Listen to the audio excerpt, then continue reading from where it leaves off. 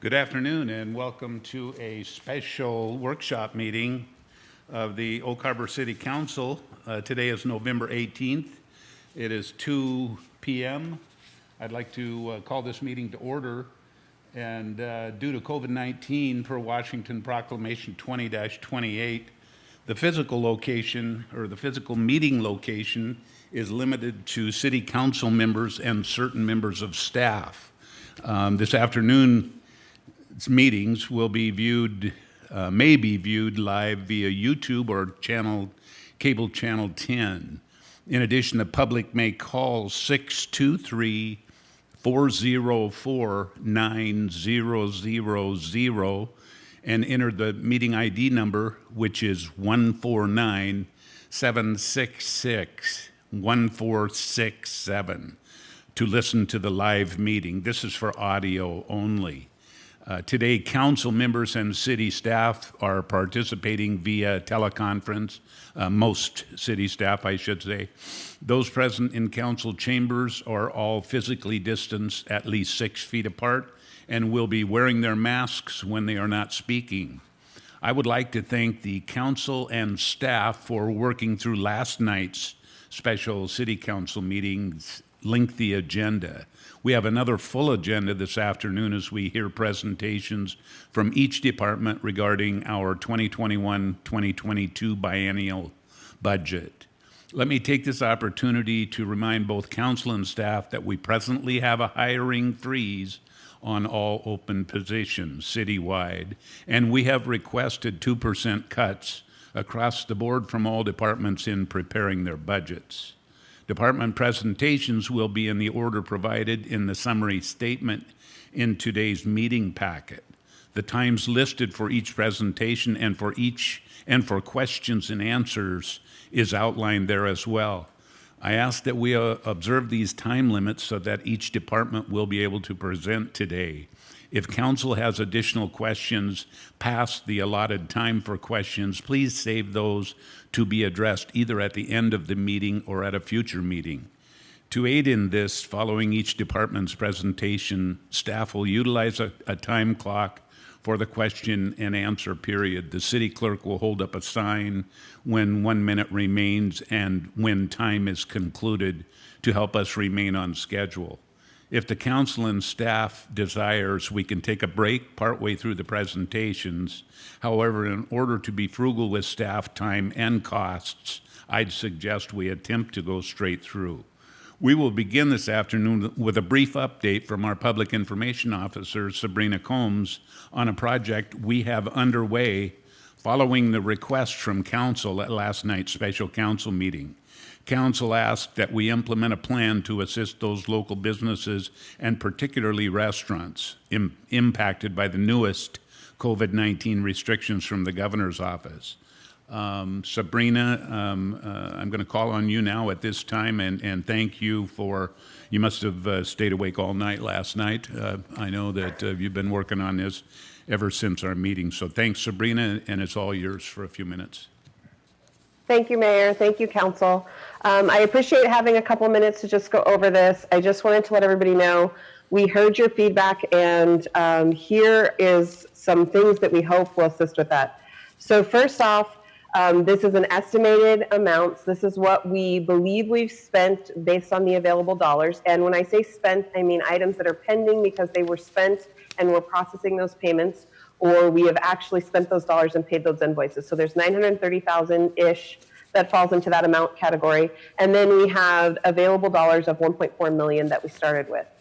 So with that, after hearing council's request last night, I gathered with some of our folks in the community and on staff that have been involved in these CARES programs, and really wanted to just get them together real quick to talk about what council had asked for based on the key concerns and challenges. So we have a limited timeline before the grant is over right now. We have grant requirements that we have to adhere to, and what are the ways that the city could help, and then how do we educate the public about how they can help and get involved as well, and then what is the way that we can team up as a group and try to accomplish this. So here's what we came up with. One, check, it's done. A letter to the governor is going out today from the mayor asking for an extension. So that is going to be done today and is in process in that sense. Then when the team met today to talk, it was the Oak Harbor Chamber and some of our city staff who have been involved in this process. And what we realize is that the way that we could help is telling the community what's going on and helping to get that information out. So yes, we're going to survey the businesses.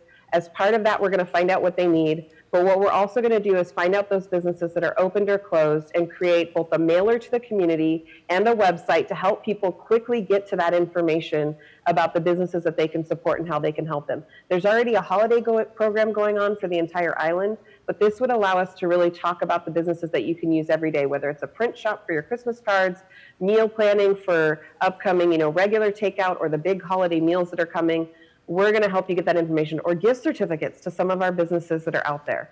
So that's some of the way. So it's going to promote the businesses on an ongoing basis and a one-time mailer that's going to go out to them. Then we'll also assist the businesses by helping with printing menus, because now we're going to have more menus that they need to be printed, and that is an additional cost to them. It's some of the costs that we saw in the grant applications and reimbursement requests that were made. Also helping with printing signage, parking signs, possibly doing proclamations with the mayor about that. And then identifying common to-go materials. So the chamber's helping us do that with the businesses so that we can bulk order those so that we can get those out to the business, because it's an added cost that they're going to have for the restaurants, but we can assist in bulk ordering those, getting those here, and distributing them out to them. So I know this isn't an everything fix, but it is our attempt to address the need quickly. And we have a group of us that are working on it. We're working with printers who can get this done. And so that is our goal, to hopefully address what council has asked for. So if you have any questions, please let me know. Thanks, Sabrina. We will now move on to our first of our department presentations. Oh, Mayor, I'm could I sorry. please just have a moment? I'm This sorry. meeting is being recorded. Go ahead, Mayor Pro Tem. Sabrina, thank you, sir. Sabrina, on the NAS Facebook, they already have a list of where you can get takeout and stuff like that. So you might be able to recopy that instead of having to create your own. It might help at least, but it's out on their Facebook this morning. Thank you. Activities, what's open and closed, and things like that. So it's a bunch of things. Thank you for your hard work. Thank you, Mayor Pro Tem. Councilor Servadius. Sabrina, just wanted to say thank you. That's good information. A question. I think we said yesterday some of this funding is kind of use it or lose it. Is that correct? Yes, and there's very strict requirements about how we have to use it and the way that we have to document it.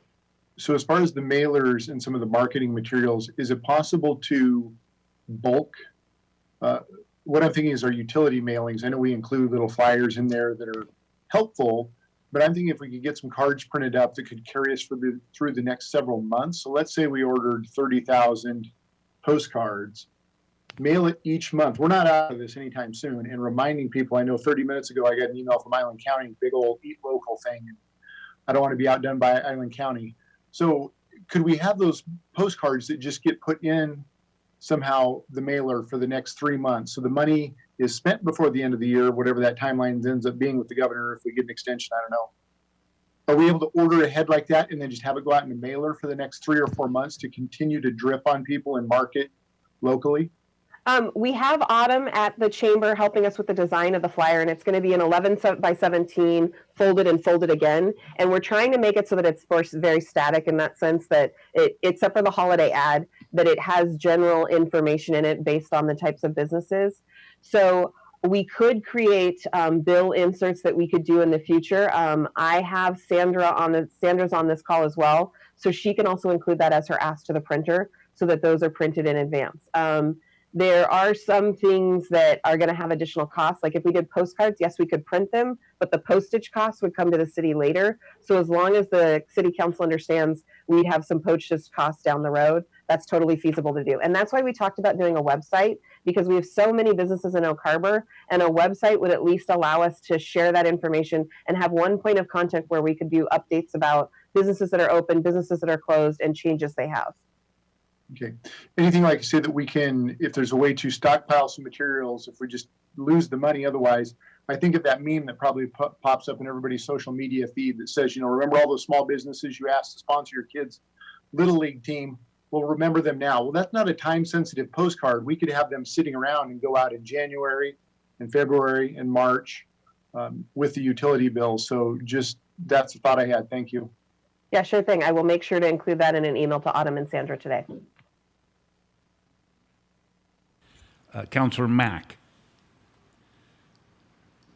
Yes, thank you, Mayor. I'd just like to say, Sabrina, thank you for getting on this so quickly and getting all the things together, you and your helpers there. So kudos to you. Thank you for rolling forward quickly. Glad to do it, and I would just like to say it's a team effort. We have several staff here at the city who are working on this in finance. Our procurement person, Sandra, has done a great job, as well as working with the chamber and them jumping on board to help out. Well, from last night to this morning, you're right on top of it. Thanks again. Mayor Pro Tem, do you? Thank you, Mayor. Sabrina, is the chamber using a QR code? I know that for the Boise Virtual Festival, it's a QR code that you can see. If it was on our flyer, then people could do it with their camera and then keep up to date on current changes or list of what's open and what's not and opportunities. So I don't know if the chamber is doing that yet. I just know most restaurants, you go in there instead of a paper, they say do the QR code. So Yes. a suggestion, but thank you.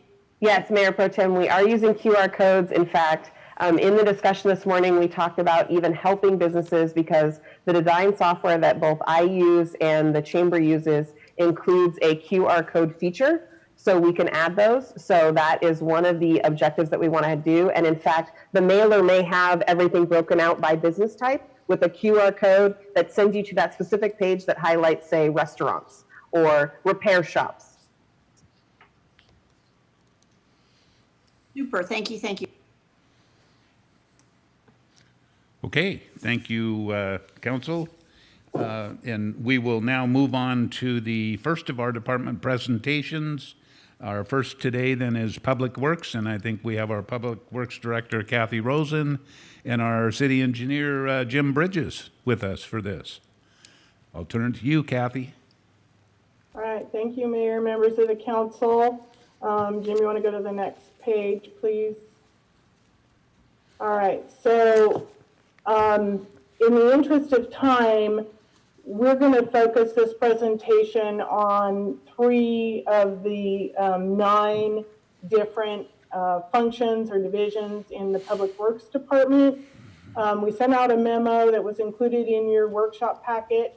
It included some information on the responsibilities of each division, what they do, the staffing, and any significant changes in their operating budget. And as was mentioned in that memo, there really are no significant changes in the parks, wastewater, storm drain, solid waste, equipment rental, and the facility shop ops functions. So today we're going to talk about the Streets Fund 101, the Water Fund 401, and Engineering Fund 51020. Next slide, please. Next one. Okay, so the next couple of slides include a listing of the responsibilities and the infrastructure that the Streets Division is responsible for. And I'm not going to go through all of these. I do want to point out, though, next slide, Jim. With the TBD, the Streets Division has had to take on additional responsibilities. So they are working with the Engineering Division regarding planning and recording. They're the ones that go out and do the pavement condition assessment and rating. They prepare the streets for the treatment, whether it's a chip seal or a thin overlay, by going out and sealing the cracks and doing the patching. They're the ones that notify the residents and businesses prior to that work occurring. And then they assist, this past summer, they assisted the county staff during chip seals by providing flagging and other support to that function. Next slide. The Streets Division also has a pretty important role in our risk management. And this year, a few months ago, I think, or even last month, WCIA came out and they did their risk audit for 2020, and it was focused on streets. And this just gives you an idea of the things that WCIA is concerned with regarding risk and how we maintain our streets and that function. Okay, next slide. So the mayor's preliminary budget includes the funding for 4 FTEs. We currently have 1 vacancy. So we have 3 full-time employees working in the streets division right now. And their responsibility is all of those things on the previous slides. As the mayor mentioned, he's imposed a hiring freeze effective on 10/30/2020, so we won't be filling that vacancy. I'd like to point out that this budget, the mayor's preliminary budget with the staffing funding for 4 FTEs, is actually less than what we've had in the past. Previously, we had 1/3 of an operations manager also budgeted in the streets, but that operations manager retired in early 2020, and so we've dropped that 1/3 of an FTE out of the budget. Prior to 2011, prior to the recession, we had 5.33 FTEs in streets, and we had to reduce that fund by 1 person due to the recession. And given the hiring freeze with only 3 FTEs, we're going to need to draw on staff from other public works divisions to assist with all of the work that needs to be done, particularly with the TBD, so we can meet our commitments that we made to the community, when they approved that special tax. So this may affect work plans in the streets division and the other divisions by some tasks not getting done. And I'd also like to point out that even though we're not filling that vacancy, there really is not going to be a savings in the bottom line of streets, because if we pull somebody from water to help in streets, we can't use water revenues to fund street activities. So streets is going to have to pay back the water fund for use of that staff. So we're just moving the money from the salary and benefits lines down to interfund transfers for service. So next slide, please. So as you heard in some of the previous finance presentations, there's a reduction, pretty significant reduction in the ending fund balance in streets in this proposed budget. There's several reasons for that. One is there's a reduction in projected revenues. There's some increased costs, some of it in operating for the TBD. It's TBD related. We have more materials that we're having to purchase to do the crack sealing and patching on those TBD streets. And there's, we need to rent a special broom to sweep off chip seal, the gravel from the chip seal. And there's also been a pretty significant increase in indirect cost allocations, which are set by the finance department. And there's some reasons for that in years past, and I'll talk about that in a minute.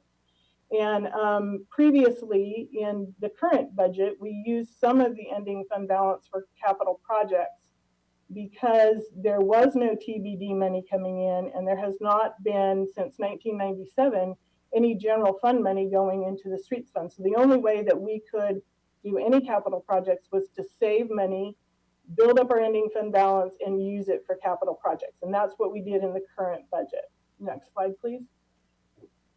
So regarding revenues, the street fund has two main sources of revenues. We get the gas tax, and then we get a special gas tax called KPROM funds, which applies to island counties that have a state highway running through them. And so that's just Island County and San Juan County. And then we get some miscellaneous revenues from permits and interest and those kinds of things. And there's been a pretty significant reduction in 2020 because the gas prices dropped significantly around the time of the pandemic, the start of the pandemic. And then travel was significantly reduced statewide because of COVID. So we've had a pretty big hit, about $154,000 to our revenues. And they're projecting that that's going to continue on through 21 and 22. Next slide. There are a few things that we have some control over in our streets budget, but there are many that we don't have any control over. And the things we don't have any control over are utilities. We pay about I think it's about $270,000 or $280,000 a year just to keep our streetlights on. There's our insurance costs. We don't have any control over that. There's some interfund charges regarding engineering and supervisory salary allocations and our hardware and software contributions, those kinds of things. And then there's the indirect cost allocations, which is a transfer from the street fund to the general fund. And we saw it increase in 2018 and 2019. Then we do have some discretionary. We have salaries and benefits and some operating supplies. But we do have a net increase from the 2020 budget, mostly due to equipment rental and materials for the TBD. Next slide. We have reduced our equipment rental replacement contributions to try to reduce some impacts to the ending fund balance. And then, as you've seen in previous presentations, the transfers out for capital projects have been reduced significantly from years past. Next slide. So the greatest impacts to the street fund ending fund balance are the loss of revenue, the increase in indirect cost allocations, and here's a history going back to 2016. You can see that in 2017, the actual was $48,000. In 2018, it went up to $228,000. And 2019, the actual is $319,000, almost $320,000. There's been been a look back as to why that increase occurred. And the majority of it is from the work that development services staff put in related to the TBD. TBD was approved in November of 2019. So I would expect that when we get to the true up for the calendar or budget year 2020, which will occur in March, April 2021 timeframe, that we will see a reduction in the indirect cost allocations when they true that up. However, the proposed budget for 21 and 22 carries that actual number from 2019 forward. I don't expect that we will see those kind of numbers moving forward. If I could just chime in real quick, Kathy. Once we finish the true up in the spring, we plan to take a look at how the numbers changed, and if they changed significantly, we plan to bring a budget amendment to the City Council to adjust these figures. Okay, thank you. Next slide, Jim. All right, so that's what we have for streets. We're going to move on to water now, and you've had some pretty significant discussions about this already, so I won't belabor it, but the next couple of slides go through, like we did in streets, the responsibilities of the water division. I would point out that regulations, you can go ahead, Jim, and move forward. Regulations are continually changing. This is a highly regulated endeavor because we're dealing with the health and safety of the public, and this is their drinking water. So they have lots of responsibilities. They do on a daily, monthly, quarterly, and annual period. Continue on, Jim. So a little bit of the staffing history. Back in the 2005 to 2009, we had 8.33 FTEs in the water division. And that 0.33 is the operations manager that retired earlier this year. So we're not carrying that forward into 21 and 22. Between 2014 and 2019, we got down to 5.33 FTEs because we had implemented the automatic read meters and some other efficiencies. However, the city has continued to grow. Our infrastructure has continued to grow. Regulations increased. So in 2018, when it came time to prepare the 2019-20 budget, we came to council and asked for one additional FTE. Council approved that. The position was filled in late 2019. However, we had a vacancy occur in April of 2020. We haven't yet filled it for a variety of reasons. One of them also includes COVID and just coordination and all of that. We have reduced the total staffing by 0.33 FTE. The mayor's proposed budget for 21 includes filling this vacancy. However, not filling the vacancy was listed as an option for council consideration. Next slide. We feel very strongly that the position needs to be filled because of increased regulations, particularly related to our cross-connection control program. As I mentioned, our infrastructure is increasing as development occurs. And the Water Division also has increased responsibilities related to the TBD. They need to go out and identify their water valve boxes, supply the valve box risers, and coordinate water main replacements under future TBD projects. Next slide. So regarding the cross-connection control program, the Department of Health, which gives us our operating permit, now includes a status report regarding implementation of the cross-connection control program. And we have to ensure that we do our hazard surveys at required intervals.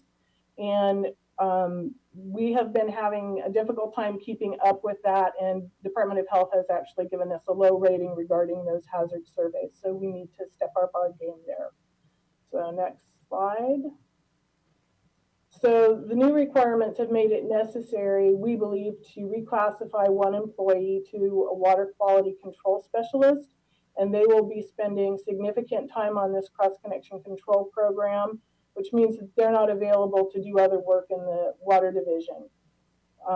As I mentioned previously, we have a green operating permit. However, if we are unable to keep up with the regulations, there is a risk that State Department of Health could change our operating permit, which is currently green. They could change it to red or yellow, which would restrict our ability to issue building permits. Next slide. So the funds have been available to fill this vacancy since 2019. It's included in the HDR rate study. The HDR rate study has indicated that water rates do not need any kind of adjustment until 2023, and that's due to capital projects, not operating. And even with the vacancy filled, there's still a savings in staffing costs in the 21-22 budget due to the division restructure. So almost a little over 38,000 in 21 and close to 28,000 in 22 savings. Next slide. So our recommendation is that council approve the option to fill that vacant water specialist position moving forward. And I think that's what we have for water. And now I'll turn it over to Jim to talk about engineering.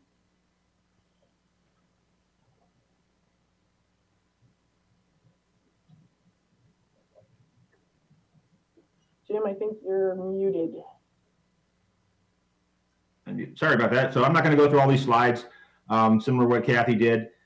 This is a quick overview of the engineering staff, myself, city engineer. I have 2 project managers, a stormwater engineer, a construction inspector, an engineering technician, an archaeologist, and we currently have an open administrative assistant position. So when we look at projects coming in or being developed or discussed in-house, we go through, this is our approach that we go through, internal discussions, what's the complexity of the project, does it require surveying, planning, analysis, these things, and determine if it's either going to be a consultant project or if we have time, and that's our biggest constraint in our department, is staff time to do it internally. So listed a couple options. There's two options. One is to retain consultant services for the projects that are identified in the capital budget. And those are currently estimated at about $1,852,000. And those are predominantly going to be supported by utility rates in the future. Option 2 would be to do internal engineering services. And that we're requesting there to hire additional staff. There'd be 2 reclassifications, myself, the city engineer, to assistant public works director, city engineer, take on more responsibilities with the streets and the water divisions, have some assistants, have one of my project managers step up into an assistant city engineer position. Then we would create a design engineering tech position and promote my existing engineering tech up into that position. And then we would backfill and hire a new engineering tech solely for being dedicated to internal projects. We'd also like to hire and create a GIS locator tech position. This was a request from the water department, sewer department, storm, and so that we can go out and locate the underground utilities. Currently, staff of those divisions, they go out and they spend anywhere between 2 to 4 hours a day at each division locating utilities, which effectively reduces their staff in the field for performing routine maintenance. Then we would ask that we eliminate the open engineering administrative position, and all this we'd actually have a net budget savings of $4,923 over the next biennium. So, and I know this is kind of near and dear to some of the council members' hearts. This is consultant costs, how they typically charge us, and whether large projects are smaller percentage, bigger projects are a larger percentage. Even all that said and done, when we do a consultant contract, we're always looking in-house to see how we can support them. This helps all to reduce our costs, but it also puts additional burden on staff to support the consultants as well. And internal engineering services, they're substantially less because we're not paying those consultant fees, and they're billed as internal service charges. We still would typically hire a surveyor, and that's anywhere, depending on the project, as low as $2,500. I've got $5,000 here. The projects listed on the next few sheets are going to be exceed this, so it's about $5,000 to $10,000. If it requires permitting services for shoreline, JARPA, and critical areas, if we need to get special consultants for that, we would still have to do that unless we can get assistance from the planning department, which they're always willing to step up. But there may be issues that we would still need to consult with. And then the big one is it requires a dedicated engineering design technician to draft the project plan. So I have 4 very capable engineers on staff. The problem is we don't have anybody to put our plans on paper. Our current engineering tech is always busy doing other things. He's doing permits. He's archiving. He's retrieving archives, public records. He's trying to develop the GIS system and things of this nature. So it's very time consuming. And if I don't have a dedicated person, then we get bogged down. And we've seen that on some of the projects that I put forward to council for consultant services, because we could only take them so far before we had to throw up our hands and say we just don't have time, and we ended up going for consultant services. But what the savings comes from, we're always working with our maintenance staff, right? We know exactly what they want. They'll tell us what they want. We can design it for them. It provides a quicker project delivery time, reduces our bidding errors, and construction changes are minimized. You go to consultant, and consultants, there's always some miscommunication, no matter how well you communicate. And so going forward, these were the projects that are identified in the capital fund. And these are all the projects that are listed. And I sent out an email spreadsheet today with the same projects, and these all total up to $1,852,000. So Jim, your time's Yes. getting pretty close. I didn't know how I'm much. just about done. Oh, great. Just about done. Okay. So the following projects we do these are not budgeted for consultant or internal. So the annual street improvements from the Streets Capital, our annual TBD program, and annual sewer slip line projects.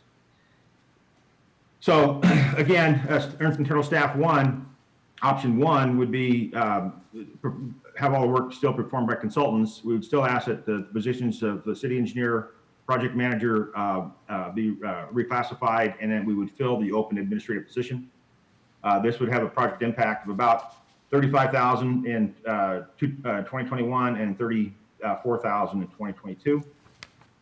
If we go with option 2 and reclassify the positions and create the design engineering tech, eliminate the open position, we can move the monies around. This is how we get our net savings of $4,900 over 2 years. And then the GIS tech locator would be paid from utility funds. So in summary, the 2 recommendations: approve the position in the water fund to fill the vacancy, in engineering, approve the reclassifications, approve hiring a GIS tech locator, and approve filling an engineering tech for project design. I'd like to add one thing. Our finance director, David Goldman, asked us to talk about savings that we proposed for our general fund division, which is parks. We have a capital project to complete the reuse project, water reuse project at the Clean Water Facility. If that project is completed, we estimate that we can reduce our cost to irrigate Windjammer Park by at least $20,000 a year.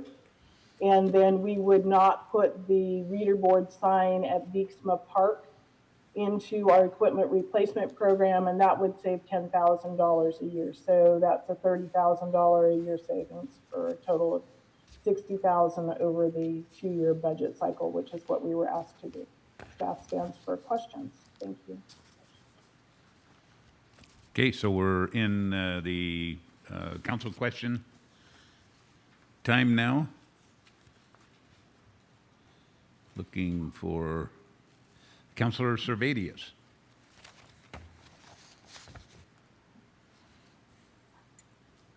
A couple of things. Thank you, Jim and Kathy. First off, I'd just like to say this is important work. And Mayor, I appreciate an agenda and a schedule as much as the next person. We're all busy.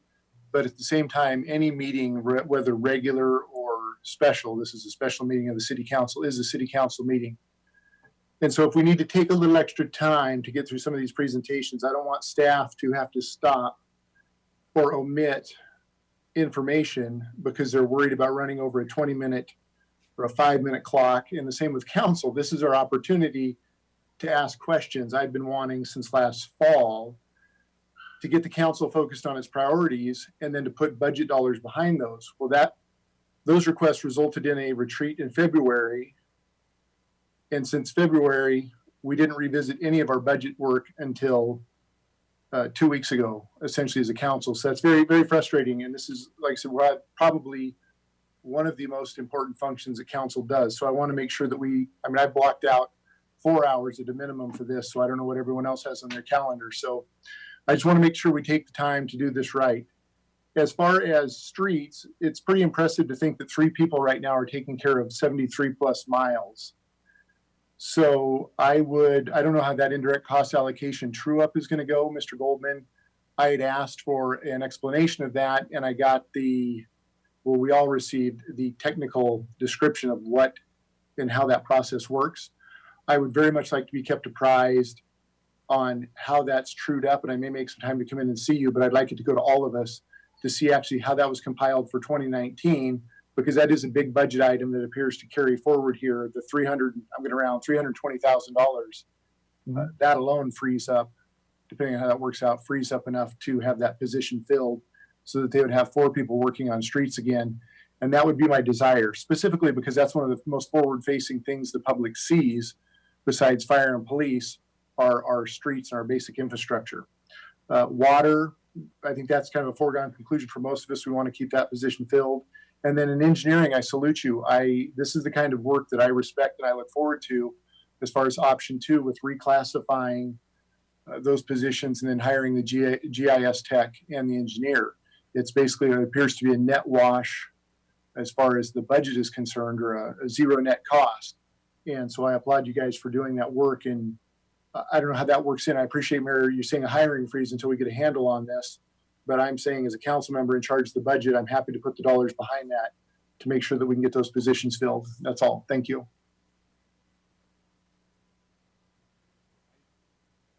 Councilor Heisen. Thank you, Mayor. I echo Councilmember Servadius's thoughts. I have a couple questions about the hiring freeze, which I also appreciate the need for. But moving forward, if we were to keep the water specialist position that's already vacant and needs to be filled, and we have currently a vacancy for our 4th streets person,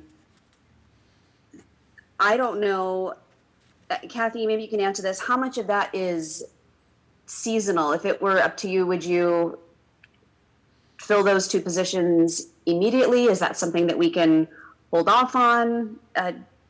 Give me some advice as far as that. So I think that we need to fill them. Well, let's start with the water position. We could probably wait till the beginning of the budget year, but we need to fill that because we need to get on top of that cross connection control program. And that's not a seasonal thing. You need to have special certifications to do that work. So seasonal help won't cut it for us there.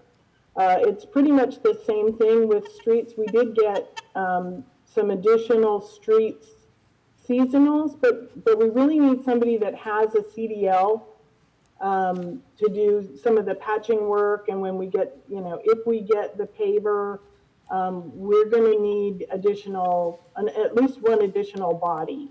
So whether we draw that from somewhere else within Public Works, which means some other work is not going to get done, and we're not really saving any money because we then have to pay that other division for the use of their staff.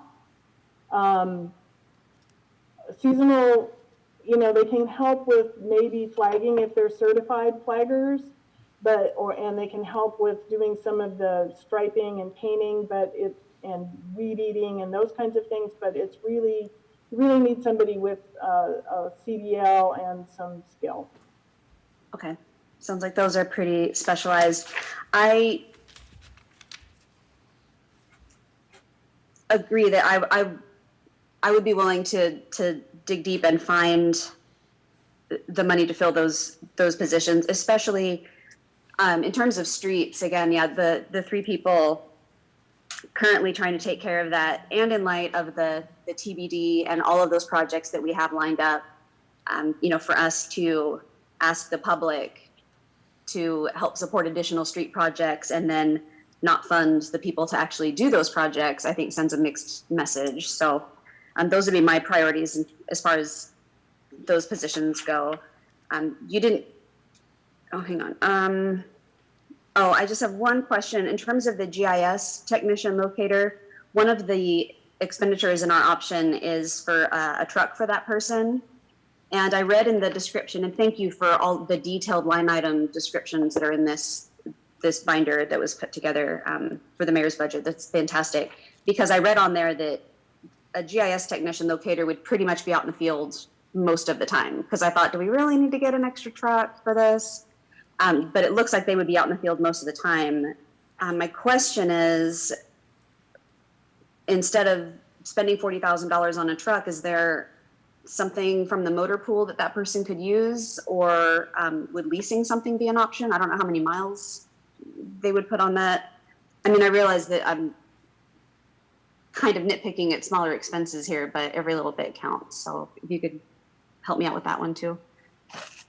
Yeah, and I think all those options are on the table Okay. for supplying a vehicle for that position. So the numbers that we presented with the savings for the engineering actually includes that cost of that vehicle and their equipment as well. So that's helpful for you to have compiled the consultant fees and what we're already paying. So bottom line is we're going to be paying this regardless.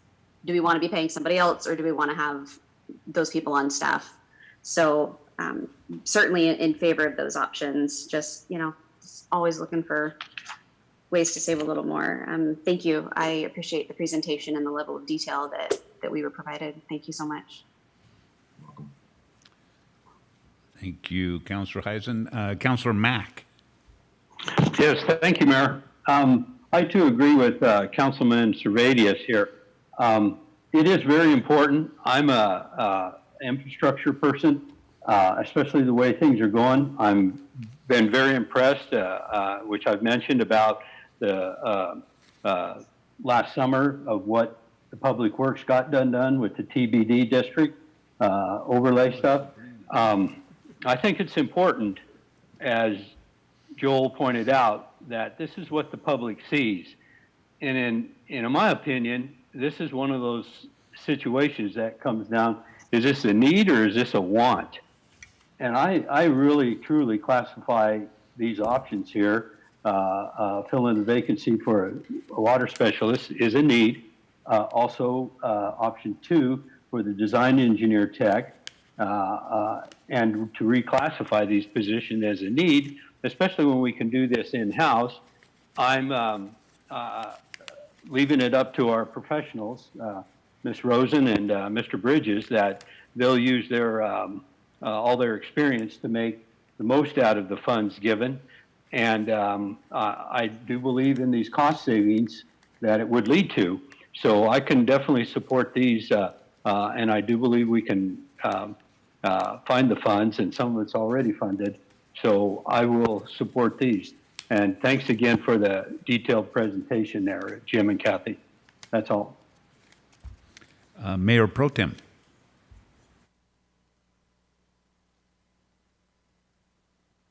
Mayor Pro Tem? Thank you, Mayor. I appreciate it. Definitely keep the water specialist because of the freeze. Thank you, Mayor, for that till we got a handle on it. But in order to keep our permit, I mean, it's kind of like once you lose it, you are always trying to play catch up and prove yourself again. So as long as we're in good grace and everything is up, definitely do that one. On the streets, yeah, it is amazing to only have 3.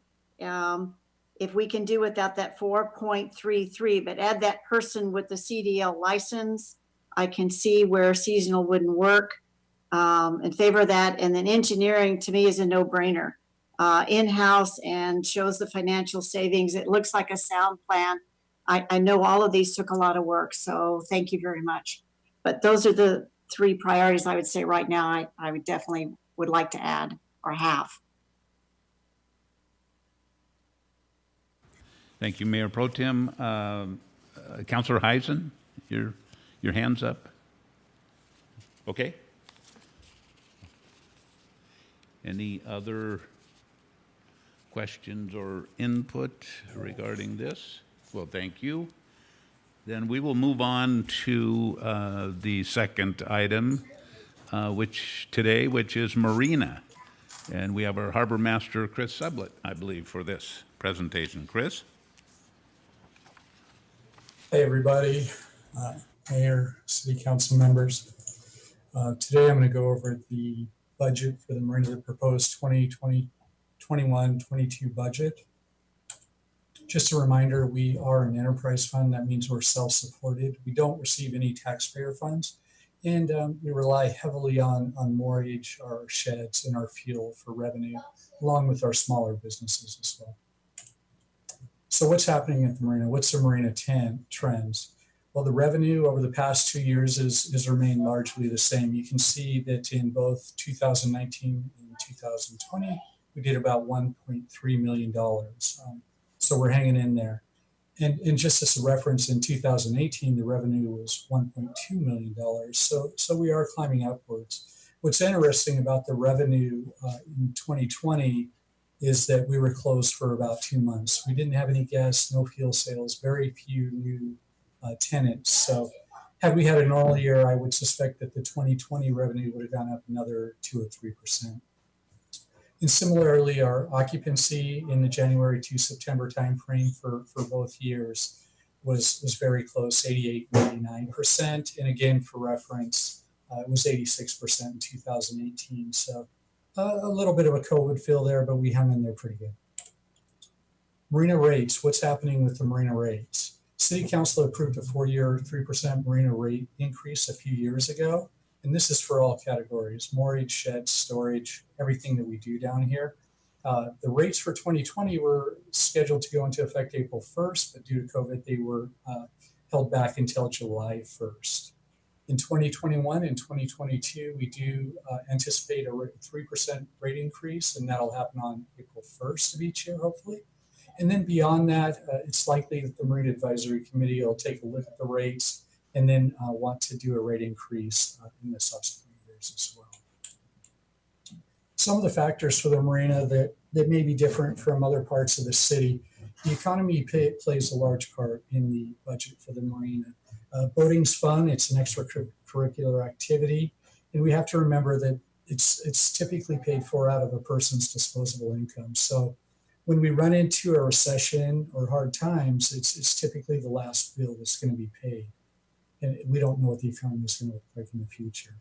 A big driving factor is fuel. We sell a ton of fuel down here, and what's the cost of fuel going to be? What are we going to be selling it for, and how much are we going to be selling it? Those are all unknowns. The transient voter situation, is the Canadian border going to be open next year? Nobody really knows that. The weather plays a big part in our revenue. And then, the big thing out there is COVID going to be done? Is there going to be something on the heels of this? So these are all things that are a little different at the marina. How do we get to our budget? How do we decide to get to our budget numbers? Well, we compare the actual year-to-date totals to the budgeted amount. Then we determine if those numbers are accurate. What we found is that some have to be increased, some have to be decreased. And then we add a 3% base increase to that. In the coming years, the request that I'm making, we do have some capital improvement projects, but we're not asking for any people. So the marina budget for 2021, we're saying that we're going to have a budgeted revenue of 1.6, almost $1.7 million, and our expenses will be about 1.6 as well.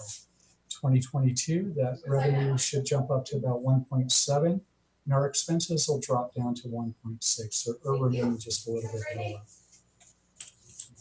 Here's a slide you're all familiar with. You've seen it. I put it in here to show the beginning fund balance, or our reserves. You can see that they're not being touched and they're growing each year. And that's really important as we look through this budget cycle and into the next one.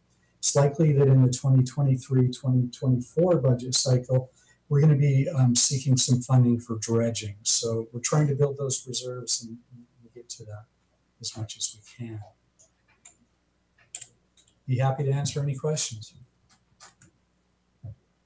Thank you, Chris. We'll turn to the council for questions. Councillor Heisen. Thank you, Mayor.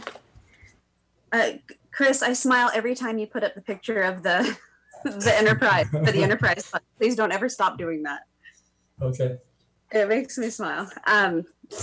Let me get through my notes here.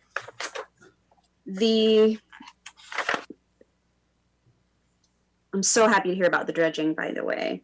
Okay, so I see a security, a card lock system for restrooms and laundry. I know there is you need a card to get into the marina after hours, but right now there are just number code locks on the outside facilities like the laundry and the restroom.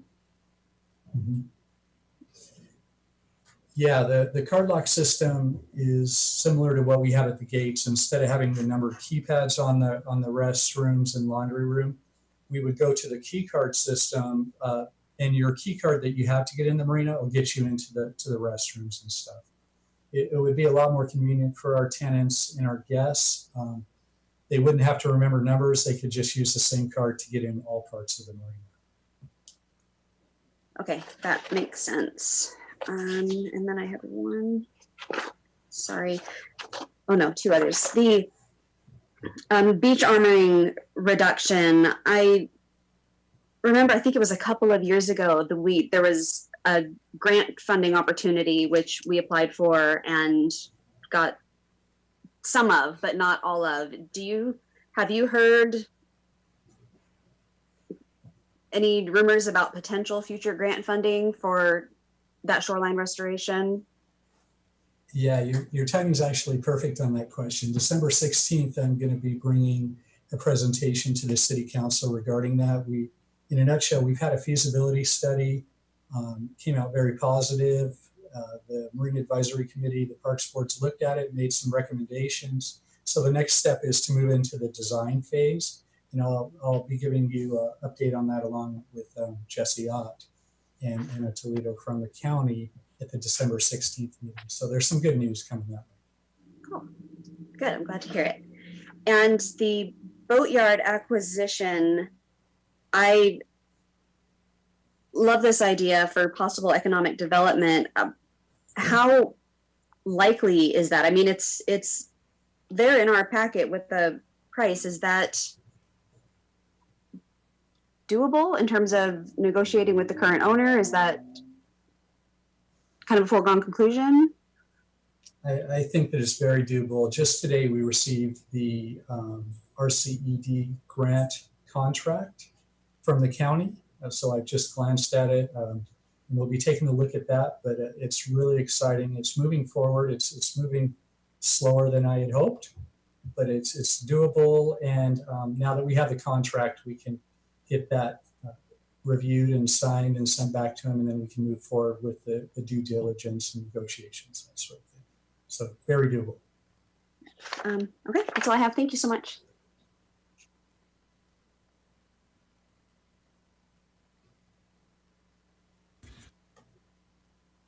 Mayor Pro Tem.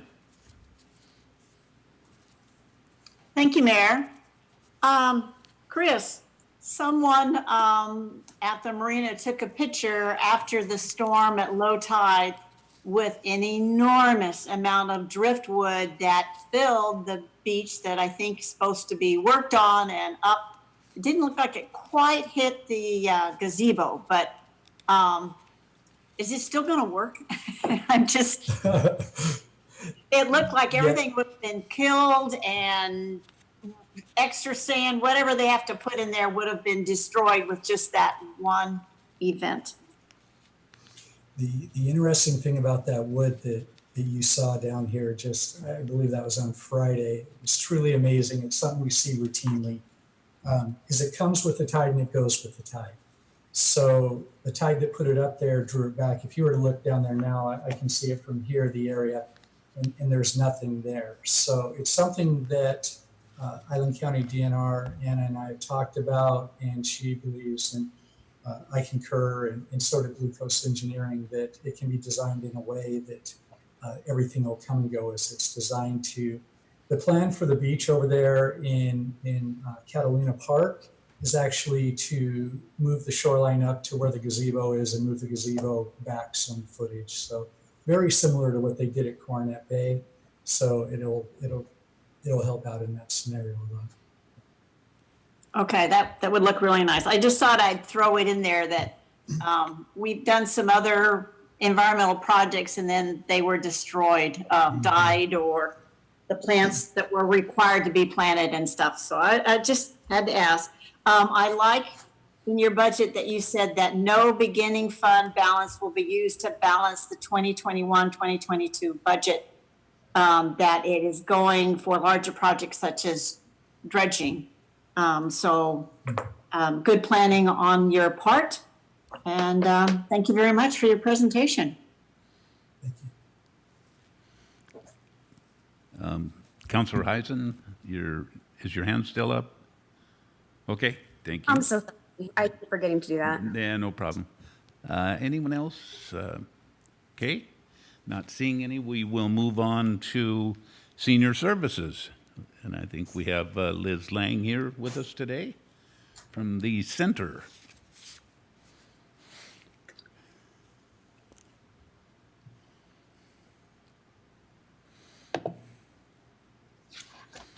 Well, good afternoon. Thank you, Mayor and members of the council.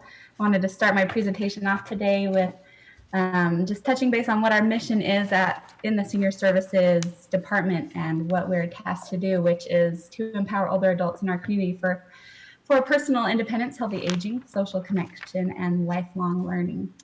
So this year started off quite differently than it's ended, as we're all very aware of. These are some photos from the beginning of the year when we had in-person programming, which included our ribbon cutting as we rebranded to the Center in Oak Harbor, and our Roaring 20s party at the end of February, both very well received and attended by our community members and community partners.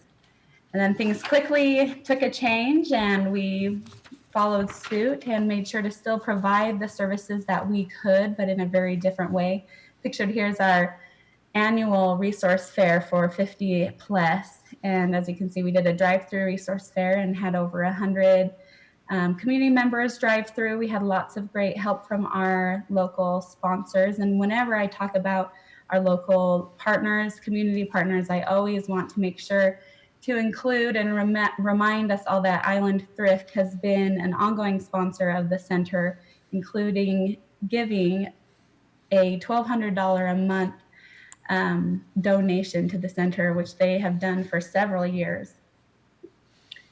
All right, here's some other things that we've been able to change and provide as services for our older adults this year. which include produce from the Lord's Garden being donated to the center, and we made it available to anyone who is in need of it in the community at the center weekly, as well as our free book table, which seems like a very simple thing, but we have received so much positive feedback about having access to books since the library was closed, and now they are doing the contactless pickup, but for some time that wasn't even an option. And then we started doing brunch boxes, and we have done them in October, November, and we'll do them again in December, which has also been very well received.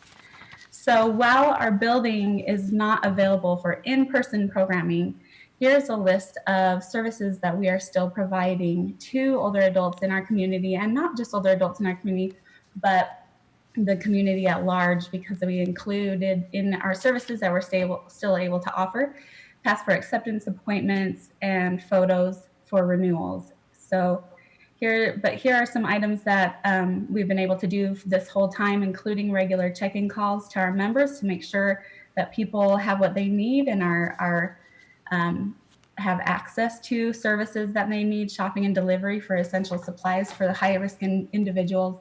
You know, we really think about who this pandemic is really impacting, and it is the older adults who are high risk. And so while they cannot be here with us in in-person programming, we want to remember that they have had such an impact by being isolated that we know that it's important to continue to find these ways to reach out and make sure that they are healthy and well. One thing that we're doing right now, which we're getting a great feedback in, is our Gifts of Connection. It's basically an Adopt a Senior program for the holidays. And it's been incredible to see the amount of people both asking for gifts and how simple some of these things are, like sheets and socks and pans, and then the great outpouring of community members stepping up and wanting to provide these items for our older adults. And so each year we do a survey out to our members. Typically these surveys, include questions about how the services we're providing are helping, what more services we can do. And while we did include those questions, we also kind of changed our mindset, and we wanted to understand how this pandemic is affecting our older adults. And so as you can see here, this question that we posed to them is, how is this experience is this experience increasing any of the following feelings? And these identified sentences, like an increased feeling of loneliness or loss of interest, these are ways of recognizing isolation and depression in older adults. And as you can see, while 45% of respondents did not experience an increase in these feelings, that left 55% of our respondents who selected one or more of these identifying feeling socially isolated, an increase of that. And again, how the closure of our in-person programming has impacted them, and largely it is that social impact. We really are a hybrid of human services and recreational programming at the center. And so right now, it's that recreational programming that's not happening so much in person that has that negative social impact, while we're trying to still focus on providing those human services.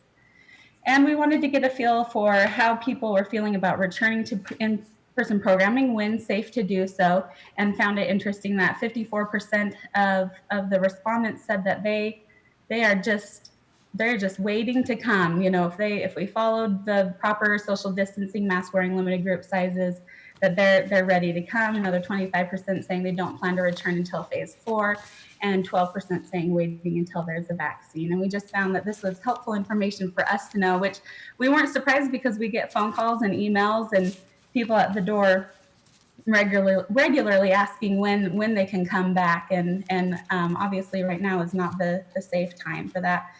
But just some of these quotes too that people shared with us, like this person saying that just knowing that the center is here with our available services is reassuring, and that they've enjoyed these activities since their move here in 1990. And the center has been here in Oak Harbor for almost 34 years now, and has really been a great mainstay of the community. So with the thought of moving forward and being able to return to in-person programming, because that is where a large portion of our revenue comes from, is in-person programming, we've tried to look forward. What can we do to prepare to be ready to allow for in-person programming safely when able to? And identified these 2 projects that we were able to qualify for CARES funding for. One was a reconfiguration of our reception area to allow for safe and social distancing for our staff and volunteers to work at. And then the other is an implementation of a recreation management software, which allows people to register for events online instead of in person at the center, which will be really great too, because we are doing our virtual programming still with our exercise classes. And the longer that this pandemic is going on, the more people are kind of coming around to the idea of grasping virtual exercise classes. And so this will make that way more efficient now than them trying to call and pay over the phone with a credit card or schedule a time to come into the center. So here is the proposed budget and the budget and the preliminary mayor's proposed budget. And as you can see, our 2021 revenue and expense is lowered. We've tried to plan on basing our budget for 2021 as if there would not be in-person programming, knowing that as soon as we're able to return to in-person programming, then we would be able to increase our revenues and our expenditures appropriately with those programs that return. In 2021, for a cost-saving measure, we did eliminate our program assistant position, which was a 0.75 FTE, and we will plan to do that until our in-person programs return. And so for the ask for the general fund transfer, we tried to hold that at the 2020 level for the 2021-2022 budget year. And so with that, I would ask if you have any questions. Okay, we'll turn to the council then at this time. Questions?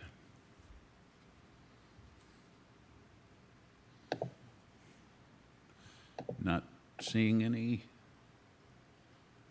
Okay. Oh, Mayor Pro Tem.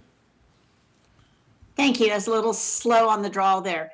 So I know that Jay, who's been helping with the CARES program and stuff, when that comes down, he's supposed to transfer over. Is he the one you're not going to hire then?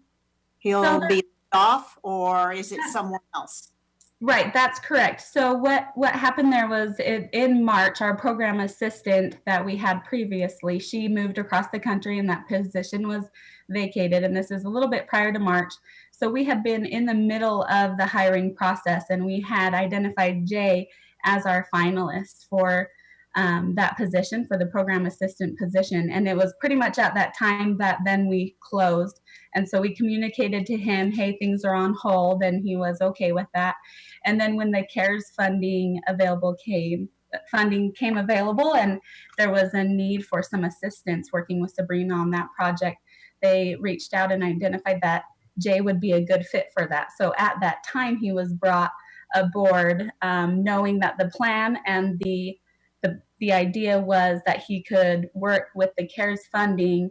And at that point, we were hopeful that, things would be turning around, and when that was finished, we would have in-person programming and he would come aboard at the center in that position. And it has now been communicated to him that he knew he was in a temporary position, and that with the end of the CARES funding, if there is not another position for him within the city to fill, that at that time his employment would be completed.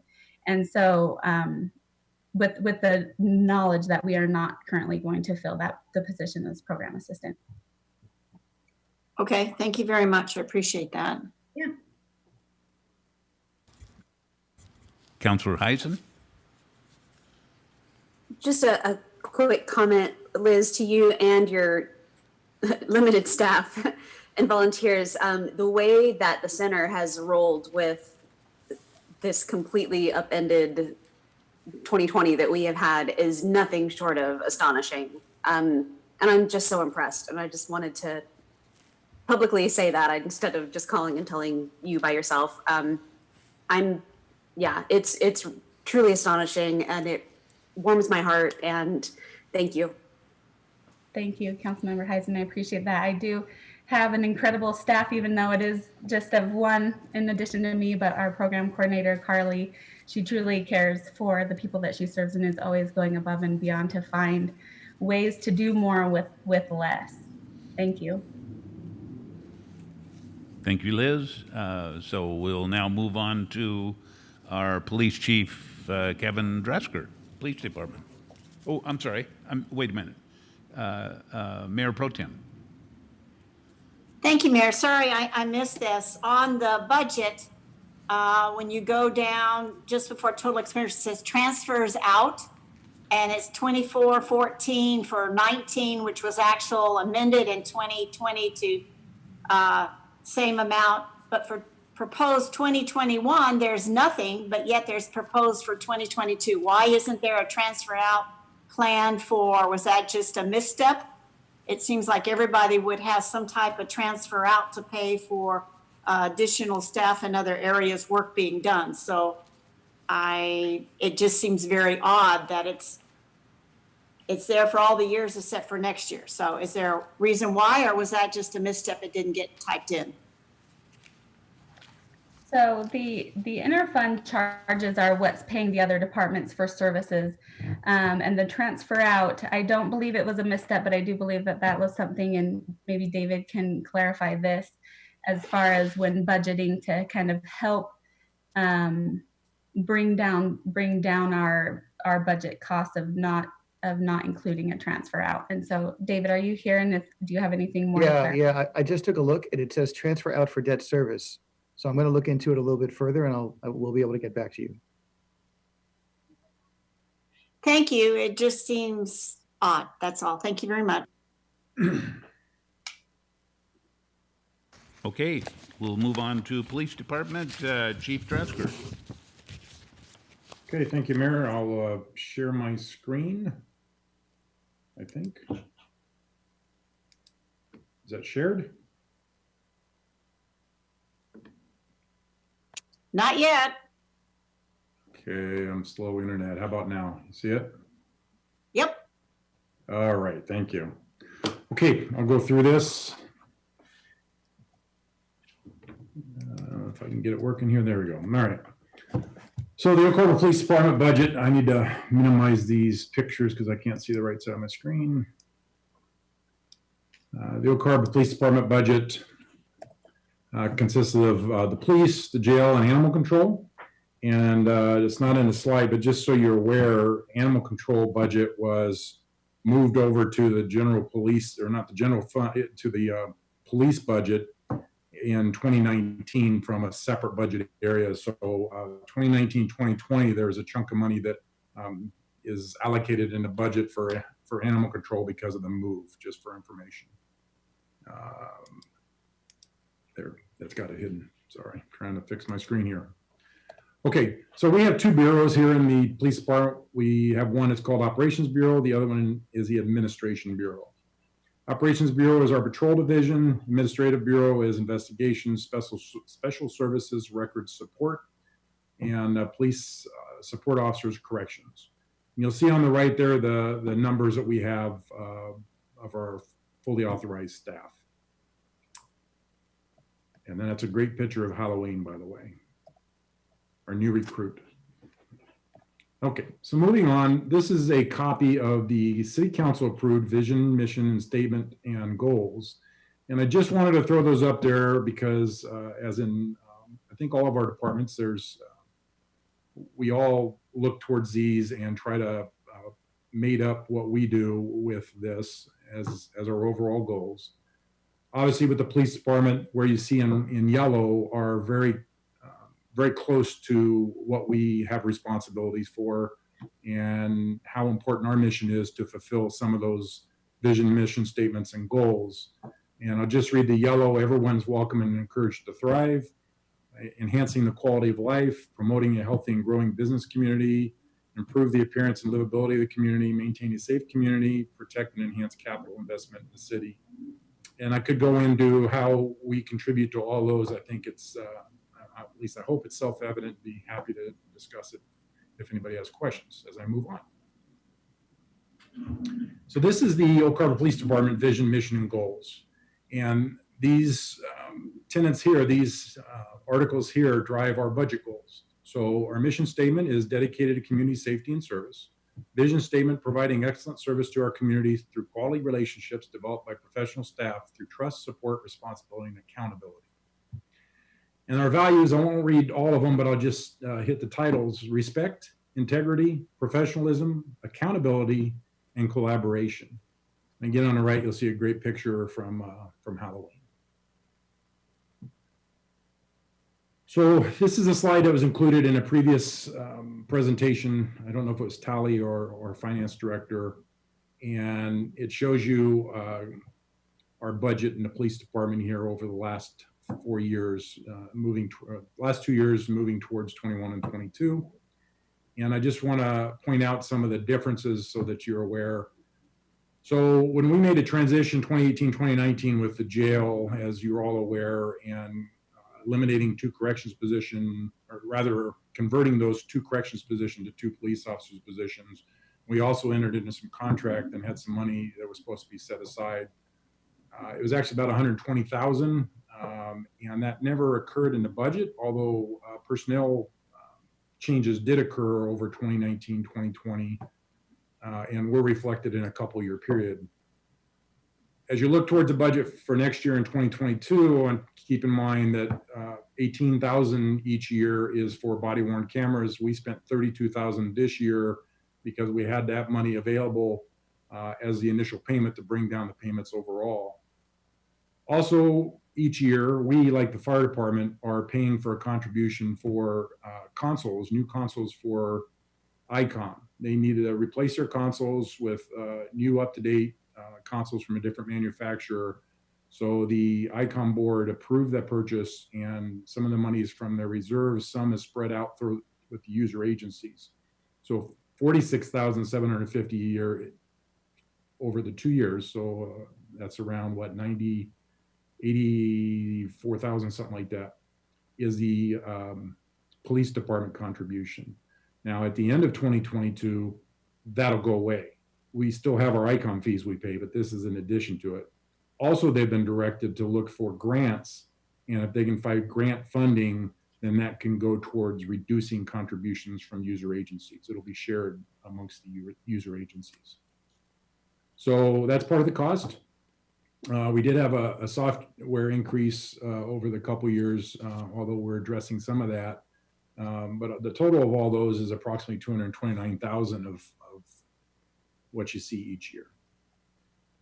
Moving on, again, I want to go back to the personnel changes. This is part of what we discussed in 2018, 2019, where 2 corrections officers positions were converted to 2 police officer positions, taking us from 26 to 28. We also made other changes within our corrections and as part of that transition. And it also got our facility to a true 30-day facility.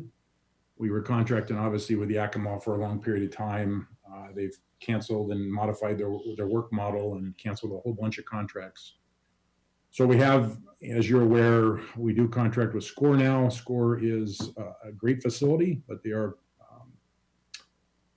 twice as much as Yakima was. So that's discussing that a little bit. Additionally, we collaborated with the school district in 2019. In 2018, they committed to 50% of the cost of the SRO. 2019, we were able to get them to go to 60% for the cost of an SRO. So this past year, I think it was around $77,000 that they contributed. And by the way, I think you guys last month or the month before just renewed that contract. The school district just renewed it with us, so it's still current and still active. I wanted to point out too that there's money that we get that doesn't go into the city budget. I'm sorry, it doesn't come back to our budget. So it goes into the city budget and it's there. OHPD brings in around $12,500 a year from Hunt Housing, which is in exchange for our patrol officers and animal control providing animal control services. As mentioned earlier, we receive about $77,000 a year for the SRO services, sometimes a little more or less. And again, we talked about that when we were looking at the staffing models back in 18 and 19. We receive around $35,000 a year in reimbursement for equipment like ballistic vests, overtime, mileage, training, and other costs. So when we get a grant, we pay our officers overtime to go out and work this grant, which gives us extra patrolability out there for specific functions. Again, keeping the community safe, and with that intent, it comes out of our budget. When it's reimbursed, it doesn't go back into my budget. It goes into the city budget, which is fine. It's just something to point out that there is an income there. So the approximate amount that OHPD brings in with each of these items each year is around $124,000. And of course, that can go up or down depending upon grants, etc. And this is a slide I included back in 2019 when we talked about the jail and the conversion. I do believe we've accomplished all these. We still accomplish these. This is part of why we wanted to have our staffing level the way that we introduced back then, which we are at. We're at the fully staffed model. Establish routine foot patrols. Of course, you see them on bikes more nowadays because we have purchased some electric bikes, 2 of them through a grant. I think they've been very visible and been very active down there and in our business community. Better staffing for special events. Obviously, 2020 is an enigma. It's weird for all of us. We don't need to, everybody's aware of that. More proactive community engagement in parks and downtown, increased visibility, subsequent deterrence of inappropriate activity, reduce overtime expenditures. Also allowed us to be more proactive with investigations involving narcotics, package thefts, vehicle prowls, and et cetera. In an attempt to decrease these incidents and catch those responsible. For instance, we have a couple of officers right now working on package theft detail, and we'll be getting some educational material out to the public because this is the time of year where we start having issues with that. You've seen this slide before, except for I've updated it to this year, at least partially. I just wanted to throw this out there again so you can see. This shows our commission officer staffing over the last 15 years and where it's gone, population. And of course, when you look at 2020, the population number I got there was one of them I've gotten from the internet. You can go to several locations and get different estimates of population level, which is kind of strange, but that's the way it works. So even with that, at 28 officers with our population, we're at 1.16 officers per 1,000.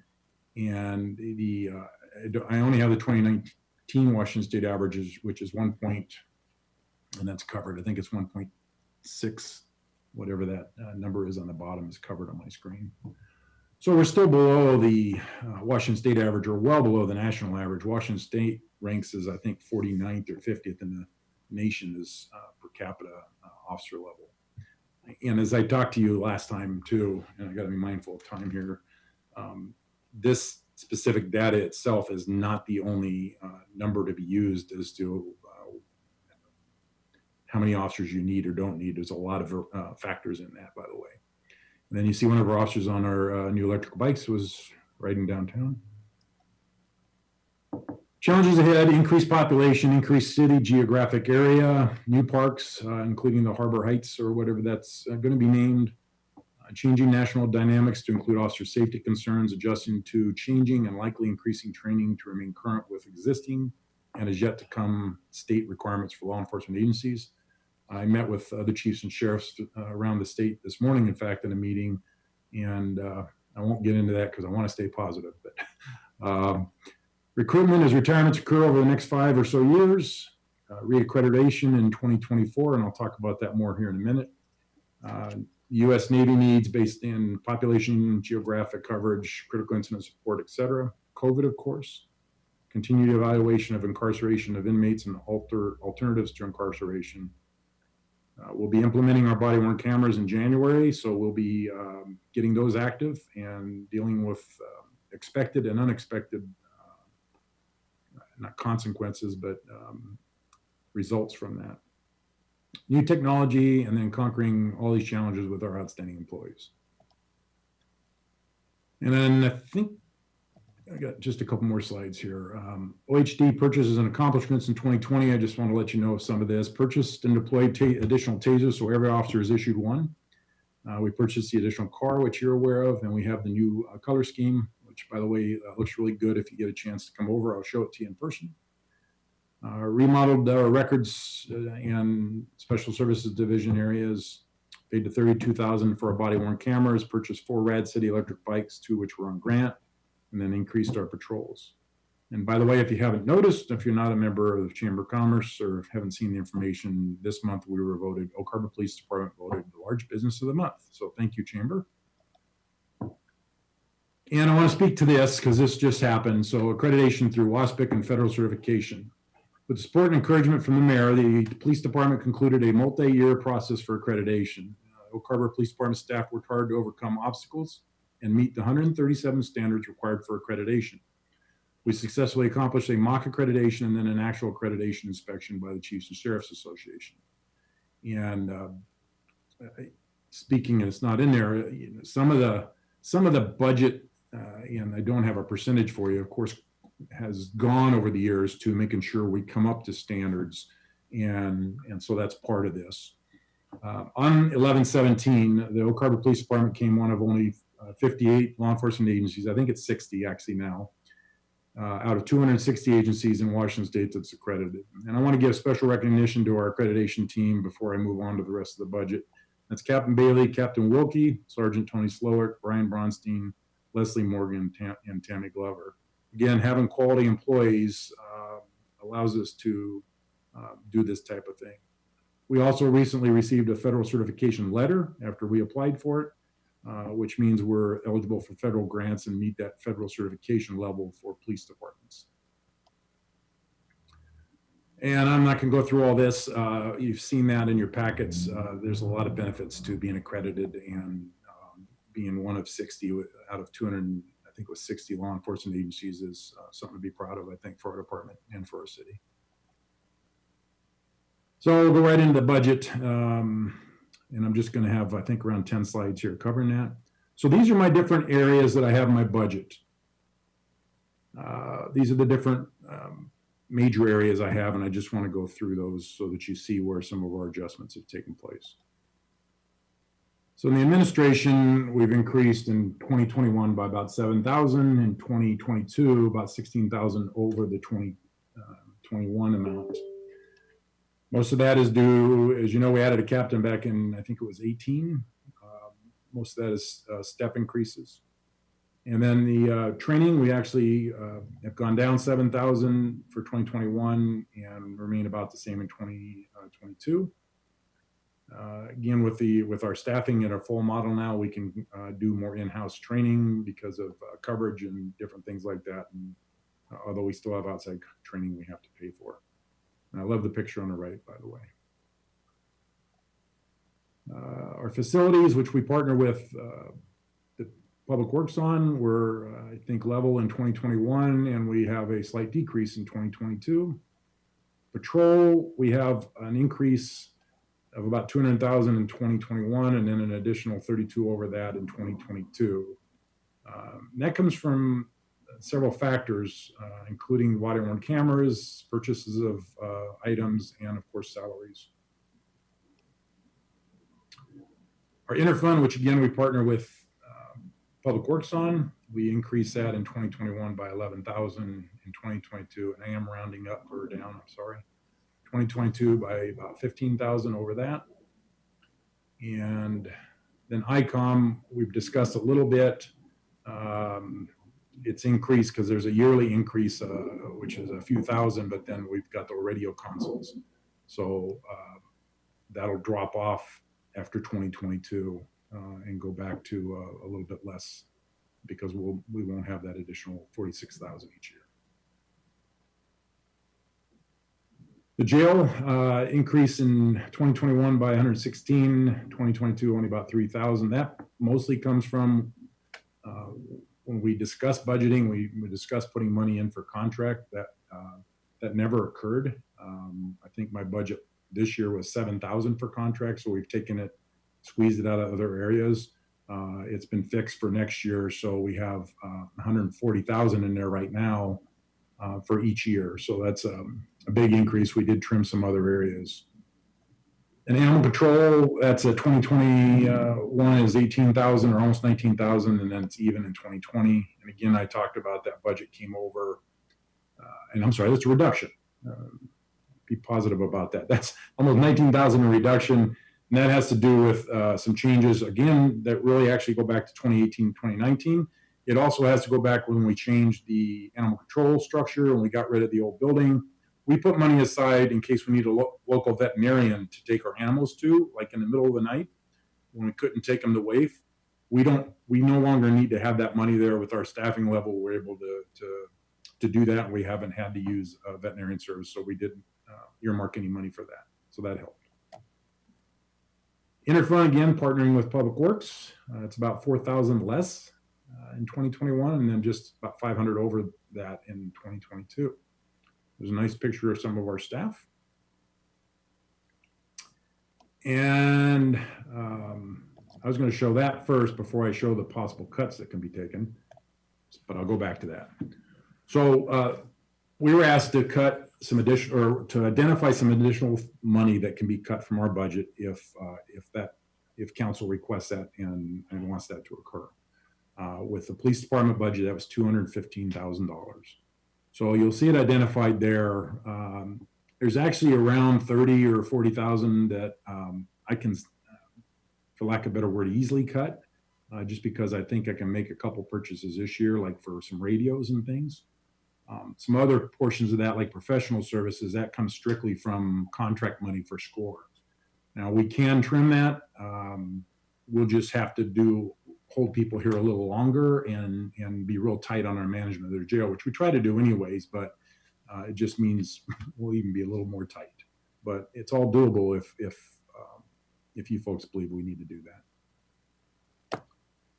And then those are just some pictures about what we do. I think, as you all know, our job is about our people and how they interact and what they do for the community. Of course, they need support equipment and all that kind of stuff, but having our quality people that we have really makes us what we are. And are there any questions? I already put the answer in there of no and said thank you. And then I want to thank Jessica, Tally, Lisa, Sabrina, and Julie for their assistance on this. And I do have some other slide, or one other slide that shows some details in those cuts if you want to see them, but I don't know that you want to drill that deep right now. If you do, I'll make it happen. Was that too fast? Okay, we'll go to questions. Thanks for not including the gyrocopter, Chief. I think it was 2 years ago, it was an airplane. Councillor Mack.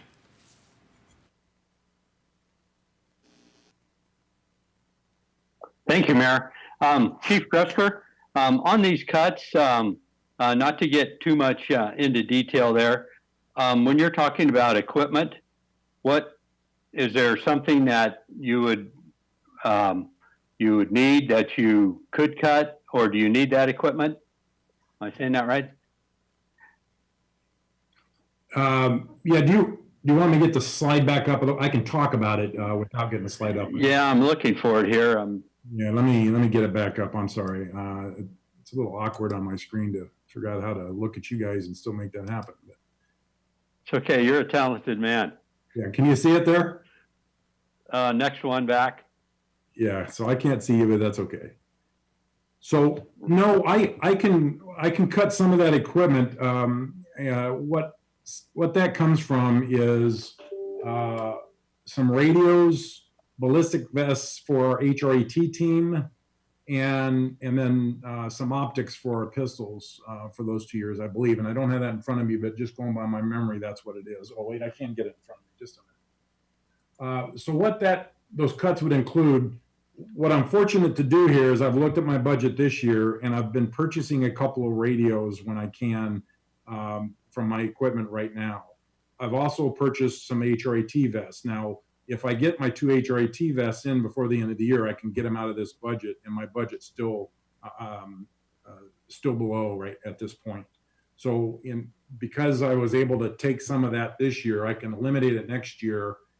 I still have about 5 radios to buy, but I can spread that out over the 2 years and even go into 2023 to get all my radios converted to a modern standard. And then the pistol optics, I prefer to purchase those for our guys once we get our program up and running. However, if the money is cut, then it would be, they would just be told we can't purchase those at this time. I would authorize them to buy their own. I'm kind of a believer in that's a pretty standard and necessary equipment. And there's a lot of reasons why optics on a pistol are being very popular nowadays for safety, accuracy, and accountability. Yeah. So, Chief, in my opinion, I think equipment it'd be a number 5 to cut, but I would leave that up to you. I would prefer to make sure that you got all the equipment. Some of the software and some of the other services, overtime, if you can, work with that. But when it comes to optics and when it comes to those vests and other equipment, safety issues, I mean, that's important in my book. And I would support not cutting that area and look at those other 4 options. So that's just my opinion on that. Thank you. Well, and Councilman Mack, just to speak to that just for a minute, it becomes difficult sometimes in predicting, and I think every department that you're listening today has a hard time a little bit predicting 2021 and 2022. So when we made those changes with council in 2018, 2019, as all of you were, I think other than Councilman Goebel were a part of, you all saw what we were doing at those points in time, and we predict what we think we're going to need for our budget for the next year. Well, our barometer year at the police department was going to be 2020. That was going to be our barometer with our new modeled structure. Obviously, we were blown out of the water with that in March when COVID hit because none of the activities occurred. I mean, everybody has seen a different financial structure than they would have on a normal budget year. So as we're working towards a budget for next year in 2022 and 2021, we're trying again to be predictive what that's going to look like and not under predict what our needs may be and not over predict them. It's very tough based on the 2020 year model that we've all gone through. So when I look at my overtime of 28,000, I still think I can trim a lot of that because of my current staffing structure. I can cover what I had to cover with overtime with my staffing. We just did not go through all those special events that we normally do where I incur a lot of overtime. But it's doable to cut some, and even if I left 28,000 in there, I probably won't use that amount. I would probably trim some anyways. If you cut it at the beginning, I definitely will trim some. Okay. Well, yeah, I'm just a big fan on that equipment, and yes, saw the new cop car in action, and it looks good. It looks fast sitting still. Thank you, Chief. You're welcome.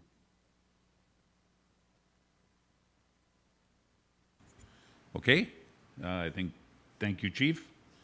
We will, wait a minute. Mayor Pro Tem. Thank you, Mayor.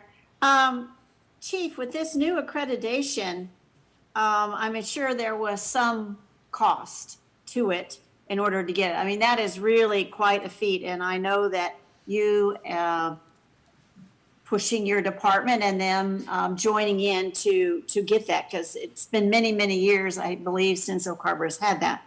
Are there costs associated, like some of this equipment that you have on the chopping block right now? Is that needed to keep it up? It seems like once you get it, you would want to keep that in order to be in favor for other grants and other things that you had mentioned.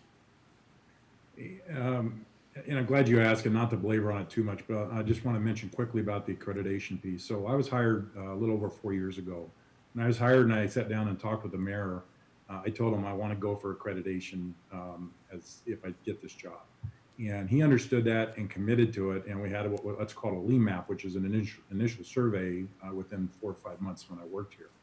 So as we were working towards that accreditation process, which accomplishes a lot. And by the way, the Oak Harbor Police Department was CALIA accredited, which is a national accreditation, like 15, 20 years ago.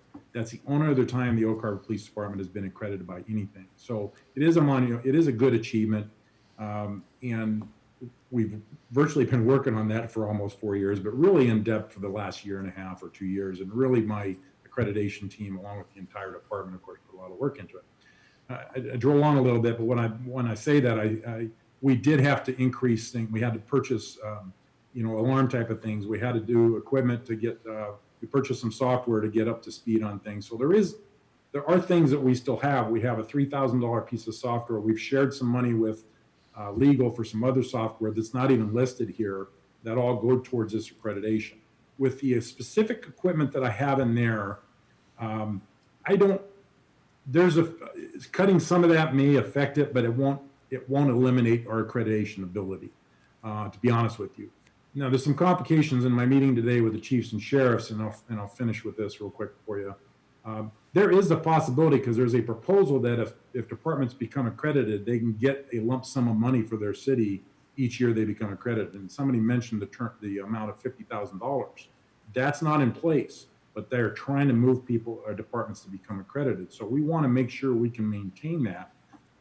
They're also pushing for mandatory body worn camera. Well, we're an advantage. We're moving that way anyways. If they push for that, we'll probably get some money as a city if that becomes available from the state. We don't know yet. But back to the equipment, if we cut that equipment right there, we won't lose accreditation ability. I would like to keep a portion of that, at least 15,000, if the rest of it goes away.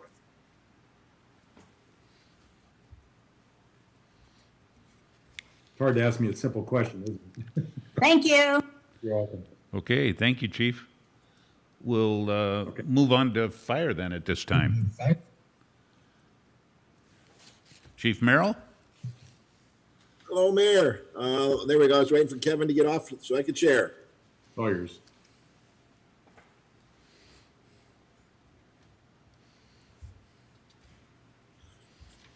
Good afternoon, the mayor and the council. I just want to go through our budget, give you an idea of what we're doing, where we've been, and where we are trying to get to.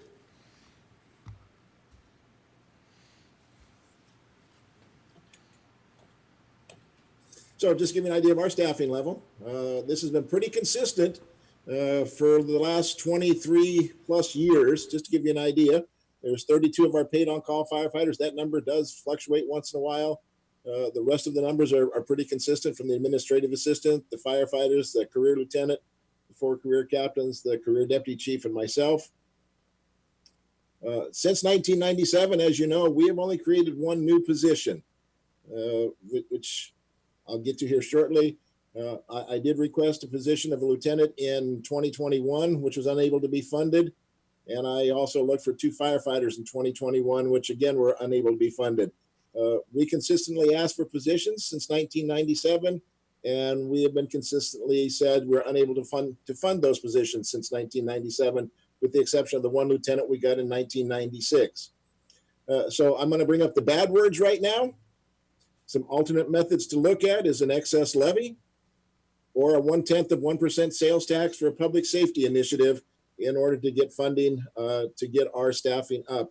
To be perfectly blunt, we cannot continue on the path that we're going with the staffing levels that we have, with the growth that is taking place within the city. We take a look at our response area, how much it has grown over the last 30 years, how our population base has gone up, how our call volume continually increases in the last 5 years. We've seen a 21% increase just in call volume. That's not even inclusive of all the new construction, all the required inspections that we have to do on an annual basis. We know money is tight, but we also know that we really have limited staffing. And unfortunately, the bad words is taxes at some point, or an excess levy in order to fund those positions. We've talked about this in the past, but we know at some point we need to do something. Get an idea what our responses looks like over the last few years. And we anticipate that at the end of fiscal year 2020, we'll be right about 1,409, 1,410 calls. And you can see how our levels have gone up since 2014. Take a look at our budget over the years, both the allocated and proposed funds. The yellow coloration is the career staffing, and then what has been approved. And you can see what the changes have been over the few years, and you can see how our staffing costs have gone up. To go with that, a couple parts I want to talk about just real briefly. We were asked to make a 2% reduction in our funding. We have taken out $56,000 out of 21 and $56,000 out of 22 funding.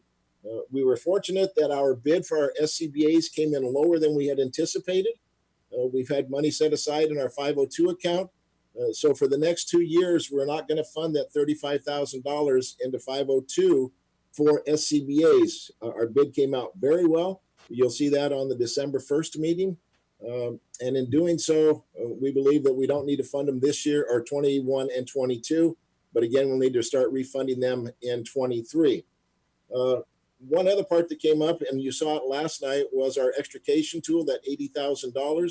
We are going to try to get a grant from FEMA under the Assistance for Firefighters grants to see if we can fund that. If we get the grant, then we'll move forward on the purchase.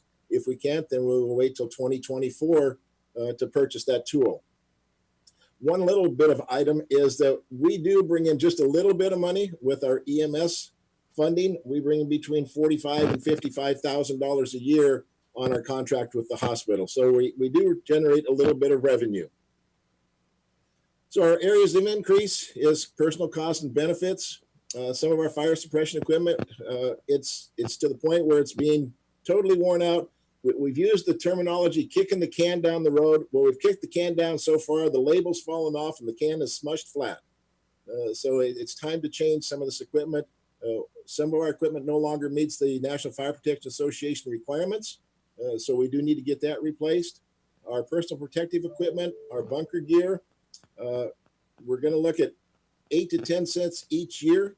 Bunker gear alone, just the pants and the coat, the middle of the road set cost about $2,100 a set. By NFPA at the 10-year lifespan, they have to be replaced. So we're looking at 8 to 10 sets in 21 and in 22. And as Kevin alluded to earlier, the increase in the ICOM dispatch fees is one of the reasons of our increase as well. So all of our wages and benefits were provided by the finance department. We have input on our paid on-call benefits, the board for volunteer firefighters, the insurance that we have on them, and the medical eligibility, whether they belong to PERS or a board for volunteer firefighters. Sandra Place provides all of our interfund motor pool costs.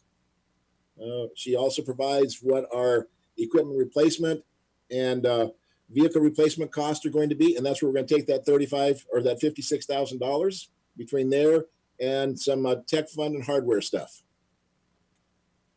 We do set aside funds every year for vehicles, self-contained breathing apparatus, portable radios, bunker gear pagers, hose, and our station generator. So some money is already set aside for that replacement when it comes due. And we do set money aside in the tech fund for computers, monitors, keyboards, license fees, tech support, and any upgrades that we need to do.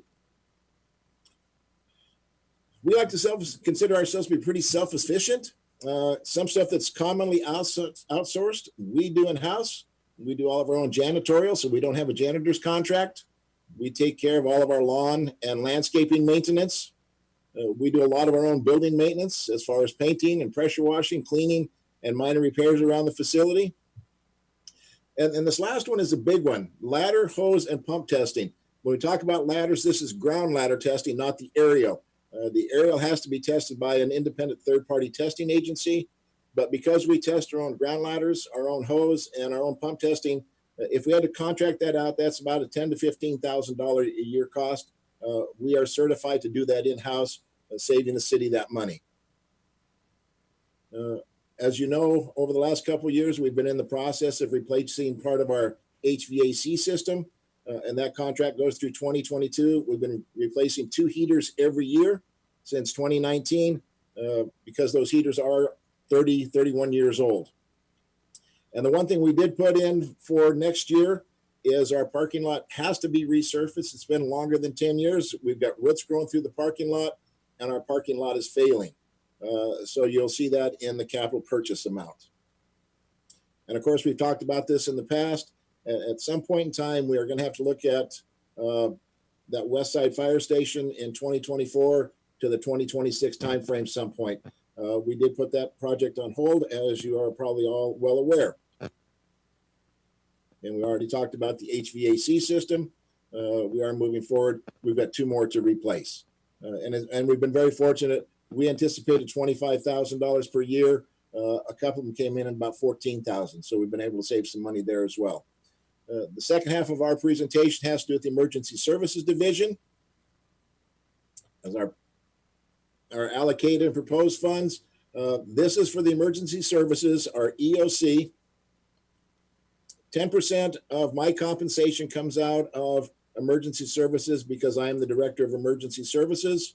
And the remaining part of that money is just the operating budget for training activities, a large scale that we're required to do once a year, and maintaining our emergency operations center. I try to keep it as brief as possible. And if you have any questions, I'll be happy to answer those for you. Thank you, Chief. Turn to council for questions. Councilor Servadius. Question and maybe a statement. I'm looking, first of all, thank you, Chief, for all that you do. I mentioned earlier that probably between our roads and fire and police, that's some of the most forward-facing things we do with the public. I forgot our utility bill. That's probably the most common interaction they have. I'm looking at page 109. If you could bring that slide up, it's 109 in our packet. I don't have your numbering, so you have to tell me which one it might be. Oh, sorry, it was the budget. It showed your 2016 to 2022 budget. Okay. Approved versus personnel.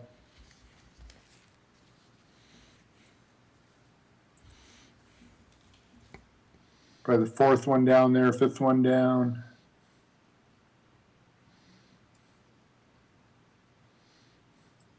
Well, let me try it again. It showed up and then it left. By the way, you could have sent out candy. That would have been appropriate. You know, I thought about that, but I enjoyed it while it was here. Are you talking about that one? There you go, please, if that can be blown up. Or I was just curious, it looks like at the beginning of each biennial year, there's a large increase and then there's less the second year. Help me average that out, what's going on there with the increase in the first year and then the decrease in the second year? I don't have a good answer for you. It's just the way the numbers came out. And I was looking at that the other day and I thought, okay, so why do we have a large increase, then a decrease, and a large, then a decrease? I know why in 2021, because of some of the equipment that we're going to be purchasing that's needed, that is not needed in 2022. Some of the equipment that we're looking at, that purchase we get in 2021 is for the resealing of the asphalt on the station, which does not carry over to 2022. Otherwise, I don't have a really good answer for you. It's just the way the numbers fell and what we do. Okay, thank you. Couple thoughts. Mayor Sabrina, this is probably a great time to send a comment over to the Whidbey News Times. We voted for that sales tax increase yesterday. And so that'll probably be in Saturday's paper. It'd be great if they haven't reached out to you already.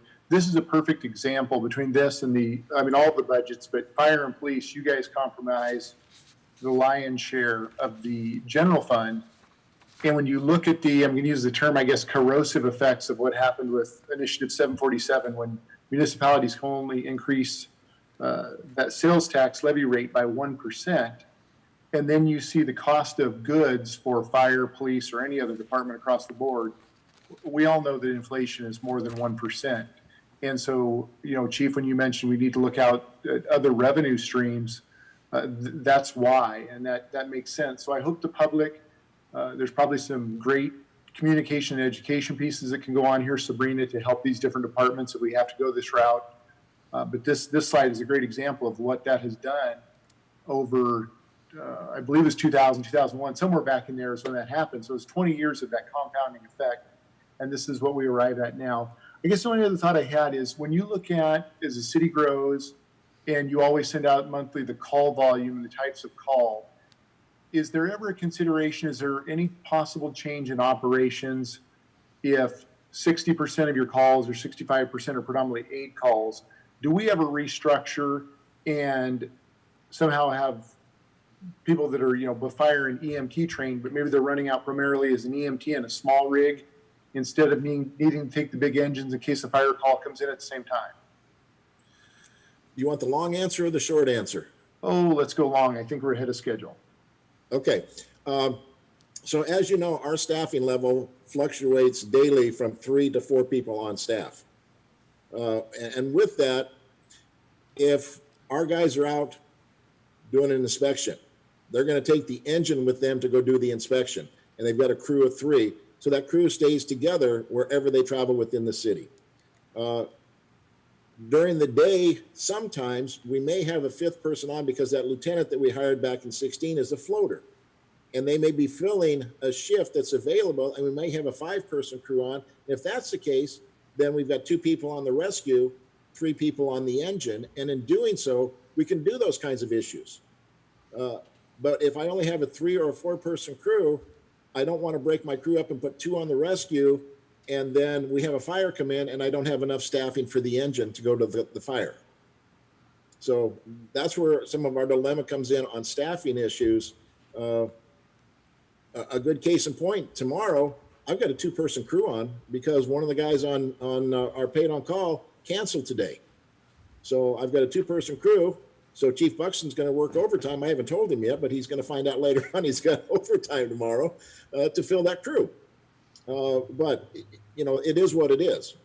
And when we look at our staffing levels, a good case in point, when COVID started and the Navy said that our paid on-call firefighters that were Navy firefighters could not participate, we lost 8 people out of paid on-call, which dropped us below minimum manning on about half of the months. So it really creates an issue. You know, if I had a crew of 5 every day and I could split the rescue and the engine, and then I could send the rescue on every medical call, it'd be a piece of cake. It reduces our cost. It reduces taking an engine for everything, and we can split our crews. So that's my long answer. All right. Well, and maybe, I don't know if that's something that we work in. And I do agree. I know you're the West Side Fire Station is out there somewhere in the future. It makes sense. But I'm curious if maybe there's an addition of that body. So you've got a consistent crew, so that aid or the rescue rig's running by itself and preserving the wear and tear on the other big machines. So anyway, I appreciate what you do. Thank you, sir. You're welcome. Councillor Mack.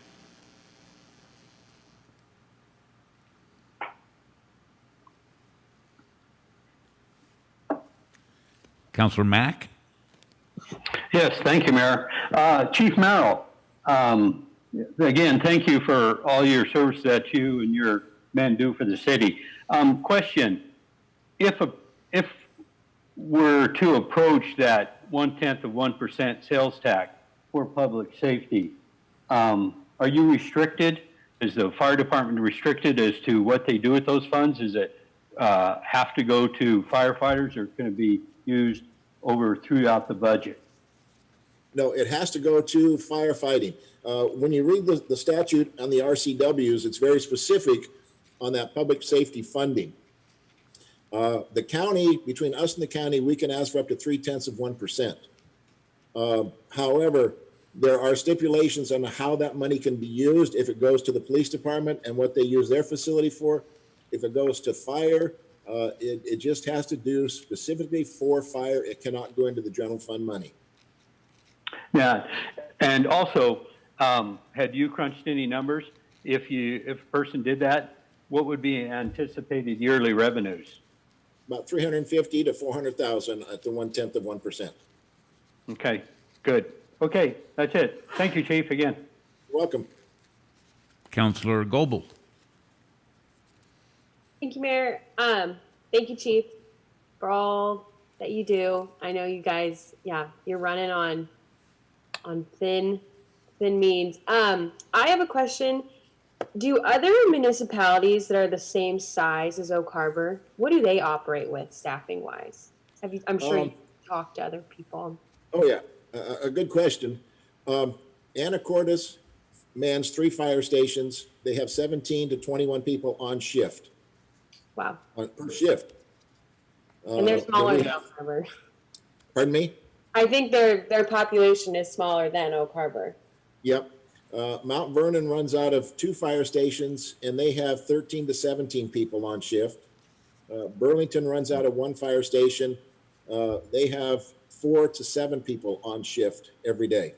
Yeah. We have 3. Yeah, sounds like there's a need. Thank you. You're welcome. Thank you, Chief. Mayor Pro Tem. Thank you, Mayor, Chief. To add one personnel, I can remember when Mr. Merriman was still here, to fill that position and have the benefits, and then every year it would continue up with whatever the normal COLA was with the city. It started out at like $100,000. What would it be now for adding one full-time position with benefits? Just approximately. I won't hold you. About 100 to 110,000. Okay. And that's entry-level firefighter. That's entry level. And crunch between having an additional staff or replacement of equipment, somehow you have to find a balance in there. If you had to make a choice, is it better to have a full-time and then still try to eke out? I know you have regulations that at a certain time, something has to be replaced, and next year's what, 8 to 10 of the bunkers? Yep. Yes. Okay. I don't know, I'm just trying to get a feel for it. I've run all kinds of numbers, all different directions to see what we can come up with and how we can best serve what we need to do. And unfortunately, some of the stuff that we have, as I've tried to explain, it's darn expensive.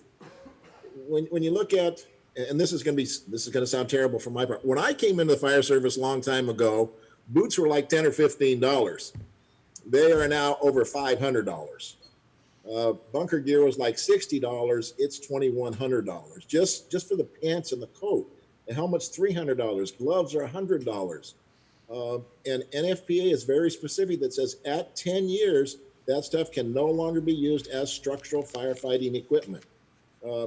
We can play risk analysis and say, well, we can go 15 years, but if somebody ever got hurt and we did an investigation and that bunker gear was 15 years old and we knew it was supposed to be taken out of service at 10 years, I've just opened the city up to a heck of a line of liability that I'm not prepared to do. Okay, so, maybe we need to, this is the wrong time for it, but in the future, look for that sales tax, because at least that's $300,000 to $400,000 that I don't think we're going to have extra just for, unfortunately, the fire department when we want to put money away so we don't have to take out a bond to get a new fire truck of some sort. So, thank you. You're welcome. Any suggestions on the hard choices would help. I've been working on them. Okay. Thank you both. We'll move on then at this time to the Finance Department. And we have our Finance Director, David Goldman. David?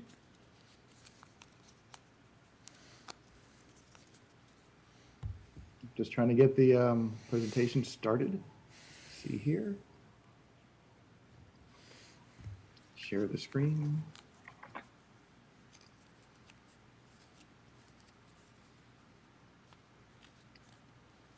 Can everybody see that? Yes.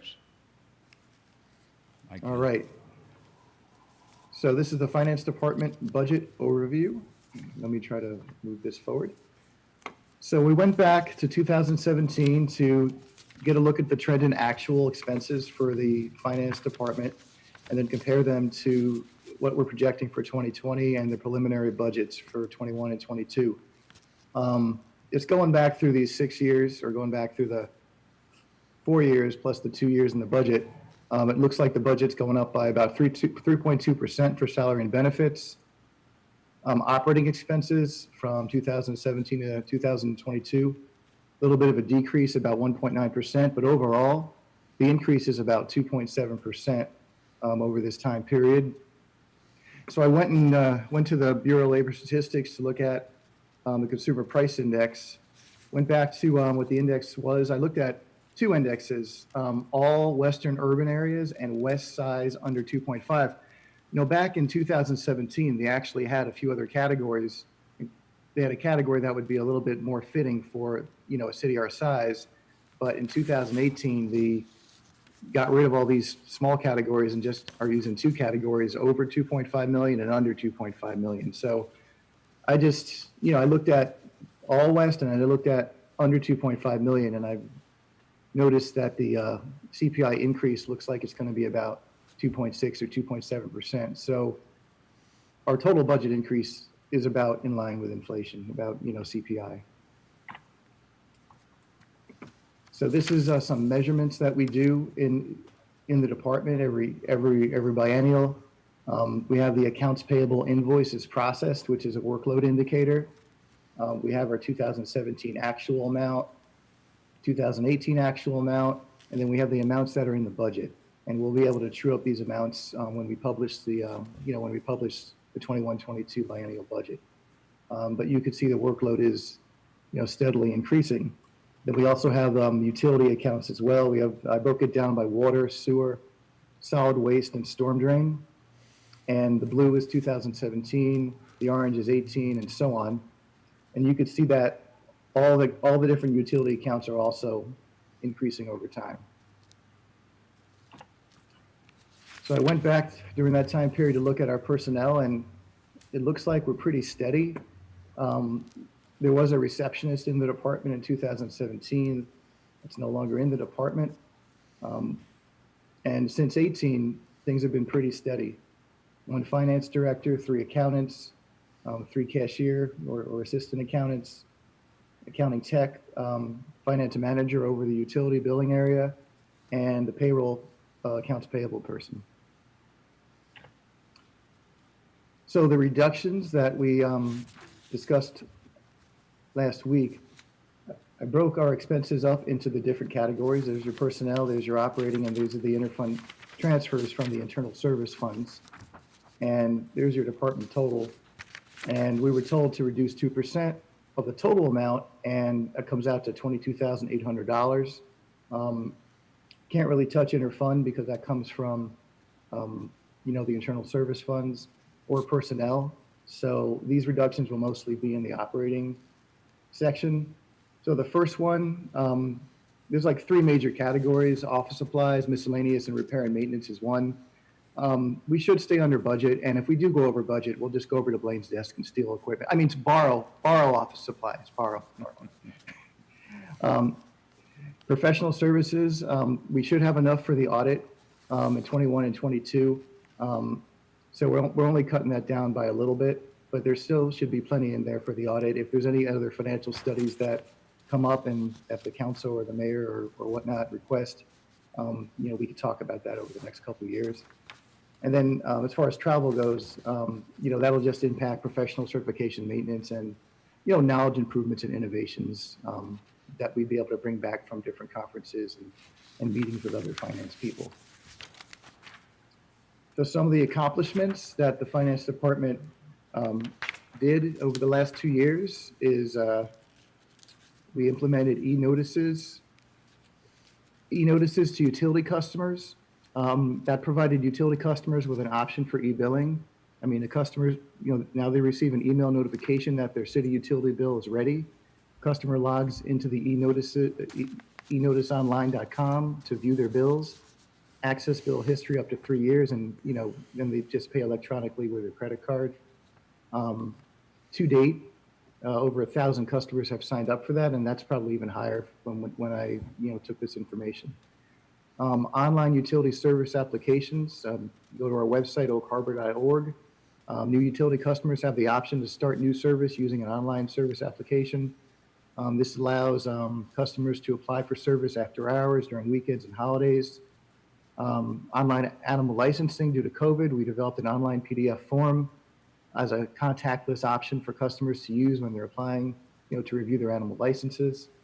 We implemented a long-term capital plan, which Jessica presented previous week. And we also had a clean audit on our last audit for 2018. Slide. So some of the initiatives we're looking forward to doing in 2021 and 22 include the mandatory transitioning of our business license to the state system in 2022. we've already reached out to some other cities that have gone through this, and we're in the planning stages of this right now. So we want to make sure that when we go ahead and do this, everything works smoothly. We get the word out to all our customers. And if there's any questions that they have, we're willing to answer and just kind of help them through it. We're also looking into modernizing our financial software. I mean, Eden is our current accounting system. It's a pretty decent software, but it's kind of old, and there's a lot of things that where I've worked on in different cities that they do that are a lot more efficient, that are a lot more innovative that we're just not able to do because of the current accounting system we have. We deal with a lot of papers. We're still working back and forth on spreadsheets when we put the budget together. A lot of that stuff can be done in the system. You don't have to worry about like where that piece of paper is or that I have to sign. I mean, it's all in the system. So, if someone's out sick and the paper's on their desk, you don't have to worry about waiting for them to get back. You can it's right there in the system. Other process improvements, I'll be working with staff just to talk about how we do things now and how we can maybe see what we can do to improve our processes to make things a little bit more efficient, a little bit quicker. Also cross-training staff too, to ensure that, if someone's out for a while, someone else can just pick up the work and there's not going to be a whole lot of, loss in that respect. Also enhancing interdepartmental communication when it comes to the budget process, when it comes to budget amendments, when it just comes to anything that deals with finance. I want to make sure that we're providing the departments that we serve good customer service. So I want to continue to reach out to them to find out how we're doing, how we can improve things, and what products they need out of us to make their jobs successful. And also, I'd like to have workshops on different government finance areas with the council over the next year or next couple of years, just talking about different areas of government finance, how it works, what are the options the council has. Like we can look at different revenue streams, how they work, what are the different options out there, what other cities do, what the restrictions are and so on. We can look at different areas of city government as well. So that's just something I'd like to kind of start doing starting next year. Thank you for your time, and we're available to field any questions you may have. Thank you, Dave. We'll turn to council for any questions. Councillor Mack. Oh, I'm sorry, Councillor Servadius. Thank you, Mr. Goldman. I know you're you're very new to our numbers and our system, so I won't grill you too hard on some of that. Thank you for everything you're putting together here. You mentioned, it was intriguing, you said you were asked to reduce your budget by 2%. I don't know if you know the answer to this. Is that an across the board? You were the first person that I actually heard name a percent. Is that something that everyone's doing across the board, do you know? Yeah, everybody in the general fund was asked to reduce 2% out of their departmental budgets. Yep.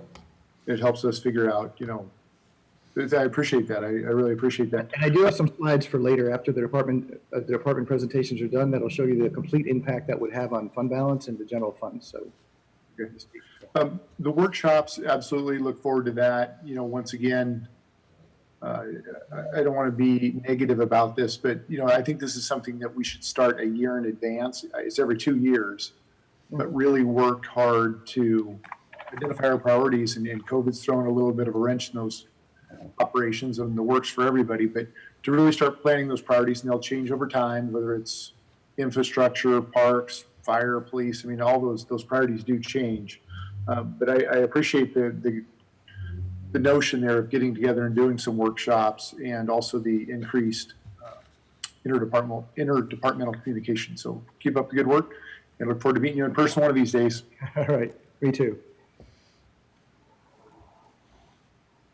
Okay. Seeing no other questions, then we will move along to development services. And we have our development services director, Dave Cool. Dave?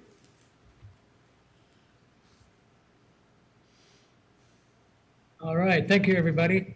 Just document sharing for you.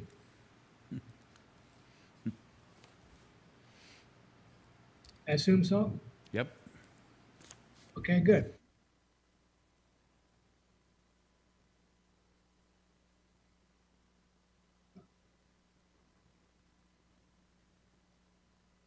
right, there we go. So thank you, and I look forward to all of you again one day too. We've all talked online, this as well as going through these meetings, so definitely want to get in the same room someday. Development Services budget. This is who we are. The planning division is on the left side of the screen. We have 3 very experienced planners. David, you're not changing slides. It didn't change? No, you might want to blow it up to hit slides and then start from the beginning. It's in the middle bar, slides. I did that.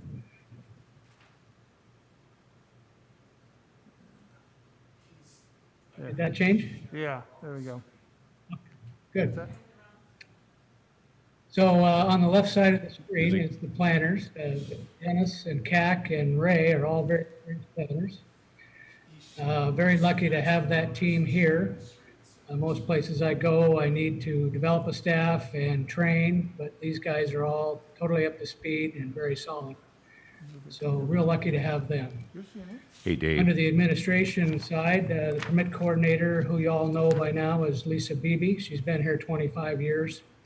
Provides great perspective for us.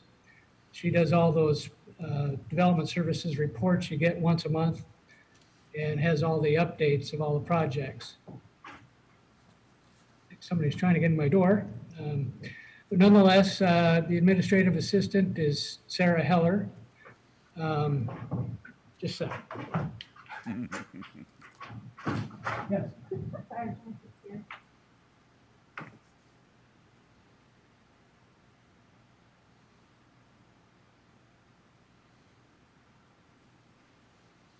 Please stand by.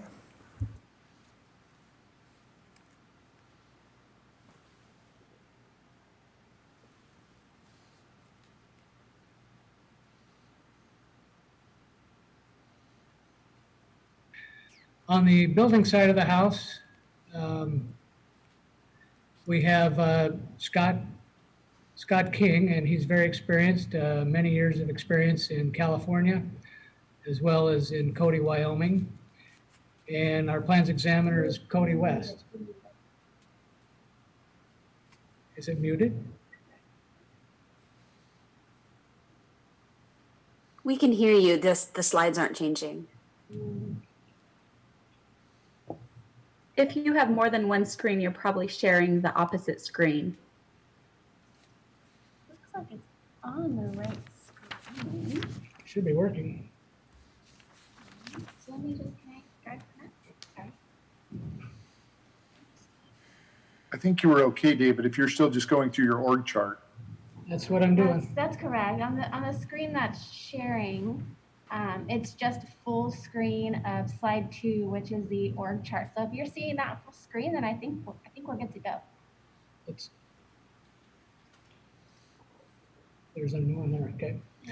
All right. Can you see the next screen? Yes. Yes. Oh, good. Okay.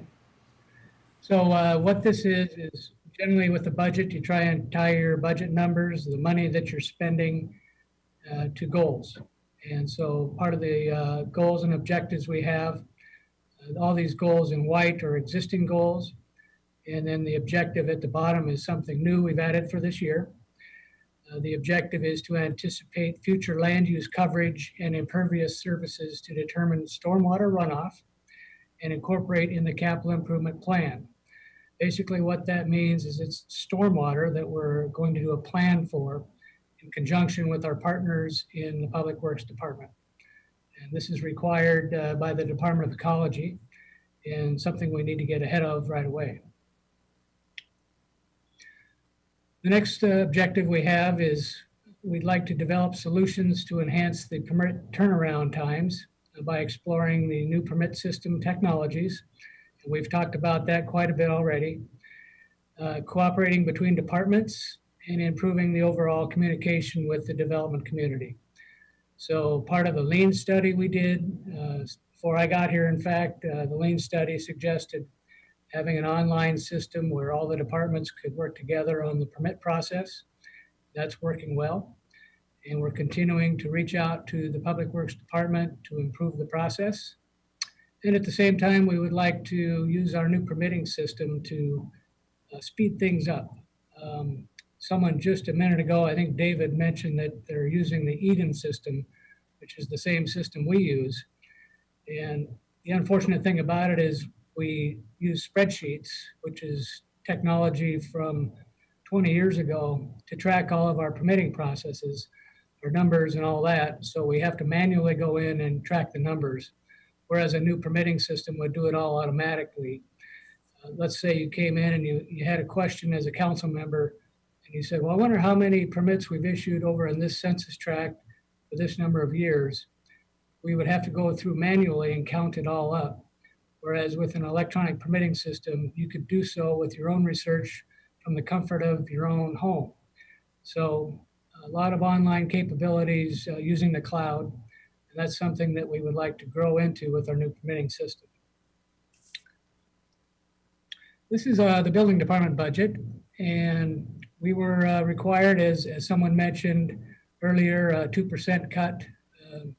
Excuse me, David, but your screen's not changing. You're still on slide number 3. My screen didn't change? No, you're still on slide number 3. Odd. There you go. That's slide 4. Does this work? Yeah, you just switched to slide 4. So one more will be the budget slide. So, can you hear me, Dave? Yep. Tim here said that if you stop screen sharing and then go to your other screen and share that one, then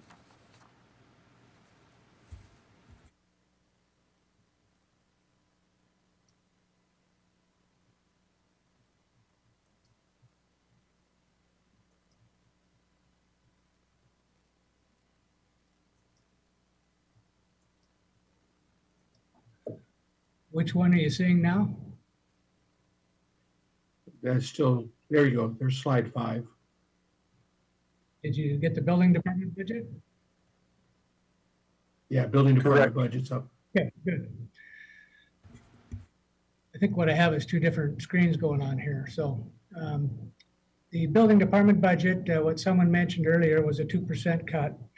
And we did a 2% as well as it turned out to be $47,000 to the overall department budget. As you can see in some of these line items, with my pointer, you should be able to see that, say in line 3,500, small tools and equipment didn't change. David? But if you go up into office supplies, we're at around $1,000. That was a drop of a couple $1,000. We've spread that out through all these different areas of professional services, communications, and travel. And so basically, we're down to skin and bones, essentially, on what we're trying to do. All right, David. Next slide Yeah. shows the planning department budget. And in the planning department budget, this area that's highlighted in red, professional services, shows $42,000. And this highlight here shows 32K, actually. It's a carryover from the consultant that we have hired to do our housing plan. So we still need to pay them next year in order to finish out the housing plan, which should be done sometime in March or April. The amount that we approved yesterday for the hearing examiner, we budgeted $10,000 per year in 21 and 22 for LDC as well as the hearing examiner. And so that's not a lot of money left over. And that's where we've had to cut out of the $47,000, quite a bit out of professional services. Typically, when you come through in a project, maybe you have a new need for a critical area study, or you want to know what the landslide capability is, or some other thing comes up during the year, that's where you go to as your professional services line so that you can hire a consultant quickly and get answers to projects that you're working on at the time. So as you can see, again, we've cut all these numbers down. Communications is cell phones, as well as travel and other areas as well. Miscellaneous is our registrations and our conferences. that sort of thing.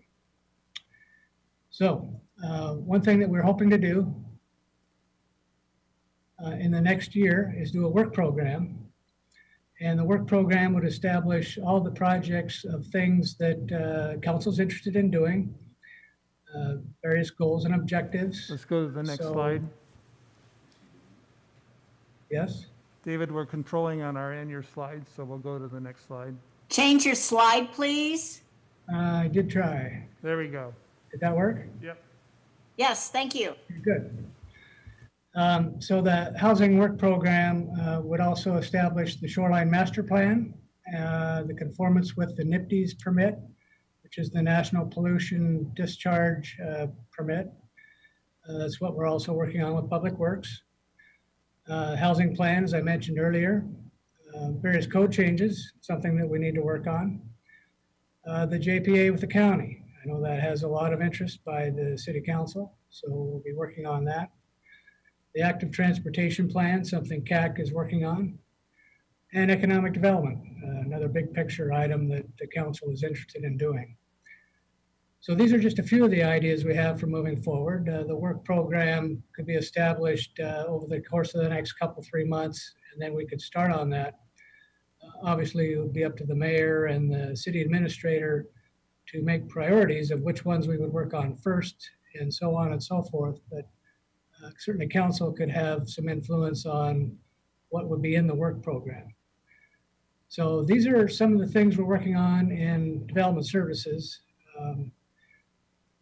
If you have any questions, I'm certainly available at this time. Okay, thank you, Dave. Take it to council.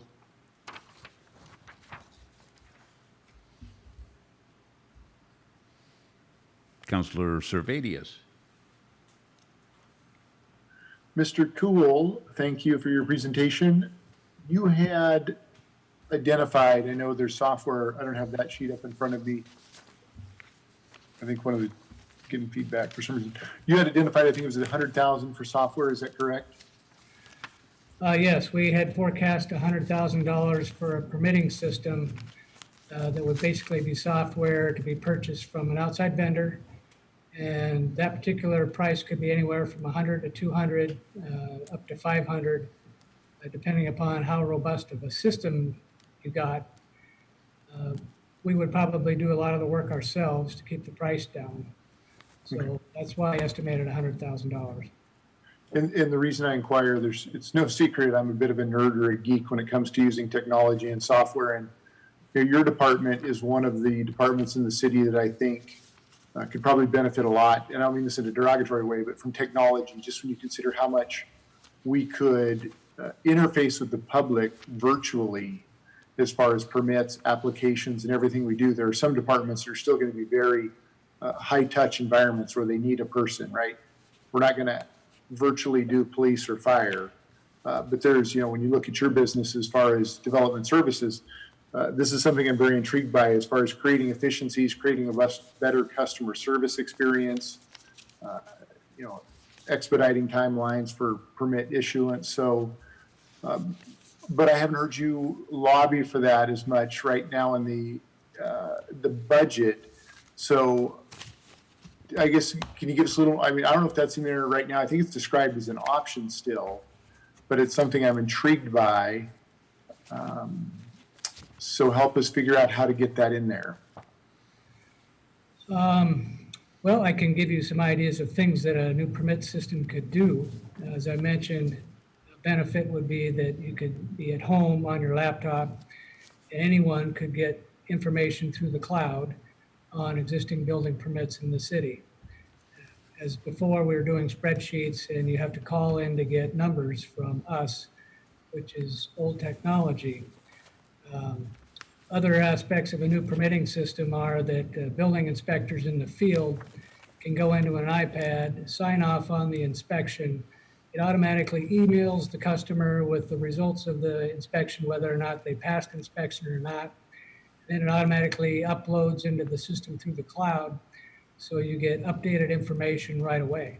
You don't have to come back to the office and download the results of the inspections at the end of the day. other things that it's really good at is scheduling inspections. You can go online and find out when your inspection is going to be, because it'll have a map of all the areas that are going to be inspected that day in order. So you know exactly when the inspector will be there within an hour or so. That's all the technology that's been around a little while and something that I think we could really benefit from. It also will send reports to you. So any kind of reports you want, if you want to know how many permits were issued in this particular time in this particular area, it'll do that for you. You can get automatic generation of letters that goes out to applicants as well as property owners so that you can see what's happening. It'll give you census data. It'll give you public records right away. So there's just a lot of benefits to getting an electronic permitting system that's designed for a building department. Eden Software is one that was probably fine in its time, but I think we got that system in 2003. And so, you know, technology has changed a lot since then. Permitting systems are critical to a building department. And I think that should be the central focus we can do. What we've done is we've contacted a couple of vendors already, and they can do some things for us, price-wise and other techniques they can use to help us get there, so that the $100,000 figure might not be the absolute end game. We might be able to get it for a lot less money. So. And David, if I may, I worked in a city that kind of had a similar situation where the building permitting was a little behind the times with technology, and we went ahead and moved forward.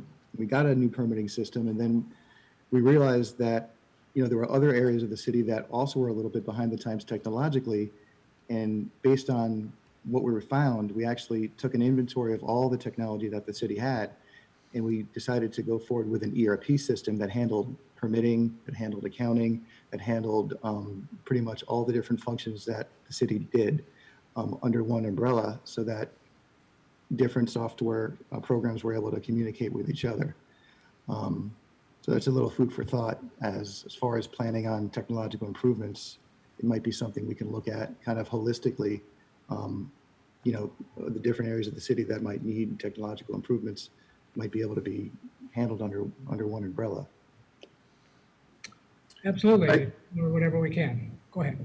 Well, and thank you for that, Mr. Cool. And I would absolutely support that. No offense to anyone, but we're definitely technologically a little bit behind, and you know, technology is not slowing down. It continues to march forward. So when we get to the council comments, I'm willing to donate. I'm looking at some of our funds in the council budget towards software like that. I don't know if I can do that or not, but thank you, Mr. Cool.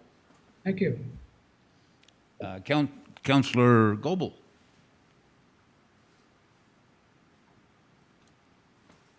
You're muted still. You're muted, Millie. That's the first time I've done that. Darn it. Thank you, Mayor. I have a question for Mr. Cole. So it sounds like, you know, your goal is to improve turnaround times and create efficiencies. Sounds like these spreadsheets are a little archaic and are slowing things down.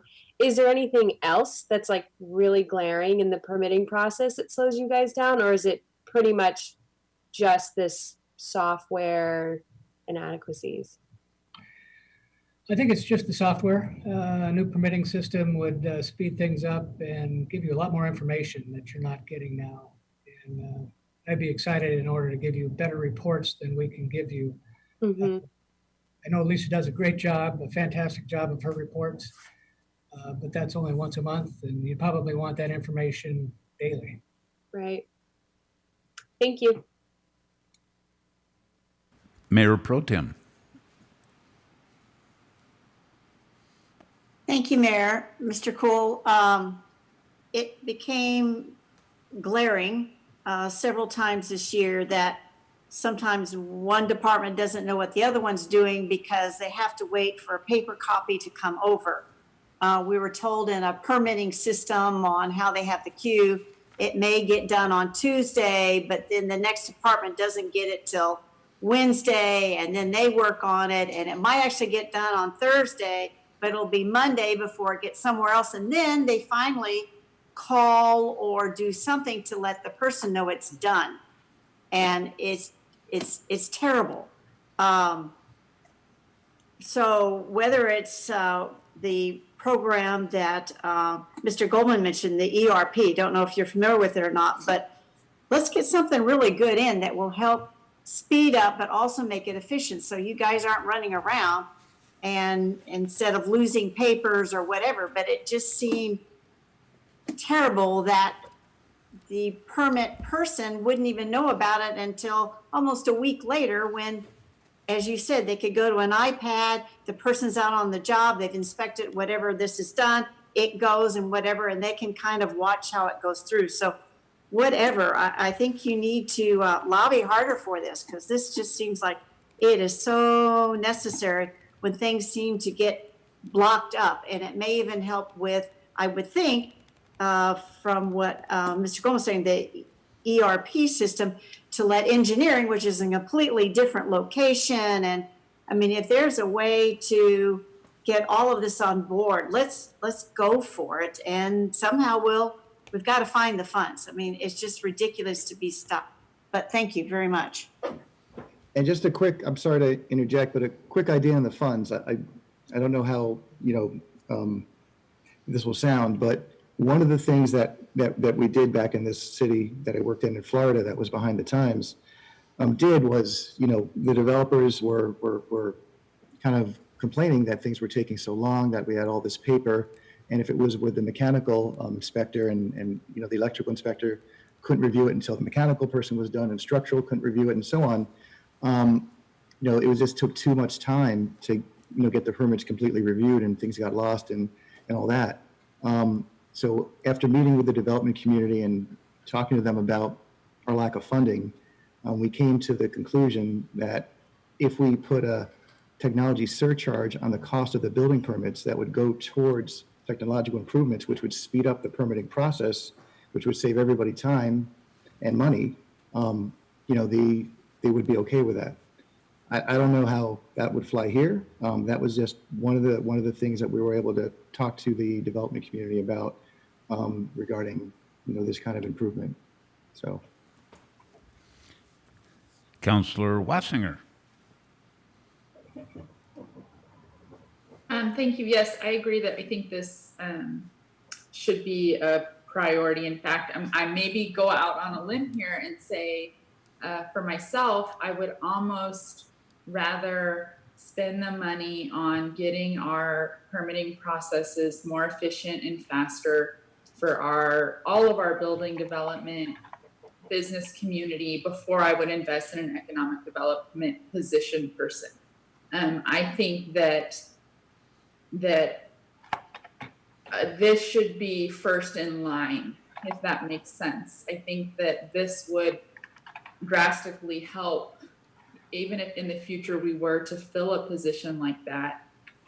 I think that this should be a priority. If we want to talk about economic development, I think we need to do what we can do to make it more efficient, more friendly, more transparent for people to come and do business and develop whatever it is, housing, commercial space,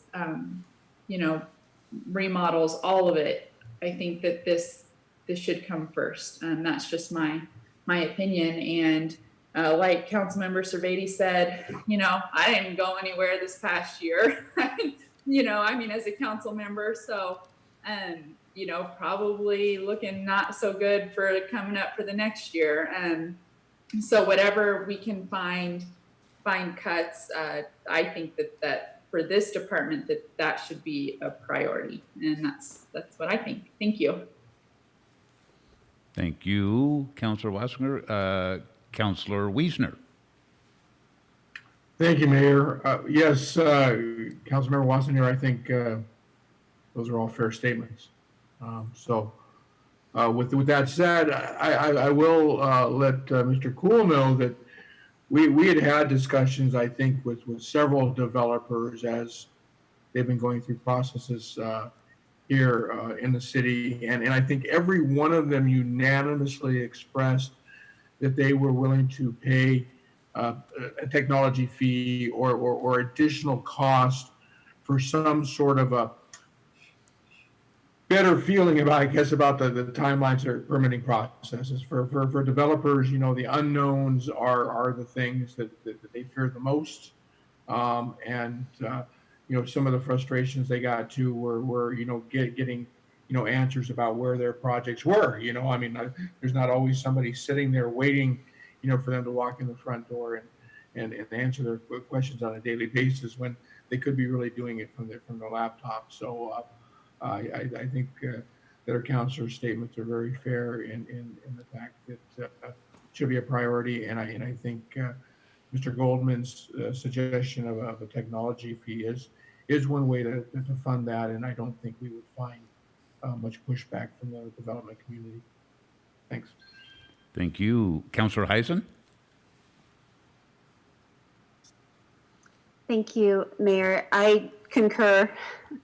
I do think that, people are willing to pay for the level of service that they get. And so if there was, and our fee structure is already really reasonable in my humble opinion. So I think that that's definitely an avenue worthy of exploration, even if it just offsets a little bit of the cost. And Mr. Cool, it's been a year in terms of just insight. I mean, I've been here for 9 years, and I'm still surprised whenever I gain more insight into the inner workings of a department, how much you and your team is able to accomplish.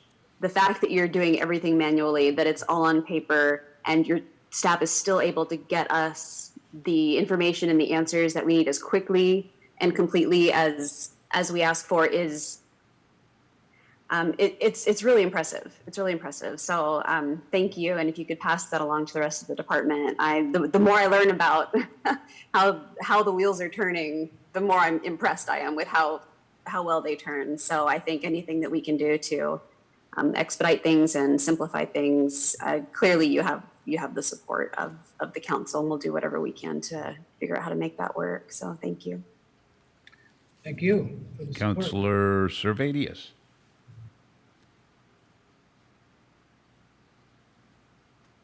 Thank you. Mayor, just wanted to second and third Councilmember Wassinger's comments. Eric, you struck a chord with me. As much as I too would like that economic development position eventually filled, it's been a priority and something I've wanted. I concur and I support that. I would think this would be more important. I've made the statement before, if we could get 50 new homes built, pick any number you want, 50, 100, but 50 families that live here instead of Anacortes or Burlington or Cedro, they're going to spend the majority of their discretionary income here. And I know that's simplistic and probably doesn't need to be stated, but when we look at, we're trying to fund fire and police out of the general fund, and you look at where the general fund raises its revenue from, to property tax, sales tax, what can we do to get bodies here in a smart, controlled fashion as far as growth? I would absolutely support this software. And we got to see what it is, and it might be a more holistic approach, like Mr. Goldman said, across multiple departments. It includes engineering.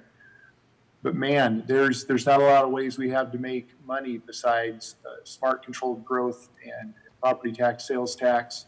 So let's do what we need to do to make that happen. I just can't state it enough. So thank you, Erica, for bringing that back up. Mayor Pro Tem.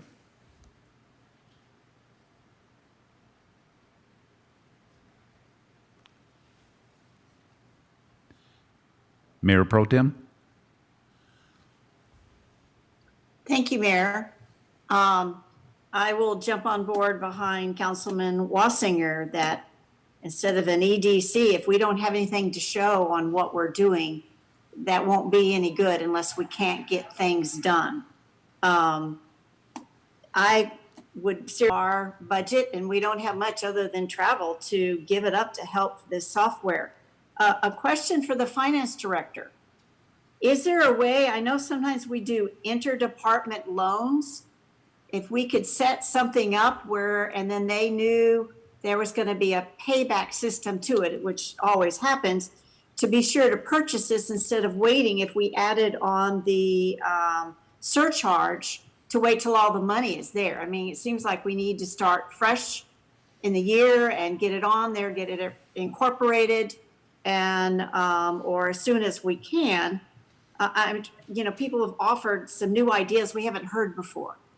And I'm just wondering, in order to piecemeal to get the program, whatever's going to work, whether it's what Mr. Cool mentioned or what you mentioned, the ERP that seemed to be a better system that encompassed more departments. Is there some other sources that we could know about in order to expedite this? Because it does seem we're so far behind on technology in all departments. So to answer the first part of the question, there's no thing as like an interdepartmental loan within the general fund. I've seen inter-fund loans. For example, if the general fund is going to loan money to an enterprise fund for a particular reason, the enterprise fund would eventually pay that money back. It usually doesn't go the other way. It usually comes from the general fund. As far as the surcharge goes, we just have to look at, well, one, we'd have to talk to our legal department to figure out how to design the surcharge and see if we can spend money up front before we get the money in, and if it can be reimbursable. We'd have to come up with a way to make that happen. As far as the ERP, all ERP stands for is Enterprise Resource Planning. It's just a term for a type of software that encompasses all aspects of the organization. There's different companies out there that provide them, from as big as Oracle, which King County uses, which is way expensive, to things that are more reasonable, like the city of Des Moines just bought Munis, which is an ERP system, and they have different modules, and you can get permitting, you can also get accounting, you can get budgeting, you can get grants. There's different modules you can incorporate if as you have the money. For an ERP system, not all the costs have to come from the general fund. It would just depend on the different aspects of the modules that you buy. Some can come, if the utility fund is going to be using some aspects of it, they can pay for those modules, for those aspects that they'll be using. The general fund will probably have the bulk of the costs, but it really depends on what we're looking at. It just depends on the planning that we do and what we'll end up looking at and what we'll end up purchasing and what will meet the needs of the city. So, but as far as a building permit surcharge, we'd have to talk more about that to design something. I saw Grant nodding his head, so yeah. Councilor Mack. Thank you. Councilor Mack. Yes, thank you, Mayor. I too agree with all the council people that manage growth in general will take care a lot of the revenue and will drastically help a lot of this revenue issues as time goes on, both property tax, sales tax, services, and so on and so forth. So by a new permitting system and possibly share it with the financial system, that is economic development itself. And we already have the personnel in place to do that. Now, and if we get smart about this, there's no reason with all our talented people in the city that we can position ourselves by the end of 23, we can have up to possibly 200 plus homes built with getting the right systems in place with all of, our departments and things like that. And as Councilman Servadius pointed out, sales tax, people living here versus elsewhere, the Navy knows and has already requested so many new homes. So I fully support some type of new system, and it should be on the top of the list. And in my opinion, it should be fast tracked and get us on right away for 21. Figure out how we need to do it, the surcharge, if necessary. So thank you, Mr. Cool, for your presentation. And Mr. Goldman, I appreciate you jumping in here as well. Thank you. Okay, we'll then move on, I guess, at this point to our legal department. Looks like we have Grant Weed and Anna Thompson together. Let's see, is my PowerPoint up on the screen here? Not yet, no. Not yet.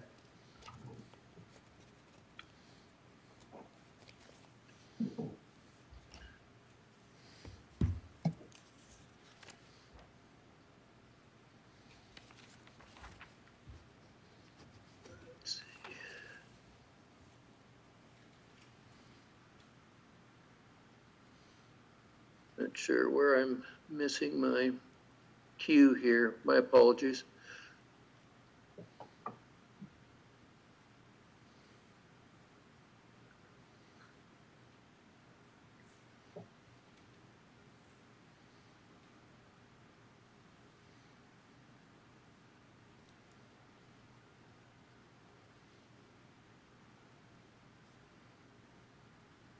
Next to your participants tab or participants icon up top, Grant, you have something that says share contact or share content. Let's see, that's what I'm looking for. It's a shared screen. I open my PowerPoint, and so I'm looking for the link to put it on your screens.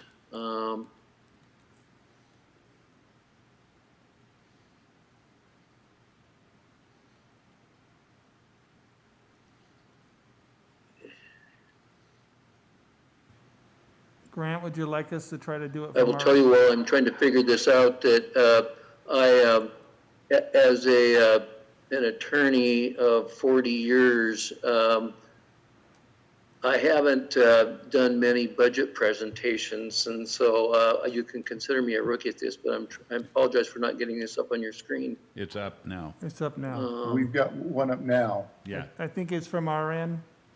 You just tell us when you want to change the slides. Yeah, we'll run it from this Okay, end. somebody else is going to be able to run through it for me. Just tell us when to change slides. Okay, let me go to your screen. Okay, if you could go to the next slide, please.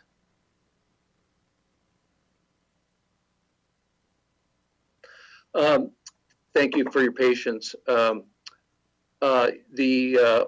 Given the hour and given how dark it is, I should say good evening rather than good afternoon, I suppose. The organization of the legal department has 5 FTEs. Presently I'm serving as a city attorney, and you're contracting with our law firm for that service, and I've assumed that position just here this fall. For any of the new council members, I've also served as your city attorney back in the 2012 to 2014 timeframe, I believe. There are 2 assistant city attorneys in the legal department, one on the civil side, one on the criminal side. The civil assistant city attorney is Anna. Anna has also served as your city clerk. She's also served as your interim city attorney in the time period prior to my assuming that role. On the criminal side, the assistant city attorney is Erin Lewis, and she's essentially the city prosecutor, and the vast majority of her time is supporting and interfacing with the police department to prosecute criminal misdemeanors and gross misdemeanors.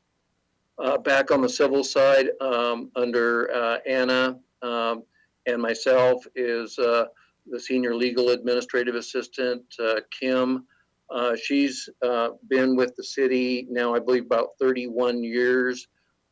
She's extremely valuable in terms of her institutional knowledge and awareness of the history of the different issues that this office has worked on. On the criminal side, we have a paralegal, Mary Ann, whose essential function is to support the prosecutor and to maintain files and make sure that all the pieces are in place for the prosecutor to go to court and handle the court calendars.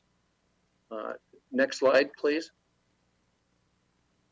I won't read you the mission of the department, but I think what's important to know about the legal department is that the city of Oak Harbor is our client.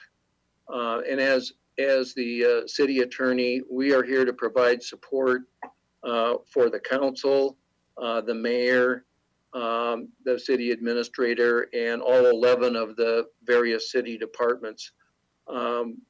Even after 40 years of doing this, I think one of the things that gives us passion and enjoyment for what we do for a city like Oak Harbor is that Oak Harbor is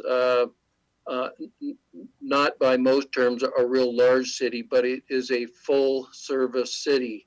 And because of all the different functions that Oak Harbor provides, fire, police, marina, courts, senior center, parks, public works, so on and so forth, the range of legal issues that come our way are vast and varied, and for me, always challenging, because as the law's changing, so are the needs of the city. So our mission is to provide legal services to all of you. And I like to say we are here at your service. We don't drive the bus in terms of the work we do. All of you in the various city departments and the administration drive the bus, and we're at your service to help you accomplish your goals. Next slide, please.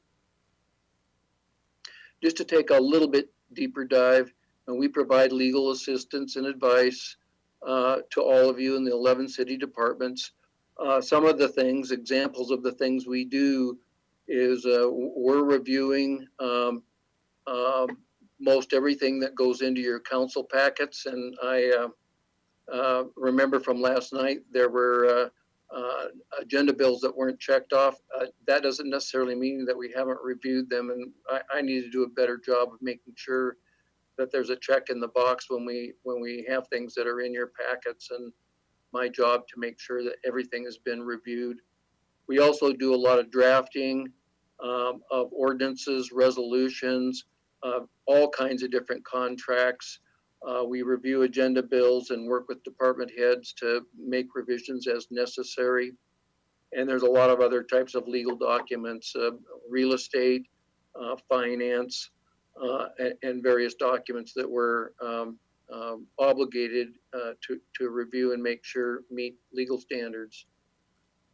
We also are involved in defending lawsuits that are brought against the city, and we actively litigate cases as a plaintiff on behalf of the city when the city has a need to go to court to seek relief. Another function of our office is records retention and responding to public records requests, which we'll talk about in just a moment here. Next slide. Just by way of statistics, what you're seeing on your screen is just a bar chart of the number of new files that have been opened in various years. You'll look at 2020 and see the number appears to be down.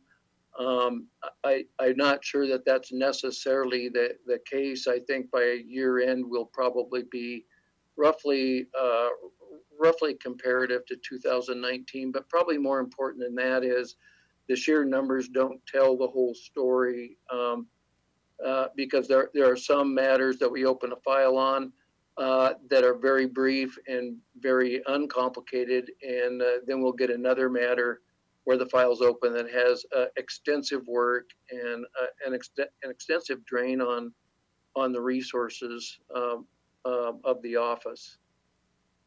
Next slide. Public records.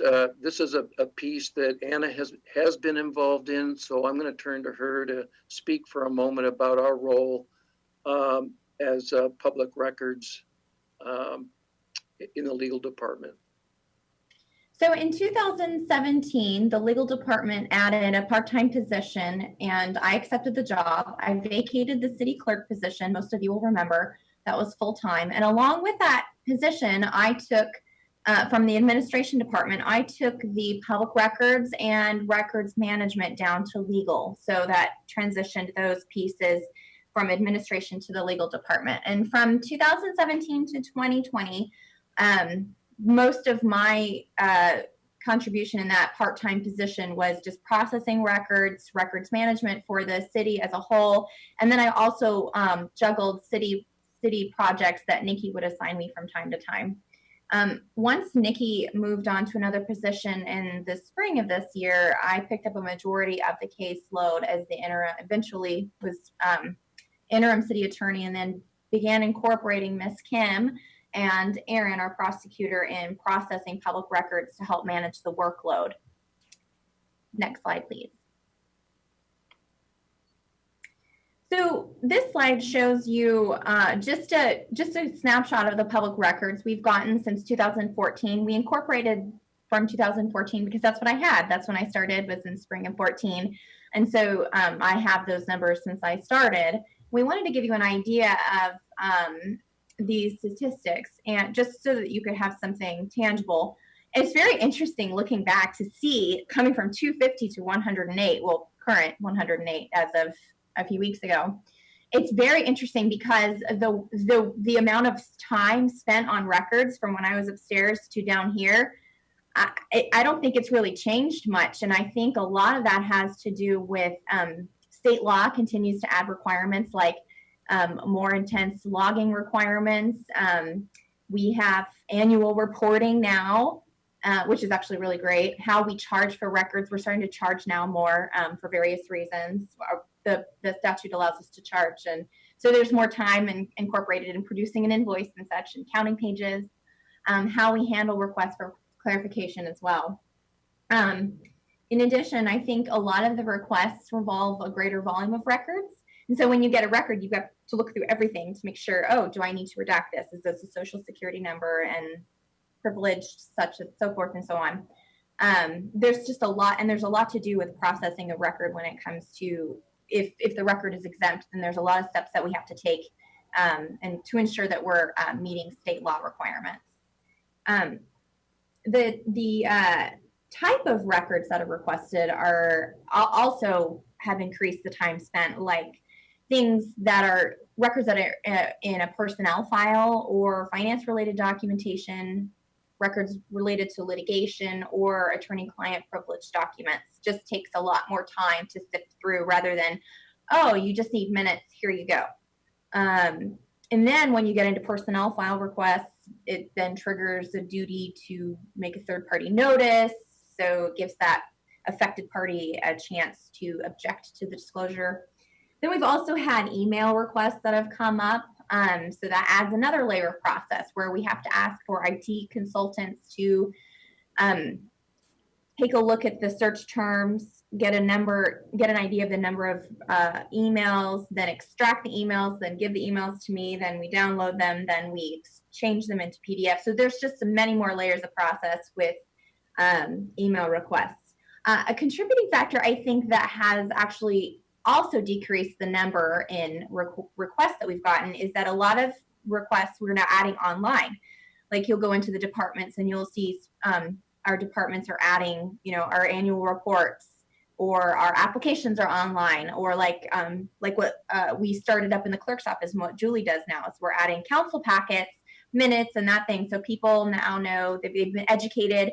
They know to go and grab things from online rather than sending a public records request. So that's great. Next slide, please. Okay, so I think it's back to Grant now. Yep, back to me. Thanks, Anna. I would just want to add to what Anna said is that it's essential for the city to manage their public records requests accurately and correctly and consistent with the law, because it is considered a high risk area. If you make mistakes, the city can be subject to a monetary penalty per record, per day, and an award of attorney's fees and costs if you end up litigating and losing. So it's an area that we have to constantly pay close attention to and do it right. Moving on, another role of the city attorney's office is in the area of risk management. As you know, you are a member of a risk pool, which is a different animal than an insurance company. A risk pool is a pooling, in your case, with WCIA, the Washington City's Insurance Authority, of about 180 different public entities, mostly cities and towns and special purpose districts. Since 2012, the legal department has been involved in assisting with the risk management of the city and helping to manage claims that get brought against the city. Mary Ann has helped with the, in our office, has helped with the management, intake, and processing of claims. Anna has been selected as the alternate delegate, which means that with WCIA, we're required to enter into a compact agreement with all of the other cities that we're pooling with. And in that compact agreement, we make a commitment to the insurance pool that we will have a primary delegate, which currently is your city administrator, and an alternate, which is Anna. And they're responsible for attending the meetings that WCIA holds, and it's their way of holding us accountable to do what we're required to do under the compact agreement with the other cities and towns. So this is yet another area that's been transferred from another department to the legal department in the last few years. Next slide. Turning to the criminal division, most of you know what the prosecutor does. Prosecutor prosecutes misdemeanors and gross misdemeanors and infractions, which are issued by the police department. The types of misdemeanors, examples that are prosecuted are DUIs, domestic violence, theft, assault, and similar crimes as that. The role there is to hold offenders accountable for their offenses, and in an effort to improve the livability of the city by reducing crime and disorder. So that's the role that we play on the criminal side. Next slide.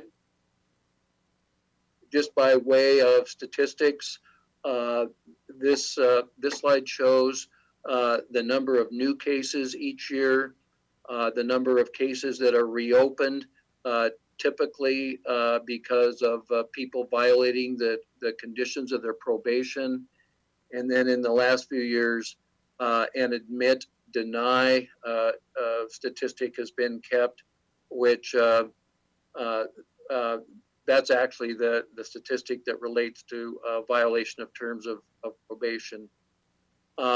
I think what's important to note about the numbers for 2020, there's been a backlog of filings that occurred as a result of COVID and the court being closed during the spring. So the numbers in 2020 might be a little misleading because we're working through a backlog of cases right now that are delayed as a result of the COVID back in the spring.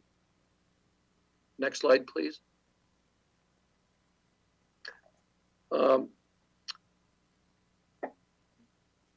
see. As we've said before, the level of need and the number of requests for assistance can't always be predicted, and it's variable. We can't predict, for example, when a new claim or lawsuit is filed. And so that makes it sometimes difficult to know, well, what do we budget for legal services? Because one year things may not be as great a demand as the next. All we can do is kind of look over the historical averages and make the best guess we can. Next slide. In terms of numbers, what you're seeing on your screen is for personnel, those numbers represent all the staff salaries and benefits for Kim, Mary Ann, Anna, and Aaron, all staff except for myself. The next line entitled operating, that that contains the contracted for services with our firm, as well as office and supplies, communication, travel, hardware, and if there's a need for outside litigation assistance, some funds for that. Then the last line item, interfund, is basically the tech interfund, includes things like Microsoft Exchange, the Eden, the phones, IT, and NeoGov, and the technology component. I think important in this slide is you'll note in the operating, the big bump from 2020 to 2021, the lion's share of that represents the approximately $175,000 that was previously allocated to your in-house city attorney for salary and benefits. Probably if there's any message I want to provide to you is our goal has been to keep the contracting out with our law firm budget neutral. So we're basically moving the funds that were being paid for your in-house city attorney for the services you're contracting with our firm for. Next slide.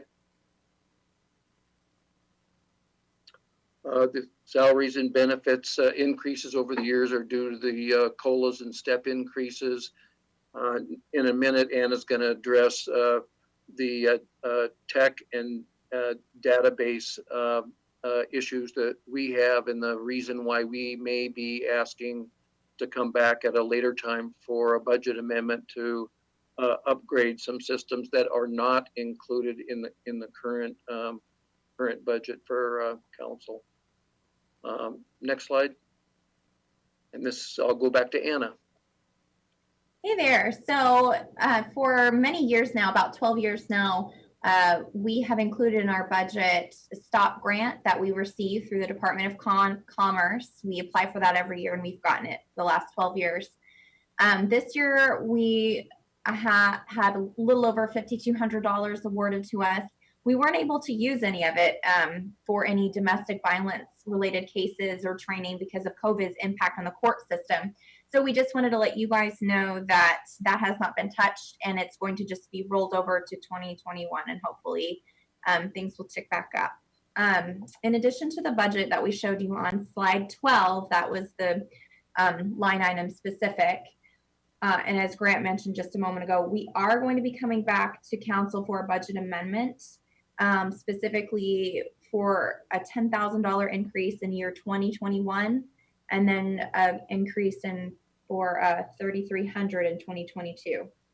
This will be related to the tech interfund line item. So just a moment ago, Grant described what that fund contains. It's things like phone, internet, council room tech, and then some shared software programs. In particular, we have a new public records processing software that legal and police department have split between the two departments.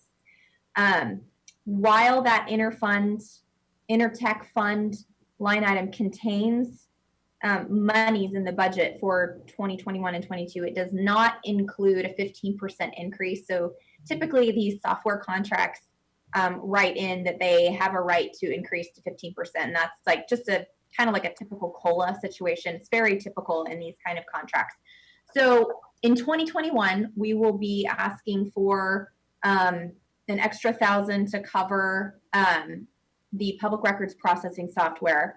And then we also need to update our pro law system, which is our case management system. This is our bread and butter for civil and criminal caseload. This touches predominantly so this is a big piece of how we communicate with our police department when it comes to making charging decisions and keeping track of all of the criminal records. And it also keeps track of all of our civil files and what's coming in and out of civil.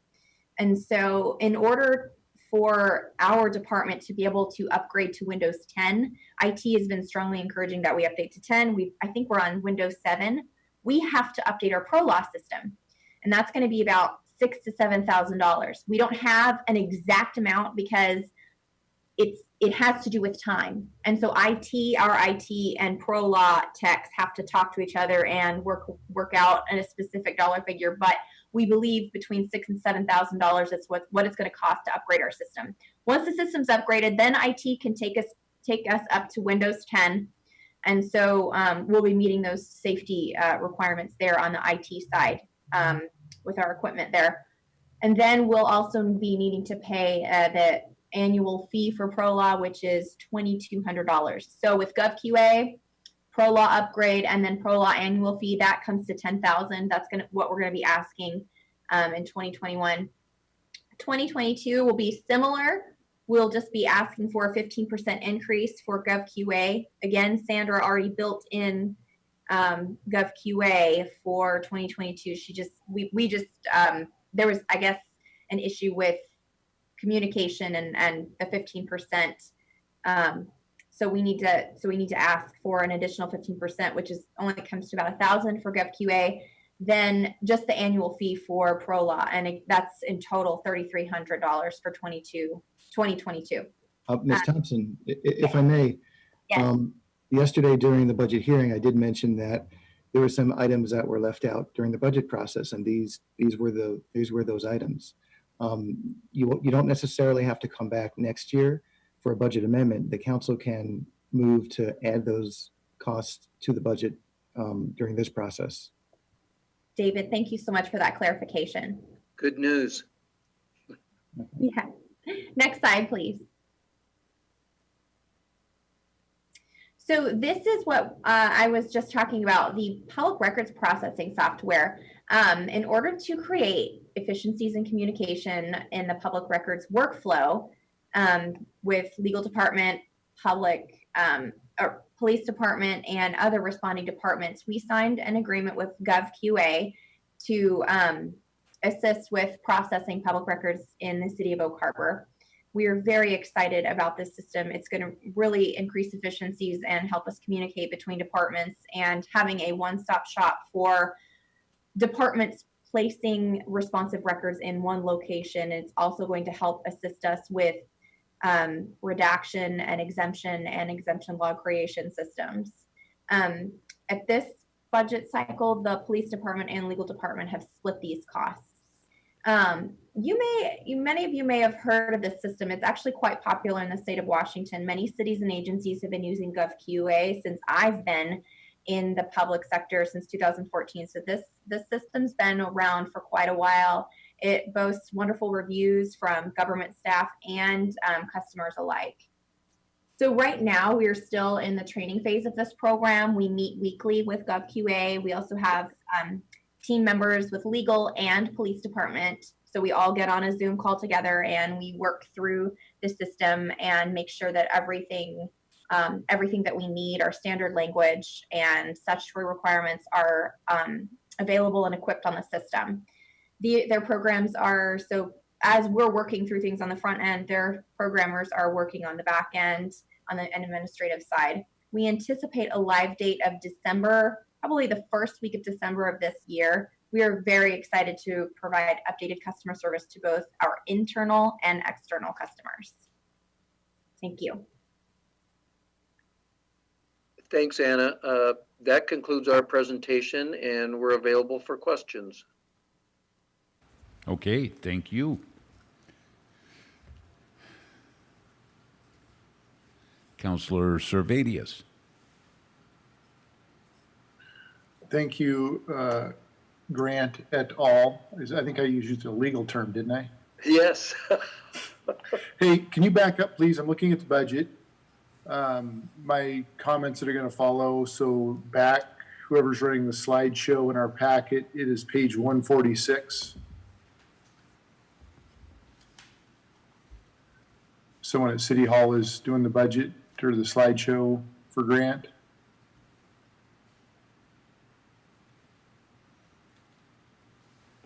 Lisa. Anyone? Lisa, yeah, we're checking on it right now.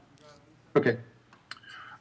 Once again, I'll just ask the question, Grant, as the numbers come up, and nothing against your worth or your ability. I appreciate all you do, especially, I've gotten to know you over many years now. But I'm just looking, I see it makes sense, the comment you made as far as your outsourcing the legal, those legal costs of approximately 175,000 in the line 4 operating there. You see that change from 20, I'm just going to use 29 actual to 2021 proposed. I don't see that same drop though in personnel in line 3 from 2019 to 2021. I see about $100,000 drop. And you said, you know, the goal of this, and I think we all thought the goal was to be somewhat net neutral. How do we get this closer to net neutral? Obviously things will increase costs, et cetera, but what am I missing here from 2019 actual to 21 proposed? And or anyone else that wants to chime in? Yeah, this is Dave Goldman from Finance. We're looking it up. We will get back to you as soon as we have an answer. Okay. So other than that, thank you. I know you guys are behind the scenes. You've got kind of a, not a mystery job, but a thankless job sometimes, especially in the Public Records Request Department. I know that's a brutal service that we provide, that it's, you know, it's a transparent service that we're legally required to provide. And it's a good thing as long as people don't try and abuse it. And I know that occurs with some cities and some individuals. So appreciate you, Anna, and the team for all of the work you're doing behind the scenes there that's sometimes not realized. Thank you. Means a lot to us. Thank you, Councilmember. One thing I might add is that even though when you look at the numbers of requests, they may not be quite to the level that they have in the past, we do know that the general public has become a lot more educated about their ability to make public records requests, and a lot more savvy and knowledgeable about how to go about it and to find out what government is doing. And it's essential that we do it right and do it well. So are there any other questions while we're looking into Mr. Servatius's? Councilor Wiesner. Thank you, Mayor. Anna and Grant, I appreciate all you do. Again, I know it's one of those behind the closed door type of things. We don't think about it a lot, but it's a very valuable service you supply both to the citizens as well as us, getting us the information we need in order to effectively and properly run the portion of this stuff within the city that we do. So the budget, I just want to make sure I understand the budget page that Mr. Servatius referred to, page 146. That's not including those items you pointed out to us. So you're actually going to be coming back to us with a revised budget with those new items included, and show this budget and your new revised budget to us, I'm assuming? Yeah, I think my question for Mr. Goldman would be is whether those additional items are already embedded in the numbers that you see on the screen, or whether they will be coming back and added in. I'm not quite sure, so I'd kind of defer to. Those numbers are not embedded in this budget, but when we come back on December 1st with all the decisions that are made tonight, including if the decision's made to add those back into the budget, then yeah, they will be in the budget on December 1st when we meet for that budget hearing. I'm assuming we would like to see those as a proposed amendment at that time, right? As a breakout so that we understand. Yes, we'll break out everything that changed. Yes. Right. Thank you. If I could add also one thing that was pointed out to me in the numbers here, in the top category, the personnel was Anna's hours for 2020 had been increased from 20 to 32 hours per week. So there's some cost increase as a result of that.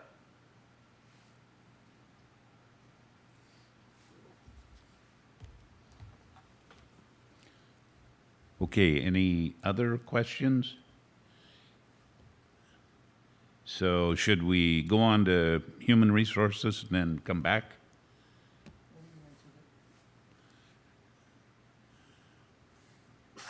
I guess, Mayor, if I could. Yes, go ahead. Mr. Goldman, I guess you can get back to us. We just, you know, if we've, I know the numbers aren't going to be static, but obviously if we've outsourced our legal representation of Mr. Weed's firm, then, you know, and maybe we increased Ms. Thompson's hours, that might be that delta. I don't know. That's just a pretty big jump there.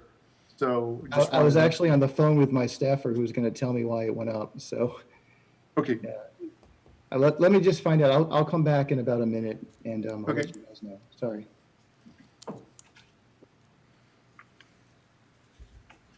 So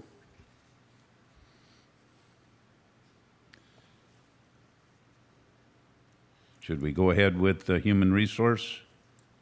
I'm okay with that, Mayor. Thank you. Let's do that then at this time. Then we won't have too much pressure on Mr. Goldman. Emma, are you ready to go? Yes, thank you, Mayor. Thank you, Council. Can you hear me and see my screen? Yes. Okay, so we'll go ahead and get started. And I think that you will hear some similar themes repeated in my presentation that we've already discussed tonight. So human resources, I'm here to talk about our 2021-2022 budget. A brief overview of the Human Resources Department. It is consisting of myself, your Human Resources Director, and our HR Generalist, Kim Andrews. And some of these slides you will maybe remember from our recruitment update that we presented in July of this year. So here are the human resources services that we provide to the city on the left-hand side. And then we also lead and are the staff liaison for some of the commissions and committees and boards, and those are listed on the right-hand side. I won't read all of this in detail, but these are the human resources goals that were in the last budget document. And you will hear me talk a lot about NeoGov and process improvement and efficiency. So many of our HR goals are actually related to increasing those efficiencies, improving our services, and supporting our employee workforce. During 2019 and 2020, there was a lot that has happened, a lot of really great stuff that I think is contributing to your amazing workforce. You have an extremely dedicated group of employees, and they have done a lot of really, really hard work in the past couple of years. In 2019, you've heard us talk about the Kaizen study, the Lean study. That is a process improvement initiative, and that was actually conducted through the state auditor's office. They came on site and facilitated that for a full week. And what comes out of the Kaizen study is you plan, you do, you check, you act. And you kind of do this circular process over and over again to make sure that you are in a continuous process improvement circle. We started with team building training in 2019 and 2020. We were able to continue it. So we did that in February and then also in August of last year and September of this year. And it's been a great opportunity to have all of your employees come together, do trainings together, mix up the employee work groups so that they can meet other employees from the different facilities, because we don't have a lot of opportunities to do that. Last year, it was a super exciting time when we had our first all hands meeting. And that was a super exciting event. All of the employees were very appreciative that we were able to make that happen. And on the right-hand side of the screen, you can see the handout that was distributed at that time to communicate the city mission and the city goals more clearly to our employees, and also to share the city leadership message. It's super helpful to have an organizational message from leadership that the employees can hear and be reminded of throughout the year to connect it with our goals and our objectives that they're meeting. Human resources is highly involved with safety and wellness, and a lot of times these are seen as two separate items, but a goal from HR that we've been really focused on in the past 2 years is combining safety and wellness, because there's a lot of combined goals. There's a lot of cross-functional things that they both touch on when it comes to your workforce and making sure that they have all of the safe practices that we can possibly provide to them, and also that they are feeling healthy and well in their position here, performing for us on a daily basis. So one of the goals that we're actually going to be working towards during 2021 and 2022, we've been working on it in the background, is to become a work safe employer. That is an AWC, Association of Washington Cities designation, and it takes a lot of work for your employees to meet a very long list of safety standards. But if they're able to do that, then we are able to earn a designation as a work safe employer. COVID-19 has really been the forefront of all of our discussions during this year. It has changed our world in many, many ways.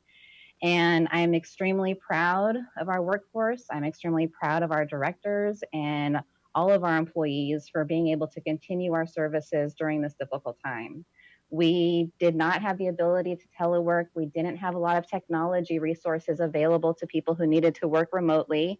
And very quickly, our IT team was able to create all of these resources for us and give us the tools that we needed in order to be able to continue to operate, whether we were here or whether we were remotely working. It's been a long process for us. We were one of the few cities that was able to reopen quicker than a lot of other cities, and your employees have been extremely dedicated. They have been working really hard during these past few months.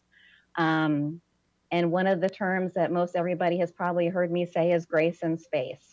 Grace in space was a little slogan that came out from King County in March, and it's something that a lot of people in the HR world have really kind of just held on to, giving employees that grace and giving us all the space to work in a new environment, a new time that we've been experiencing through this pandemic. Many of your employees are going through pandemic fatigue, and we've been very lucky that the federal government did give us the Families First Coronavirus Response Act, which provided emergency paid sick leave for our employees and gave us the ability to do some more accommodations for them during this difficult time. So HR does not really bring in any revenue. We're really here to support you, to support your workforce, and make sure that we provide those resources to make sure that people can be productive and enjoy their positions that we've hired them for. So we do have some cost savings initiatives that I think would be important for everybody to be aware of, that we are really focused on trying to create some cost savings for the city and for the employees. I was super excited that we were able to implement the HRA VIVA plan. This is a health retirement account. It's a health savings account plan that we have created for a very defined specific group. So this is only open right now to those employees that were hired prior to October 98 and are eligible for the sick leave cash out. So it's a very defined group. It's by department. Right now, there's a total of 12 employees who are in that group. We had 3 employees retire during 2020, and we were lucky to see a city tax savings, an employee tax savings, and an overall tax savings of about $55,000 just in 2020. For wellness, we do a lot of work during the year. Your wellness committee is extremely dedicated and hardworking, and they are very, very creative. They've done so much work that they've been successful in earning the double mini grant for 2 years in a row. That's $1,000 per year. And we've been putting that towards exercise equipment at the different facilities. And we're planning to do that again this year. And you also have probably heard about the 2% discount that we receive if we get the Well City Award designation from AWC. And the city of Oak Harbor has been extremely successful in continuing to receive this award year after year. And that actually brings in about a $49,000 discount per year to our health insurance premiums. So that's a great savings for the city and the employees. And I really want to congratulate everyone who participates in that program and helps us get there. Your safety committees have also been working really, really hard. And what the safety committees do is they communicate the best ways to stay safe. They communicate how to make sure that we are reducing injuries and accidents. We also try to make sure that if we do have employees who are injured, we bring them back to work as quickly as we can with transitional duty or light duty opportunities. By doing really good work from the safety perspective for employees, we were able to actually reduce the workers' compensation premium for 2020. And also we have an estimate already that we are reducing it also for 2021. So I'm really, really proud of our employees. They've done a great job at reporting accidents and incidents very quickly to HR, which is super important because we need to get those reported so that we can get the workers' comp claims processed. So thank you to all the employees. I'm really proud of you all. Thank you. So just to kind of give you a little bit of information about the employees, in our Oak Harbor Municipal Code, compensation does fall under HR for your workforce. And I know that there's been a discussion about the cost of living adjustment. So this is a brief overview of what the COLA history has been during the past 5 years for your different employee groups. And then to kind of break down a little bit more how your employee groups are distributed. We've talked about the different COLA levels, and you do have the resolution that was passed, Resolution 2025, that was passed in October, and that is to allow retro cost of living adjustments to be implemented for your non-represented employee group. Your non-represented employees include employees who are on employment contracts, your council members, your non-represented employees who are non-bargaining unit, paid on-call firefighters. And so that's about a total of 95 employees. And then we do have 5 union contracts, and that takes care of our Public Works Department, fire, marina, and police. And that is about 83 employees. So for the unions, we usually always end up in negotiations where we talk about the cost of living adjustment and negotiate any terms and conditions of those agreements. If for some reason we're unable to come to an agreement, then we may end up in mediation or we may end up in arbitration depending on the type of contract. So for definitely the non-represented group, the cost of living adjustment is something that we usually do talk about during the budget process. And I will say that the CPI is usually something that we also look at. And it looks like for the past 12 months, it's averaging about 1.5% as well. So that's definitely a good range that I was hearing everybody look at. I will say that our cost of living adjustment was pretty generous this year and last year. Depending on what council decides to do with the cost of living adjustment, then we may want to talk about market adjustments in the future for different groups. So if we don't do a cost of living adjustment, then what we usually see happen is certain groups begin to fall under the comparable market range of what our compensation philosophy is. Our compensation philosophy says that we try to keep positions within a 2% range of the comparable market. And if for some reason a position falls below that 2% range, then we start to look at market adjustments to see if we need to take care of any of those positions to bring them up to that more appropriate level. Okay, and then this is a breakdown of your employees. So there is a total of 178 employees on city payroll, and that does include council and mayor. And as I mentioned, we do have the union contracts with fire, marina, police, and public works. But this is your employee counts in case you had any questions about where those employees are at. And we do currently have a proposed layoff in our senior services area, and that is a 0.75 FTE employee.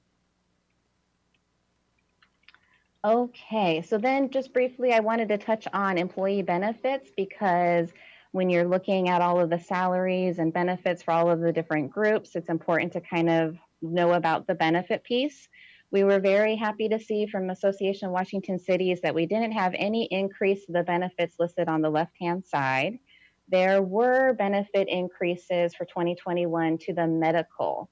So if employees have the Regents plans, then they are experiencing about a 4% increase for 2021. And if our employees have a Kaiser Permanente plan, then they're experiencing about a 5% increase for 2021. And it ranges based on if they have an employee-only plan or if they have an employee family plan.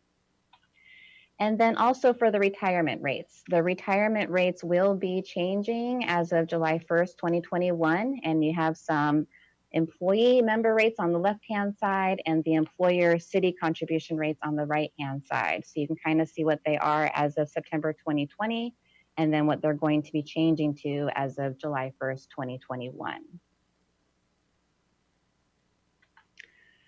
So some things that I think are important to consider, because I've heard all of these requests and I too would love to support every department's request. At the same time, you have a really good workforce right now of 178 people that I think we really need to support. And they do have some needs that I think are consistent themes that we've been hearing. Human resources is always thinking about recruitment and retention. So bringing on the great employees that we want to make sure that we're able to also keep and retain. We also want to make sure that we're always looking at our classification and compensation schedules so that we are competitive and that we're also comparable. One thing that we've talked about a little bit in the past is longevity and merit. We currently do not have merit increases. We currently are on a step increase schedule. And there are certain groups that have longevity, but not all of our groups. And there's always a lot of discussion about represented versus non-represented. So represented are those ones that have the union contracts that we bargain and negotiate, and non-represented are those that are not covered by a union contract. So again, I briefly mentioned the cost of living adjustments and the market adjustments, depending on which way we go. Sometimes we need to look at one or the other. And human resources is constantly surveying your employees. We do surveys all the time, whether it's from human resources or from the wellness committee. We're constantly asking new employees about their experiences here, and also employees while they're here for a long period of time and when they're leaving. A big need that I think we should support for our employees is they really need more appreciation. They need to know that we value them, that we really do see all of the work that's being done, whether it's visible or not visible. Our employees want to see more citywide events. They want to connect more with their coworkers. They want to know the different people that are working at the different facilities, which has been really, really difficult with COVID.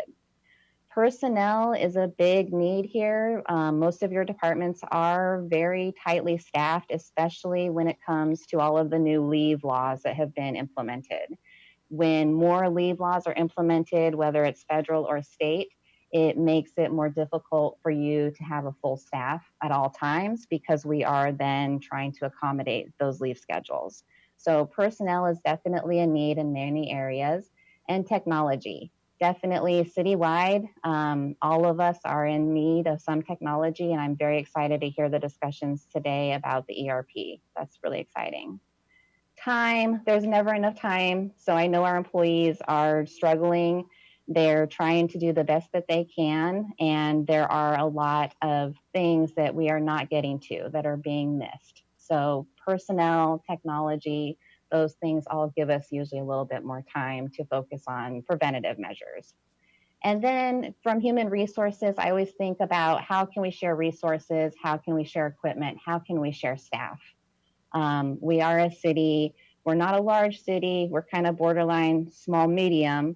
And so I think that there are some opportunities for us to be more creative and to share more resources between the departments, even though that can get a little bit tricky with how things are funded. So we have done team building trainings, and I thought it would be good just to share a couple of the employee comments that we have received. We are going to continue to try to schedule more trainings, and whether that's going to be in person or virtual, that's still to be seen. But we're very excited to hear from the employees when they want to share feedback with us, and we definitely take it and use it for program planning for the next year. So now to get into the budget for human resources. This is a familiar slide to you, I believe, from the presentations this week, and I have put a red box around human resources so you can see what the proposed is for 2021 and 2022. This is the budget cuts that were presented, and human resources was asked to do also the 2%, which I believe equals 13,000. And the majority of these cuts we were taking from travel, from our membership associations, professional services, and miscellaneous for conferences and registrations and trainings. when I look at all the budget cuts across the board for all of the departments, I definitely think that many of us went to areas for where we usually support the employees. When it comes to professional development and training and travel, yes, a lot of those things did not happen normally as they would for 2020, and they may not for 2021. But we definitely want to continue to invest in our employees. We want to continue to allow them to keep up with their professional certifications, their professional memberships and associations. So I highly am super proud of our departments for getting to this point of being able to present these budget cuts. And at the same time, I hope that in the future, we're able to kind of get some of that back to support our employees and their professional growth and development. And then this is the request that I am here to talk about this evening, which is the HRIS Management System, Human Resources Information System. We are not going to be requesting any staffing. We are going to continue with our 2 FTEs, myself and our HR generalist.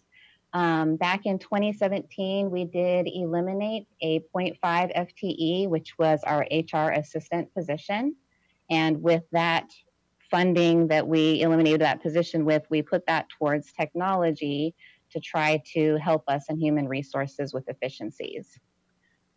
And for the operating budget, we do not have any requests for that either, but I would just like to note that back in 2017, there was a request for HR to do the classification and compensation study, and that was about $21,000.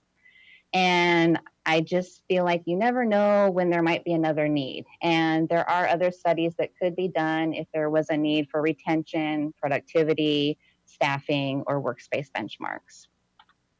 So the capital request for human resources is the core HR workforce solution through NeoGov. The total amount that we would like to add is $11,500, which will bring our total expense for NeoGov to about $36,000 per year. And to give you a quick overview of NeoGov, we've been using the system for a couple of years now. It is very popular and well used in the public sector government and also in education. They just celebrated their 20th year. The bubbles on the right-hand side are the main areas of NeoGov, which Human Resources is really focused and using. So just to give you a little bit of a history of what we've been using NeoGov for, since 2017, it began with recruitment. We've been using it very consistently. We've been seeing about 20, 25 recruitments per year, but you can see that we've been seeing a steady, nice, attractive load of candidates coming in each year. Once we get all the candidates in and we hire, then we go into the onboard offboard process, which we started doing. And we usually see about 40 employees that we onboard offboard each year. And that has created over 3,000 employee related tasks that we've been able to track, which is really amazing. Performance management. So those are your performance evaluations, annual performance reviews. We also do probationary evaluations. Those have been being tracked in NeoGov since 2018, and over 431 performance reviews have been completed there. And in Learn, we are now doing a lot of trainings and courses through Learn, which has been a lifesaver during COVID. We've been able to send out courses that need to be completed remotely. They've been able to upload new courses related to COVID very quickly, and then we can make those available to our employees and track those completions as well. And then the latest piece has been eForms. We implemented eForms pretty much at the right time. It happened right before 2020 really kicked into gear with COVID, and eForms creates electronic processes for us so that we do not have to transmit or route paper documents. It creates electronic approvals and workflows so that signatures can all be done that way. So just as a reminder, during 2020, there was 178 employees plus seasonals and many candidates. And myself and Kim were very happy to be able to service all of those people and track all of that data. This is a little view of what the recruitment section looks like in NeoGov. It's extremely attractive for job seekers. And then it's a super nice and slick background when it comes into human resources and our department directors and managers for screening and scoring candidates and tracking where they're at in the recruitment process. Onboard and Offboard has given us internal employee portals where we can actually create a culture for each of our department areas, messages specific to those department areas, and checklists and forms. Perform has been really helpful for us to track performance reviews and evaluations. This all used to be done by spreadsheet before, and it was very time consuming and difficult to know who had gone where in the process. So this is all a lot more easier for us to see and more realistic time for the employees and the managers to do their reviews. And then this is the kind of dashboard view of Learn, so we can see how many courses have been completed in the system, how many are in progress, how many have been assigned but are not started yet. And this is also a really great tool for us if there's an urgency for training, like with COVID. And eForms. So we are currently doing all of our open enrollment through eForms, which is a completely different world for us. We were not able to have our Wellness Expo this year. So all of our employees are completing their open enrollment selections or indicating if they do not want to make any benefits through the eForms portal. And this is the section that we would like to request to see if it might be added for the future for our workforce.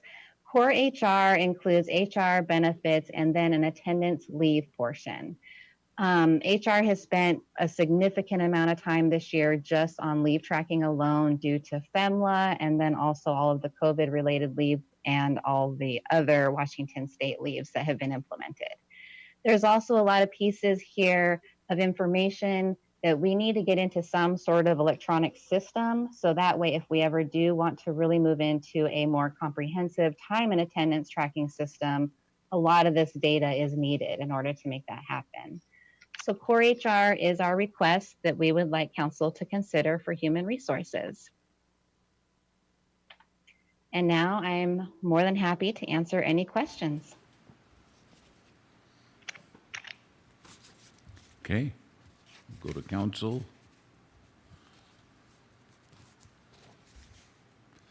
Mayor Pro Tem. Thank you, Mayor. How long have you been using the NeoGov program that you have now with those pieces in it? So, can you hear me now? Am I still? Yep, can hear. Oh, okay, good. So I actually came on board in 2016, and then 2017 was the first full year that we used NeoGov. We first started with the recruit module, which was Insight, and then after that year, at the end of 2017, is when we added onboard, offboard.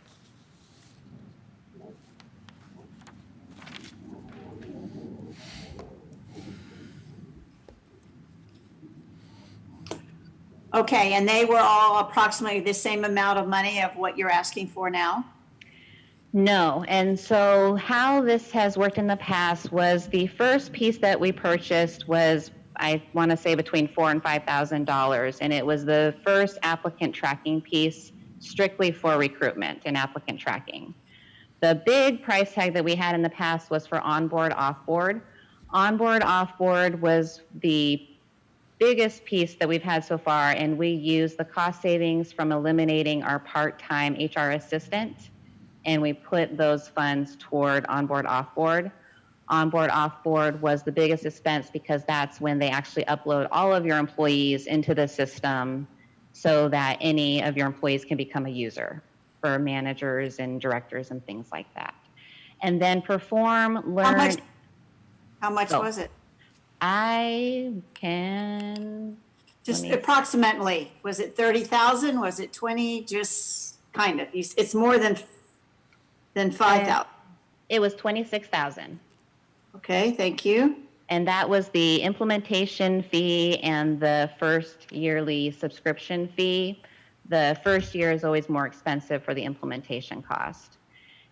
And then for Perform, Learn, and eForms, those ones we took out of the HR budget because they were not as big of an expense. And then by 2019, we started to allocate the costs between the departments because all of the city departments began to use NeoGov by that time. 2018 was the first year that all city departments were using it, and 2019 was the first year that the NeoGov cost was actually allocated between departments. Okay, thanks. You're welcome.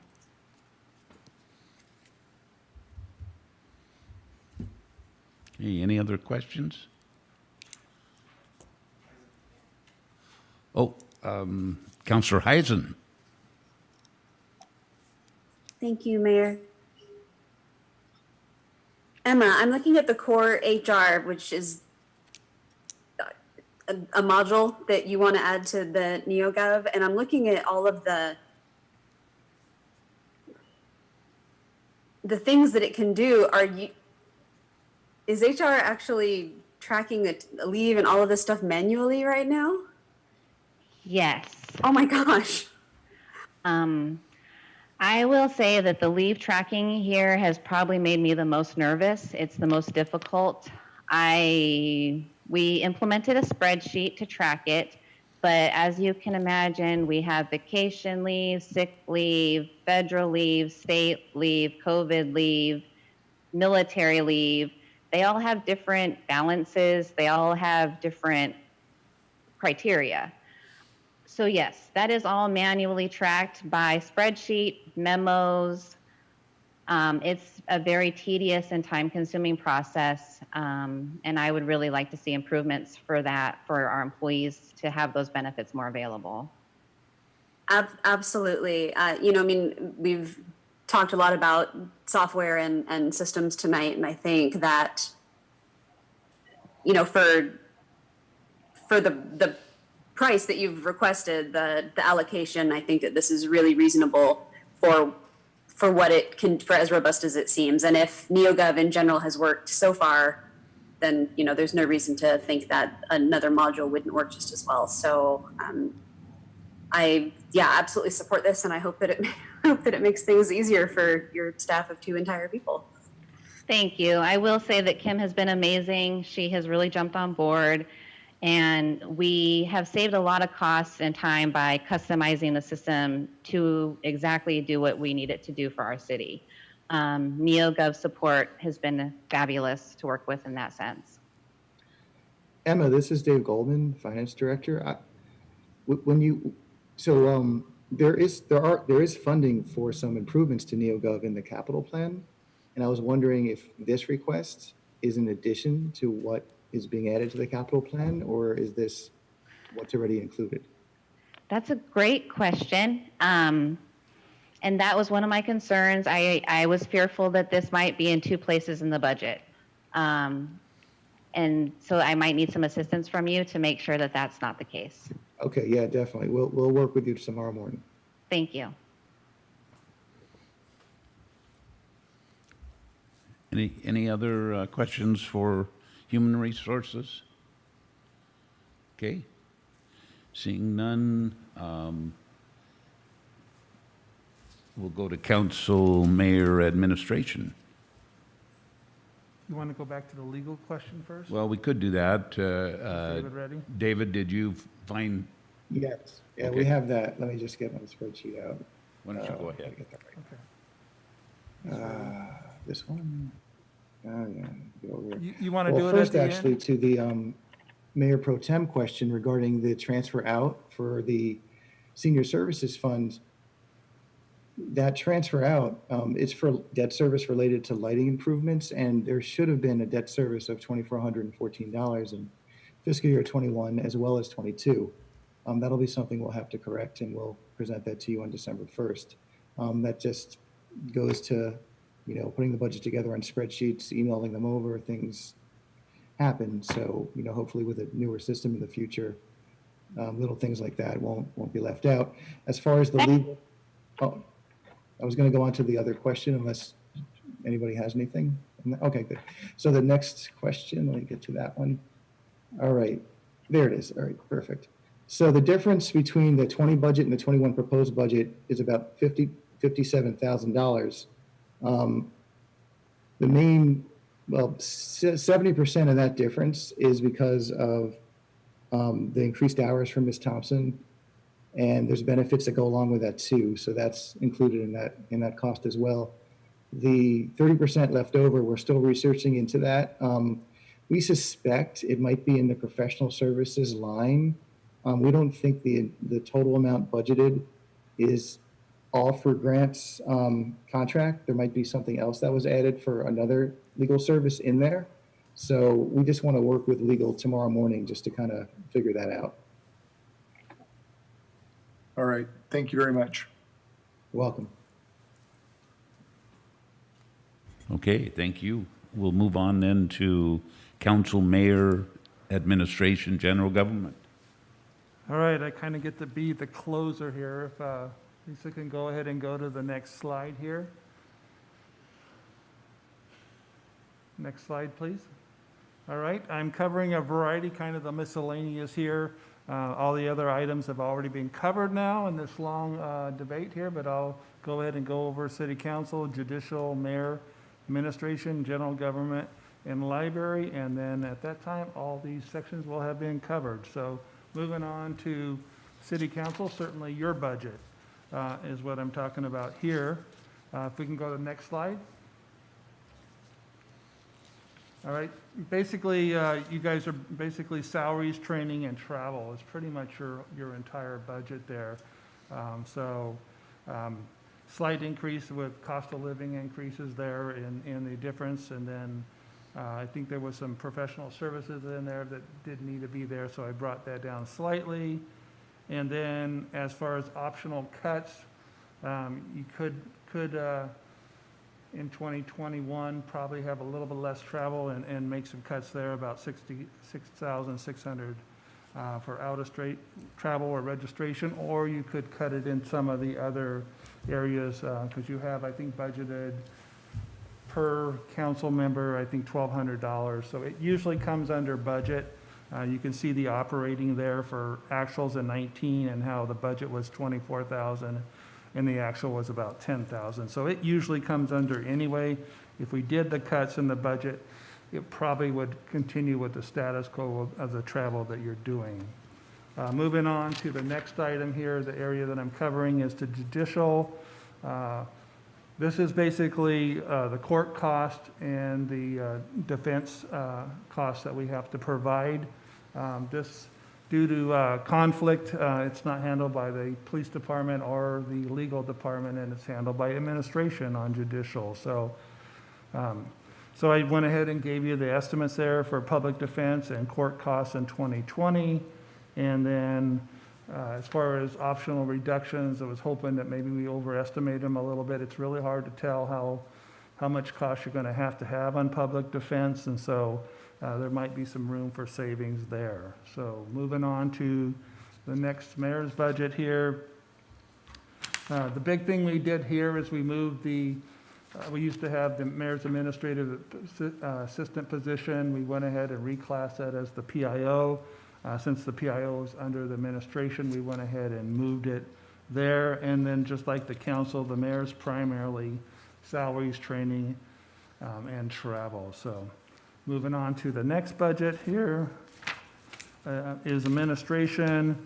And just kind of recap, like a lot of other a lot of departments did, is just kind of recapping to some of the many accomplishments that we covered, and primarily COVID here, kind of leading the city and the hard pivot here and helping staff through that, and certainly appreciate our PIO and our transfer of a staff from senior services to take on the business relief, which was kind of a lot of management there. So I just applaud the staff in making the adjustment there.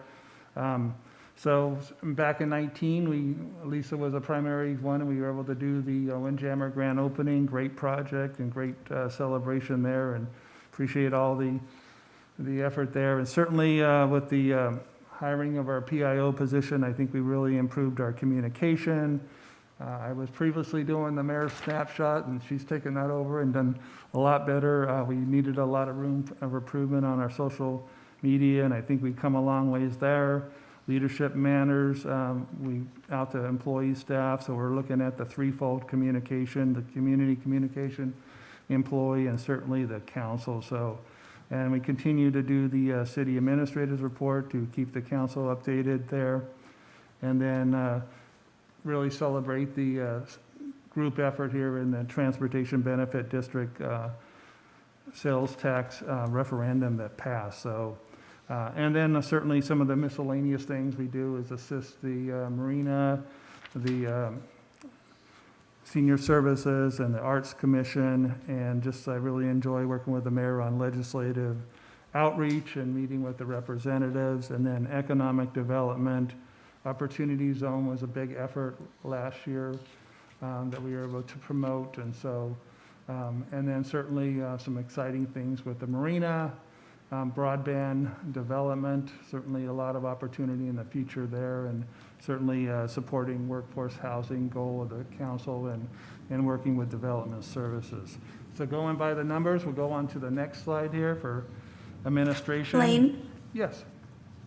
Blaine, sorry to interrupt. I can barely understand you. I don't know if you need to back off the microphone or take off the mask. I'll take the mask off. Is that better? Okay. It is very much. Thank you. All right. Sorry about that. I'm trying.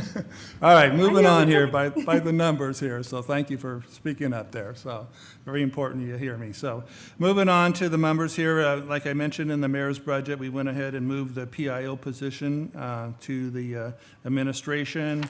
And then operating increases, we do have in there in the operating is the 30,000 for economic development, and not all of it was used in 2019.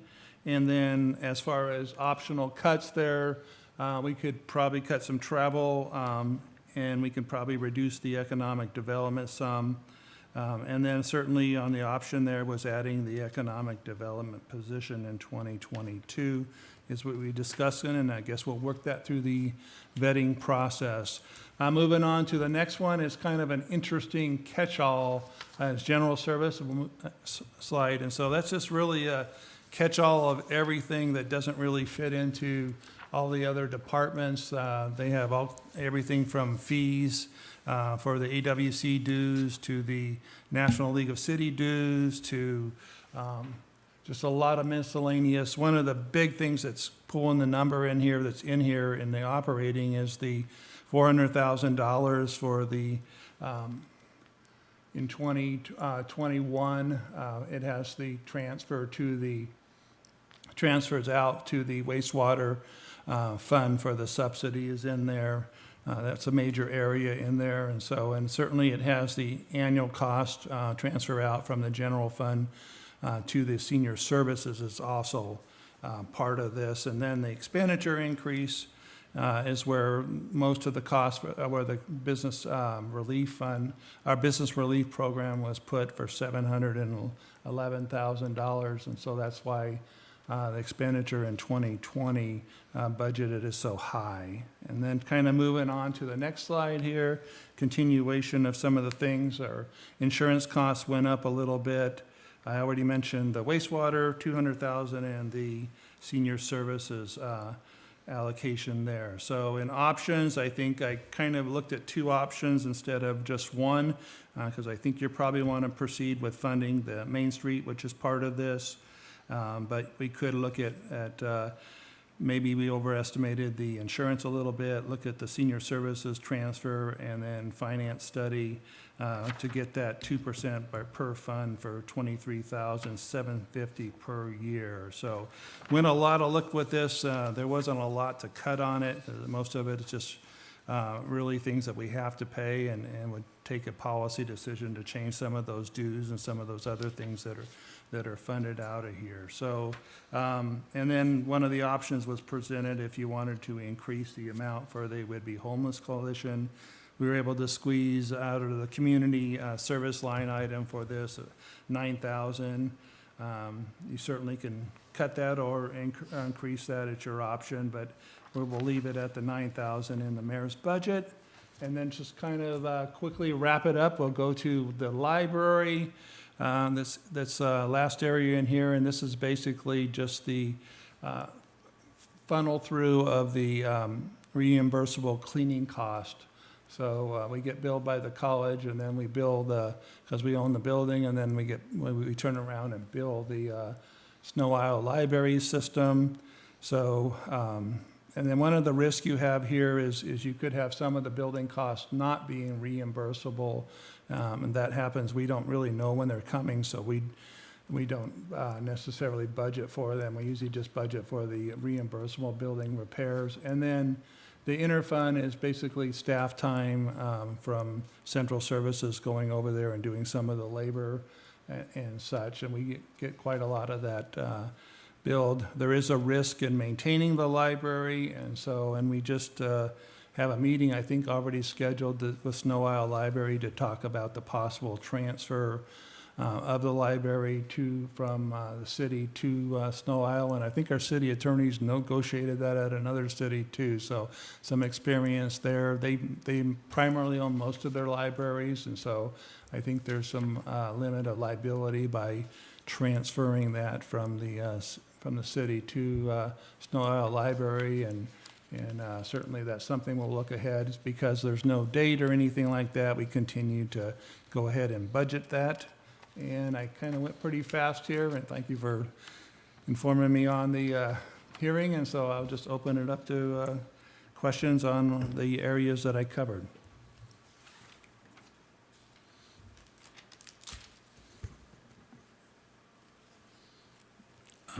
Councilor Servadius.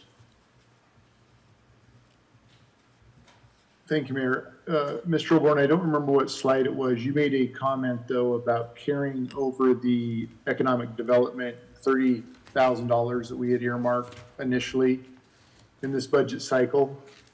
You said not all 30,000 was used. Can you go to that slide or reference that again, please? It's on the admin. It's under operating. Yeah, you can see it in there. It's part of the operating. So that's why it was at 28. That's the primary largest area. There's some other administrative or and do we professional service normally in there. carry those items over, or you're just bringing that back in? It's in there, so I'm leaving it in there. It's approximately about 30,000 in the economic development. We put that in there, I think, in the biannual, last biannual. We put 30,000 in this budget for administration and operating and professional services, and I'll probably spent about 15,000 this year and probably about 12,000 last year in economic development. We've had the plan with the mayor here of looking at some consulting, and looking at ahead. So we went ahead and figured that we didn't add any additional in the budget because we figured we can use that 30,000 that's in here for consulting and looking at an economic development plan. So it might be, I mean, I guess I'm just used to, for example, and I'm going to pivot to the council's budget here in a second, travel, a lot of that stuff. If we don't use it, we can't carry it over. It just defaults back into the general fund as ending fund balance. Is that not the case here? Yeah, and that's one of the advantages. We do a budget a lot of times, the whole city-wide, and we end up, like in 2019, we budgeted a deficit and ended up closing in the black with a surplus because not all the money's spent. So on the good side, people spend what they need, and so a lot of times we don't necessarily spend it when we have the budget for it. Okay. The other question I had was the Main Street contribution. We gave them, I think, 60,000 last year.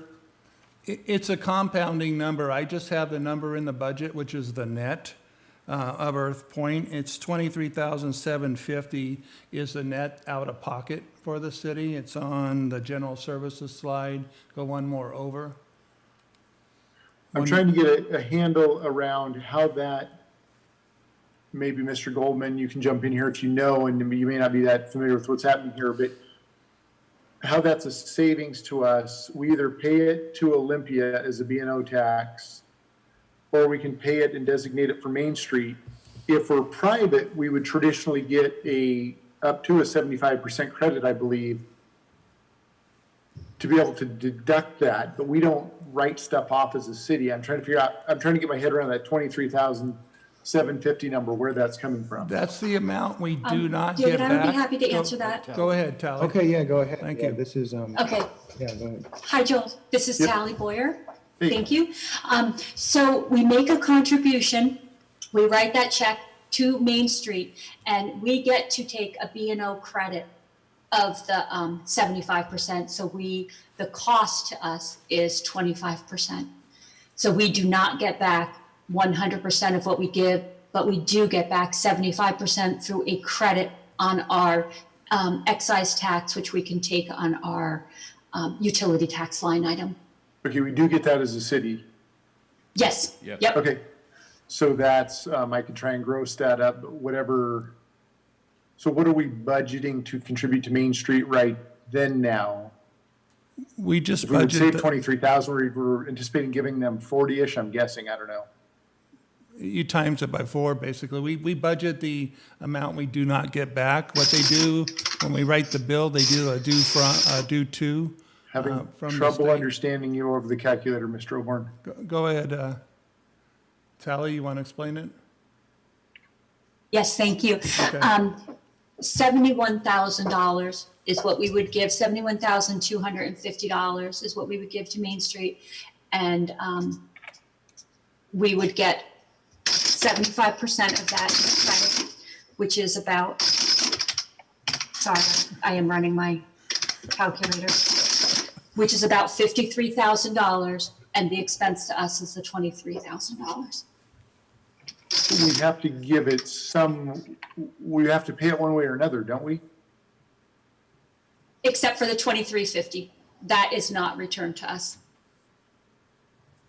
But if we don't give it to Main Street and we write the check directly to Olympia, We would not be writing it for the $23,750. okay, I'll jump with you. I'll grab you offline then. I don't want to spend a lot of time. That sounds on this wonderful. night. Thank you. And then the last thing, I guess, if we could pivot, if I am looking at our packet from the 12th. I don't know if it's the detail, basically. Maybe Mr. Goldman, you could share this slide if you can. It's from the packet from the 12th. It's the council detail, line item detail, and in that packet, it was page 48. Okay, let me get it.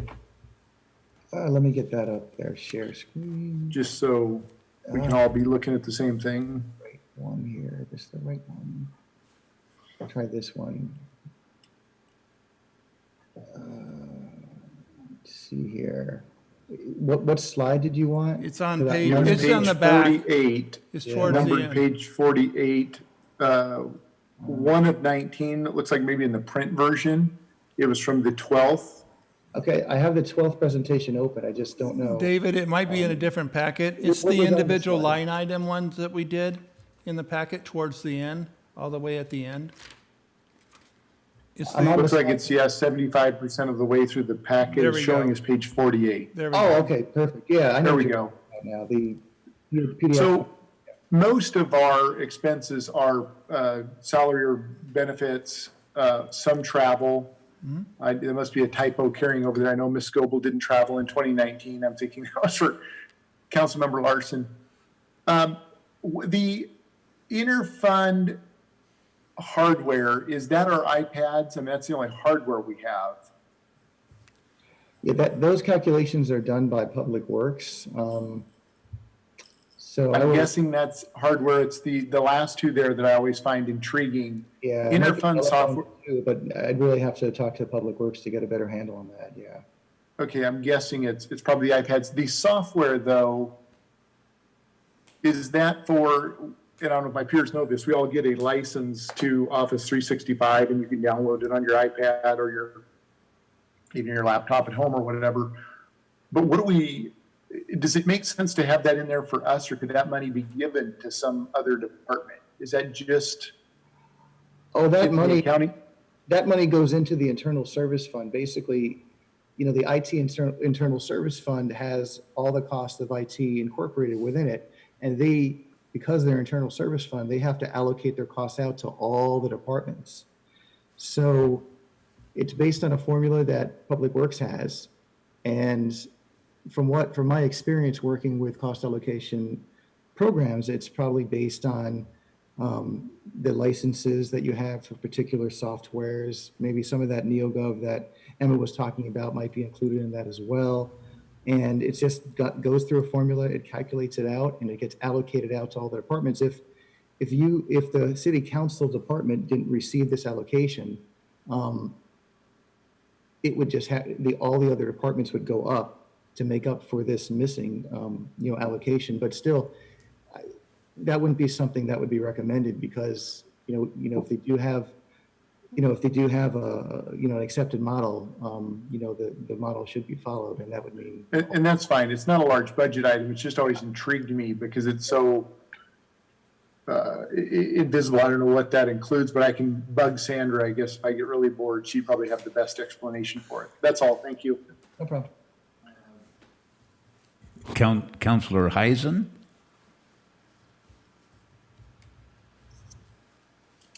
Thank you, Mayor. I'm going to summarize my thoughts regarding some of these options. And, I've been keeping in mind Councilmember Mack's mantra of, is this a need or a want? Which I think is a great thing to keep in mind when looking at all of this. And so my personal preference would not include the economic development specialist. I think that if we can find $100,000 for a position, then we can hire a firefighter. Because all the development in the world isn't going to do us any good if we can't inspect that and or provide emergency services to that. So no economic development coordinator. No new parks specialist, but I would support the other options, including the engineering GIS, hiring the, keeping the water specialist position, the paver. There was a couple things that we've already gone over that seemed like they pretty much had universal support, but, and I would support, I understand the hiring freeze, but I would support filling those two currently open public works positions, the streets and the water. And just see if I have any, I think that's all I have for right now, just kind of generalization. Thanks. Thank you. Councillor Wiesner.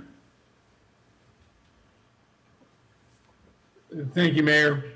So, my comments as it comes to this portion, the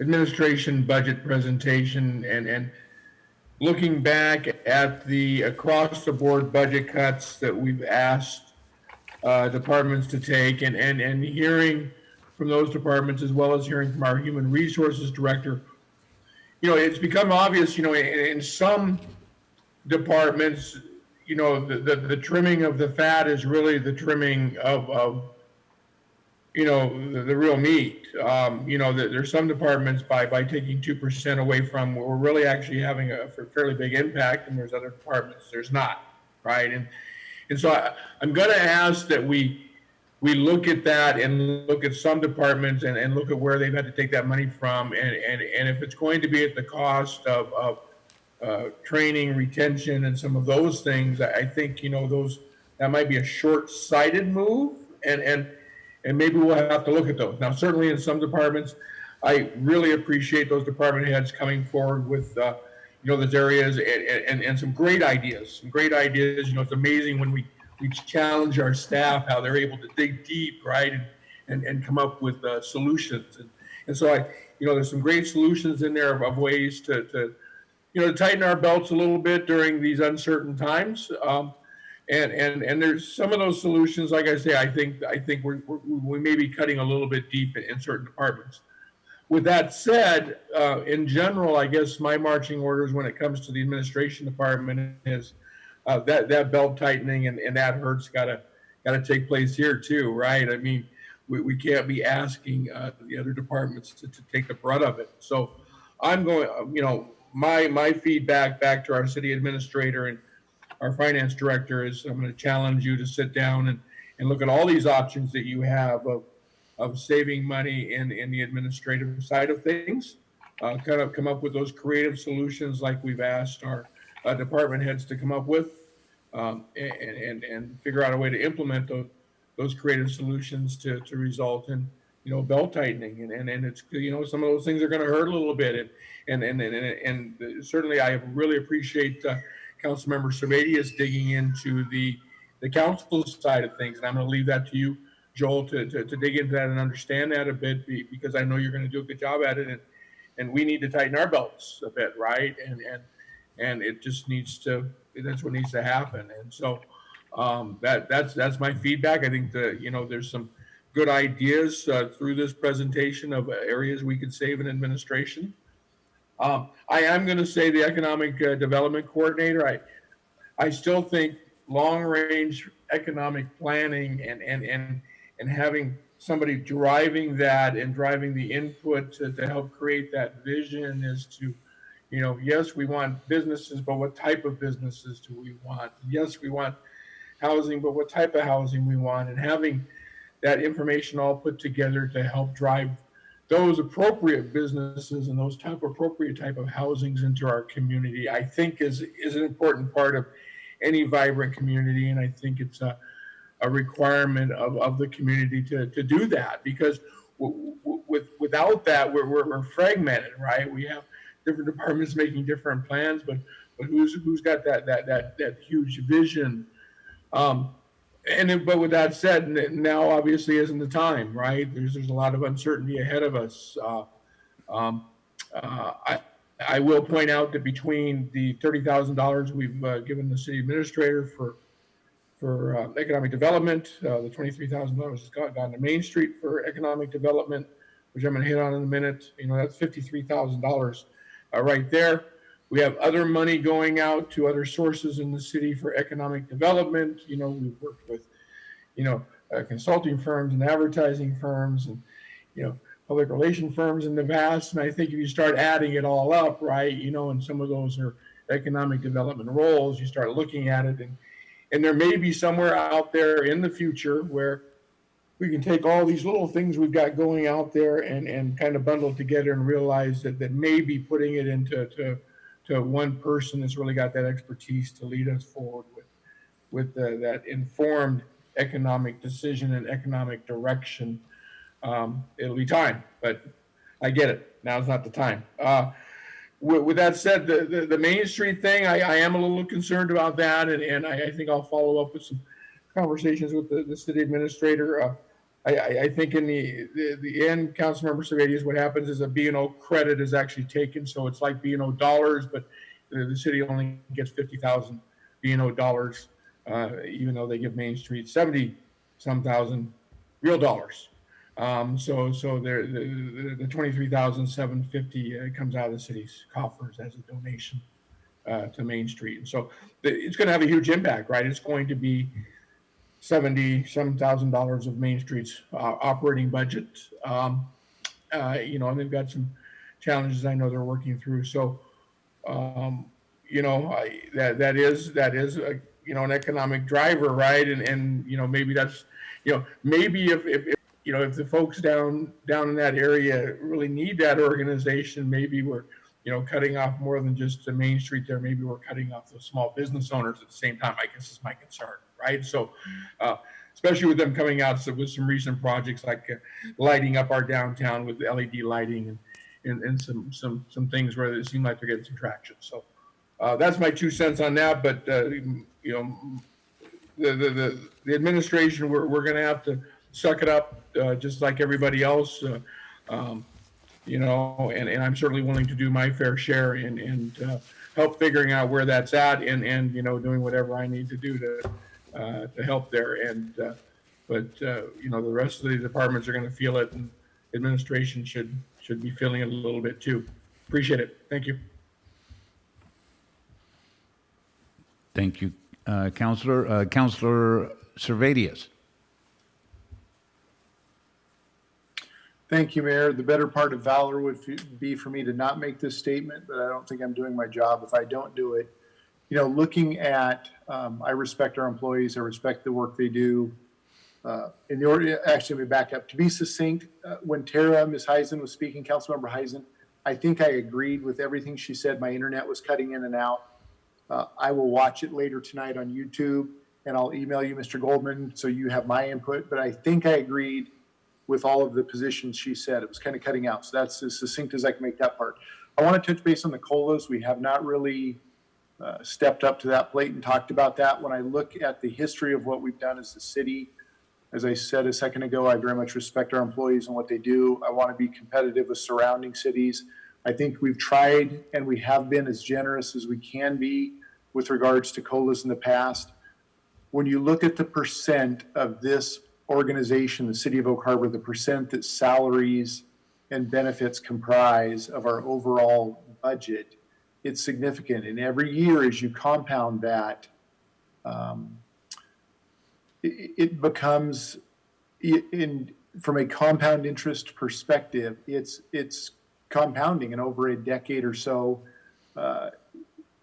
if we aren't keeping up on the revenue side, which we aren't, you had a slide somewhere in here, Mr. Goldman, where I think you showed the last 4 years and how the city, has ticked down as an overall budget. So some of that can be accomplished with efficiencies, with Ms. Rosen talked about automated water meters or something that we can read. So maybe you can take a person out of the field. But at some point, a 2.5% COLA, it really chips away at the bottom line of what the city is capable of doing. And so with this slide, and I have a much better handle on this now, Mr. Goldman, and how your math is correct. I was not understanding. Actually, I guess I'll ask one question. I just want to make sure, when you show, for example, the 251,102 is a 1% COLA for 2022, that is the overall net delta if we did nothing, correct? That's a comparison to if we did nothing. Well, that's what it would cost in 2022. Yeah, well, right now the budget has nothing. The budget has no COLA. Okay. So yes, if you did nothing, it wouldn't be in there, but that would be on top, yeah. And it's not also calculated. So normally I would think just the COLA for 2021 and the COLA for 2022. And I know that you kind of doubled it up in 22 now, and I understand that because it's part of their salary step up. That's not also included in the line item right above it, that 12,555,000, is it? No, the COLA is not included, but the salary steps are included per the bargaining contracts and, per the step Okay, increases. but then you just broke it out further below to show the true net effect compared to doing nothing. Or Yeah, the COLA would be on top of those numbers on the top row. So right now, the numbers in the top row just have the salary steps, no cost of living. But if the council decided to do a cost of living, Thank you. And that makes sense. The salary steps are in there. So yes. I guess what I'm saying is, and I hate to say it, but I don't picture, at some point we have to reset a little bit, and it might be a lesser COLA or no COLA, and that's hard to say, I know. But when I look at the history of what we've done over the last, I think it was 6 years you displayed there from 2015 to current at 2-ish, 2.5, 2.25. Oh, I think that was Emma. Or it might have been, Emma's slide. I think it was in her section. Those numbers compound rapidly. And so at some point there has to be, a little bit of reset, a reality check. And it's hard for me to say, and it's not a popular subject, I know, but that's just, it keeps coming up in my brain, and a number that I see showing up that really works against us over time. So that's my 2 cents in that. Thank you. Mm-hmm. Okay. Hard subjects, definitely. Any other council input or questions or anything else at this time? Well, this is David Goldman. Just real quick, our next meeting is going to occur on December 1st. We're going to present the budget to council for potential adoption, and we want to make sure as staff we get everything in the budget council is asking us to do. So I'm not 100% sure what we should be taking out and what we should be putting in. I certainly don't blame you. I feel the same way, Mayor? but I know we have one more council comment, and then we can try to get to that question. Counselor Goebel? Thank you, Mayor. I just wanted to kind of give my thoughts and opinions as well on things that I'd like to see included in the budget. I know last week I was really excited about that role of the economic development specialist, but after hearing tonight's presentations and whatnot, I definitely feel really strongly that that permitting software for the development services department should be a top priority. I also, after listening to Chief Merrill talk about the fire department and just hearing what other fire departments have and compared to what we use and staffing levels, I think that's something that we should also really advocate to have that included in the budget to add a position. Pretty much everything that Council Member Heisen said, the engineering, GIS technician and design, I absolutely think that we need to fill those 2 vacant positions for the water specialist. The thought of having our water go away from a green rating sounds pretty sad. As well as that streets position. I really liked hearing thoughts about that ERP system potentially being a conversation we have in the future. And then I did have a question. I could have missed it. We covered a lot this evening, but did we unanimously agree as a council on the additional homeless coalition, donation? I'm looking at the physical binder that we were given. On page 58, it says 11,000. I wasn't sure if other council members had differing opinions on that or where we kind of stood for that donation. I know that we're working with the county on that new facility in Central would be by the waste island disposal down in Coopville, but I wasn't sure kind of where everyone stood. I don't think I heard too much about it, but those are my comments right now. Thanks.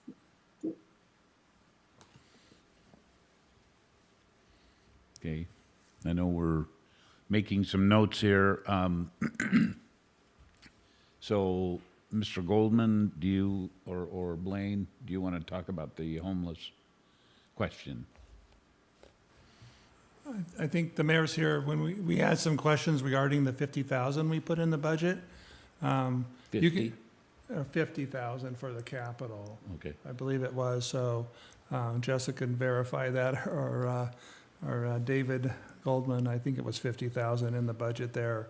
That was, Mayor kind of talked to that. I guess we're looking for direction on the council on that. And I think David kind of has a wrap-up summary too, I believe, that he can kind of provide and maybe give a little bit more direction to you on where we go. And then back to you, Mayor.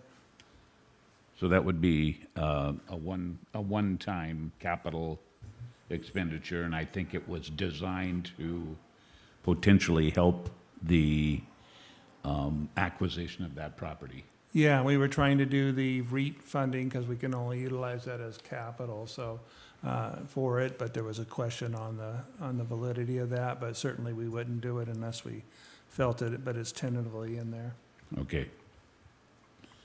Obviously, Thank so we've got some council questions yet, it looks like, and then I guess Mr. Goldman wants to try to clarify some things yet. Councilor Mack? Thank you, Mayor. So yes, I agree with some of my other peers on a few of these things. So basically, I'll give my overview on some of the presentations tonight. In my opinion, I would favor the no park specialist, no economic development position due to other things. I would like to see fund the development services software to improve our permit approval. I'd also like to give a go on the engineering tech. In addition to that water specialist, our water is very precious here on the island, and I think that's very important. I'd also like to make sure that we fund Main Street. I agree with Councilman Wiesner that these people are working hard. They're working really hard down there to stay in business and keeping the place looking good. The downtown's been remodeled. Let's just keep the funding going for those people. Also agree with on the homeless coalition, and I'm for this because if we can fund this in a one-time situation to get that piece of property up and developed where there is an official site where this homeless can go, I think that's a good thing. And as Councilman Wiesner also said, with all the trimming in all of these other departments and some of the sacrifices, I do honestly believe that the administration side should seriously look at a few things there. Yeah, I could give up my travel for council. I don't need to leave the island, but let's trim some things in that administration. I do believe there's some room there. And so for now, that's kind of my overview on where I see today. Thank you. Thank you, Councillor Mack. Mayor Pro Tem.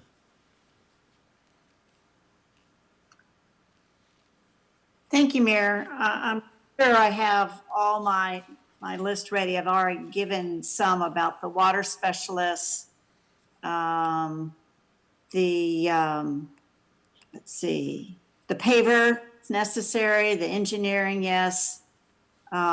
Would still like to see that street employee that has a CDL to put them back up to 4. On the, let's see, homeless, I don't mind giving the 50,000, but I don't know if we can afford the other 11,000 for them. And that's just, I guess maybe that's my island thrift stuff coming in here when we've had to trim budgets there recently.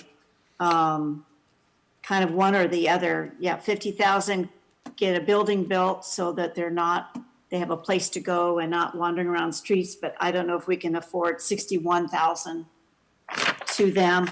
Yep, give up my travel. I would like to see Councilman Millie Goebel, since she's so new, to at least go to some of the AWC stuff, but they're virtual right now. I just think it's really important for her registration to kind of get a jump start and understand more about the big picture. On development services, whether it's just for them or it's going to connect all over, I think we need to help them get the software. And I like the idea of connecting other departments that can be with the EPR. Attorneys, they've got to work with the police. They've got to have certain software. And that's just something we need to do. Not sure about the NeoGov. We've spent about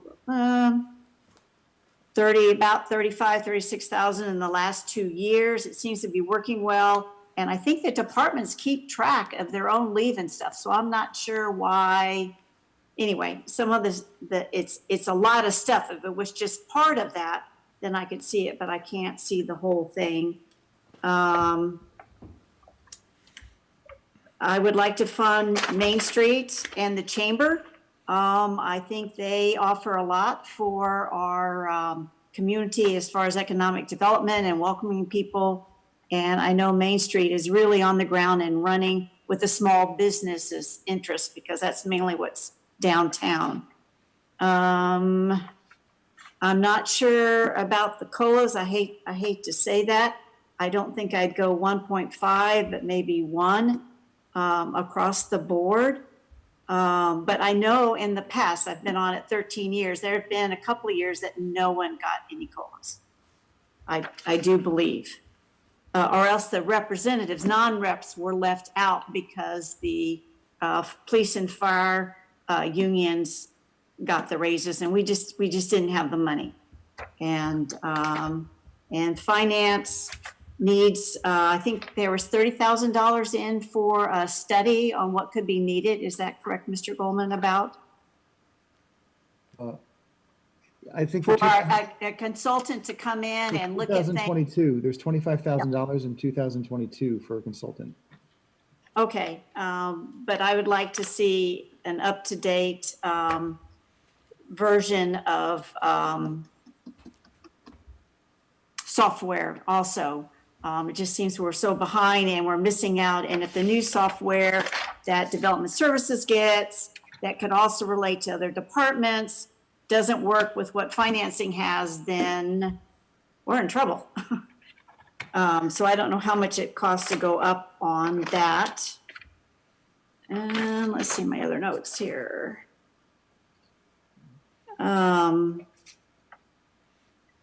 Police sounds reasonable. Senior center, if you put that other transfer in for the debt stuff, I don't know, it seems like, and I'm one of those old people, there might be a few more cuts in there. So that's it for right now. Thank you. Thank you, Mayor Pro Tem. Anyone else? Councilor Servadius. Just to follow up, Councilmember Goebel asked about the 9,000 versus 11,000. And if we're doing the 50, I think 9 is, keep it at 9, which I believe is where we're sitting at right now, correct? That's what's programmed into the budget? That's right. Correct. Yeah, that's my understanding. Yeah, So 9,000's I in the would- budget. Oh, sorry, go ahead, Blaine. 9,000 is in the budget. And I would think that's fair if we're making the other one-time capital contribution. So that was my input. Millie? Thank you. Anyone else? Councilor Wassinger. Oh, thank you. I am so sorry, Joel. I missed that last bit of your comment. My family was being super loud. Can you just repeat what you said just before I just said if we have 9,000 programmed in, I'm comfortable with that amount, not increasing. 9,000 for, I'm sorry, for what? For which? For the homeless coalition, the Okay. Haven, and then we're also doing the $50,000 one-time the capital capital. grant. And the capital, the 50, and then the 9,000. Okay. Okay, thank you. I appreciate it. So yes, so I support that as well. I don't want to repeat everything, but I agree with what Council Member Goebel mentioned for her priorities. I would say no on the, for now, as much as it pains me and as much as we've talked about it and wanted to see it, but the economic development position is just a lot right now when we have some more things to make ourselves more efficient with all of the software. I agree with, I would like to see that software for permitting. So I will leave it there. If anyone has any questions, they can email me, but I agree with everything that has been said. And I look forward to seeing a stab at it in December. Thank you. Yeah, we'll do our best. Thank you, Councilor. So did you have a wrap up, David? Well, I put this slide presentation together from other slides we worked on previously. This particular slide, the first section of it is the same as what we showed a couple weeks ago regarding all the fund balances and how that would change. I just like to point out with the cuts that the departments put forward, that would actually reduce the expenses. And I put the addition of the legal department software as well. So the effect would be to the ending fund balance of 2022, it would actually, instead of it being 1.9 for the unreserved portion of the fund balance, it would be 2.552 for the unreserved portion of the fund balance. And that's pretty close to what we were expecting with the amended 2020 budget. Now, obviously, in my projection column, we're looking to do a little bit better than we had budgeted for in the amended budget. We're looking to build fund balance a little bit better. But if you're just looking at purely what was, in the budget, what we're looking at for the unreserved fund balance, it's pretty close. In the end of 2022, it's pretty close to, what was in the amended budget for 20. And that's with using, at least for the budget purposes, using $1.4 million of fund balance, which is less than the 2 million that we showed before because we have these reductions that we incorporated in. So.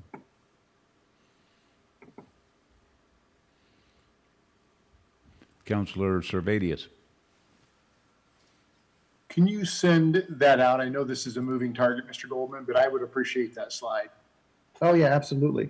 Of course, I should also say that, I'm hearing that $100,000 for the permitting software, that'll obviously, reduce the ending fund balance and other things too. So, we'll put something together for December 1st for you to see. But yes, I'll send the slide to the council. Okay, anyone else? Well, Counselor Mack. Thank you, Mayor. This would be put out there to the rest of the council, my peers here. We really haven't talked about a final deal for the fire department. I'd really like to hear some of the council's comment on new staff, on some of this gear that they're needing.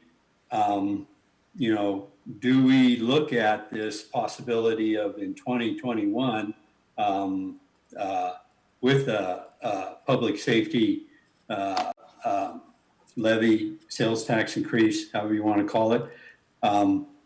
Again, I'm concerned about equipment, and I'm concerned about we're way understaffed based on population and so on and so forth. So I'd like to hear what other council members have to say here quickly, if we could. Thank you.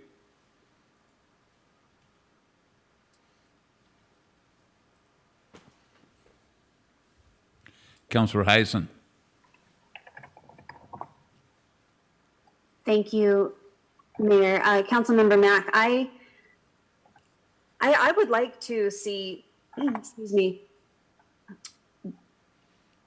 how we would do with a levy for adding additional staff, because obviously we absolutely have to purchase the equipment and everything that's expiring or that needs to be replaced. That's not something that can be avoided. And eventually adding staff and replacing trucks and building a station, that won't be able to be avoided either.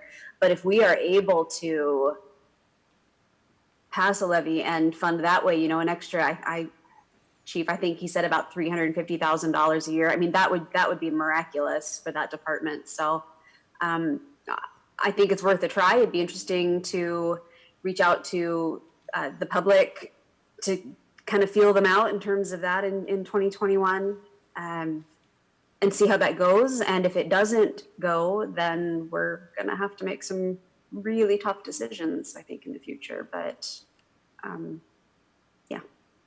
Okay, thank you for your input there. Counselor Servadius. Following Councilmember Heisen, I think I would agree, this is a need. It's one of those things I think the public traditionally, and I'm probably generalizing, but I think they're fairly responsive and favorable to public safety, especially fire department levy. I think that would probably, in whatever form, levy or this 0.01% of sales tax. Couple of things going on. I know the school district is gearing up to renew their bond. Dr. Gibbon mentioned the other day on the chamber board meeting that they're just looking for a pure renewal, no increase to keep things as they are. So we just need to know as a community, we'd be going up against that. Maybe Erica, you're probably a little closer to Citizens for Better Schools than I am right now. Yes, it'll be on the 2021 February special ballot, a levy renewal, pure renewal. And if it doesn't pass, we'll run it again in the spring, in April, I believe. Run it in February and April?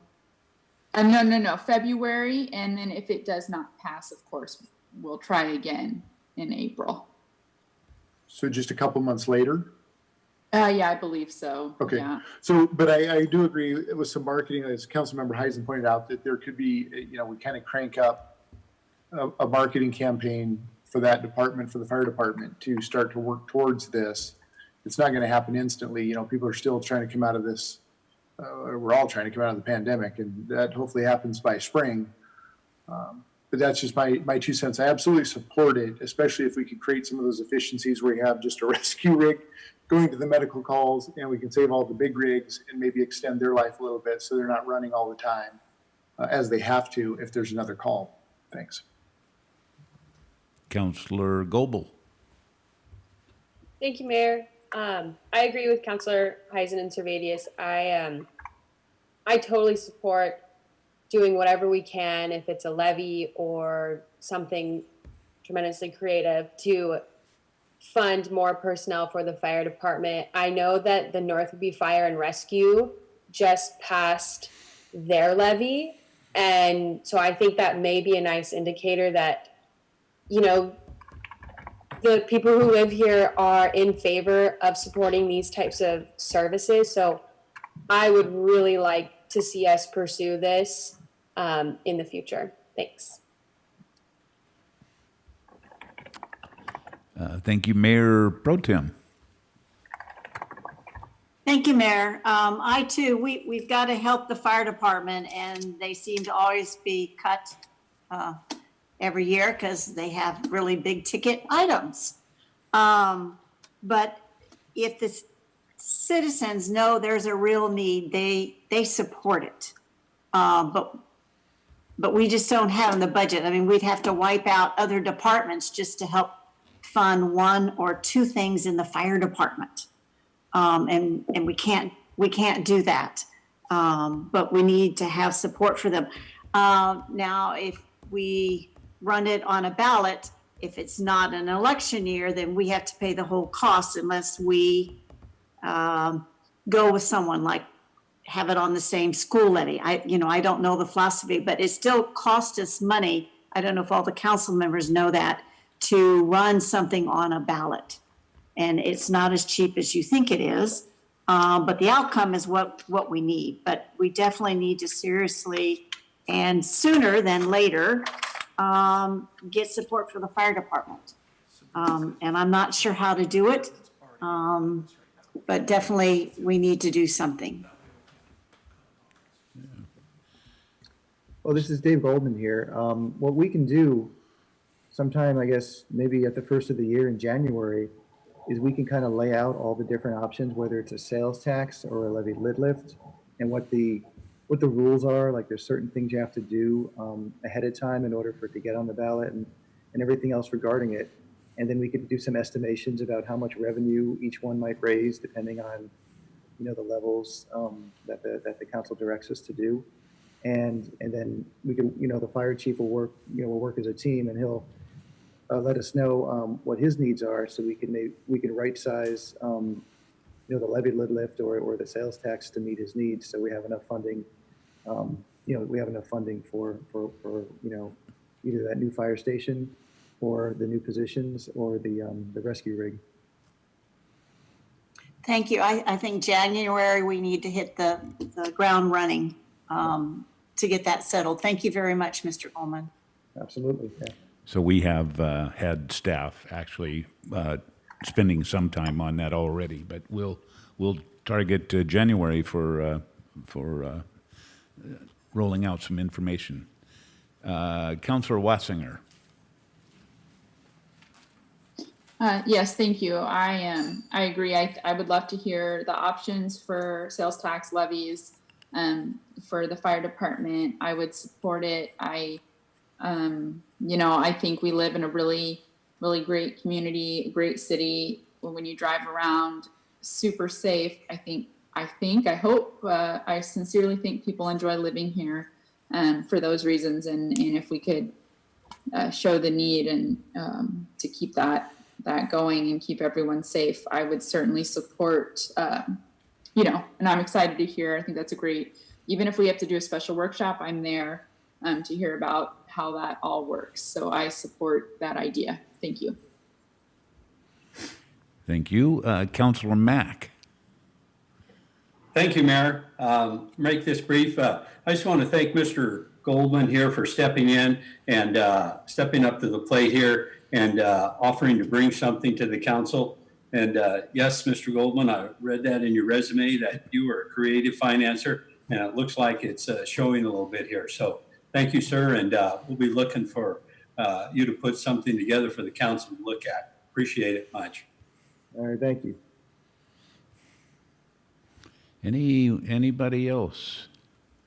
Councilor Heisen. It's the last thing, I promise.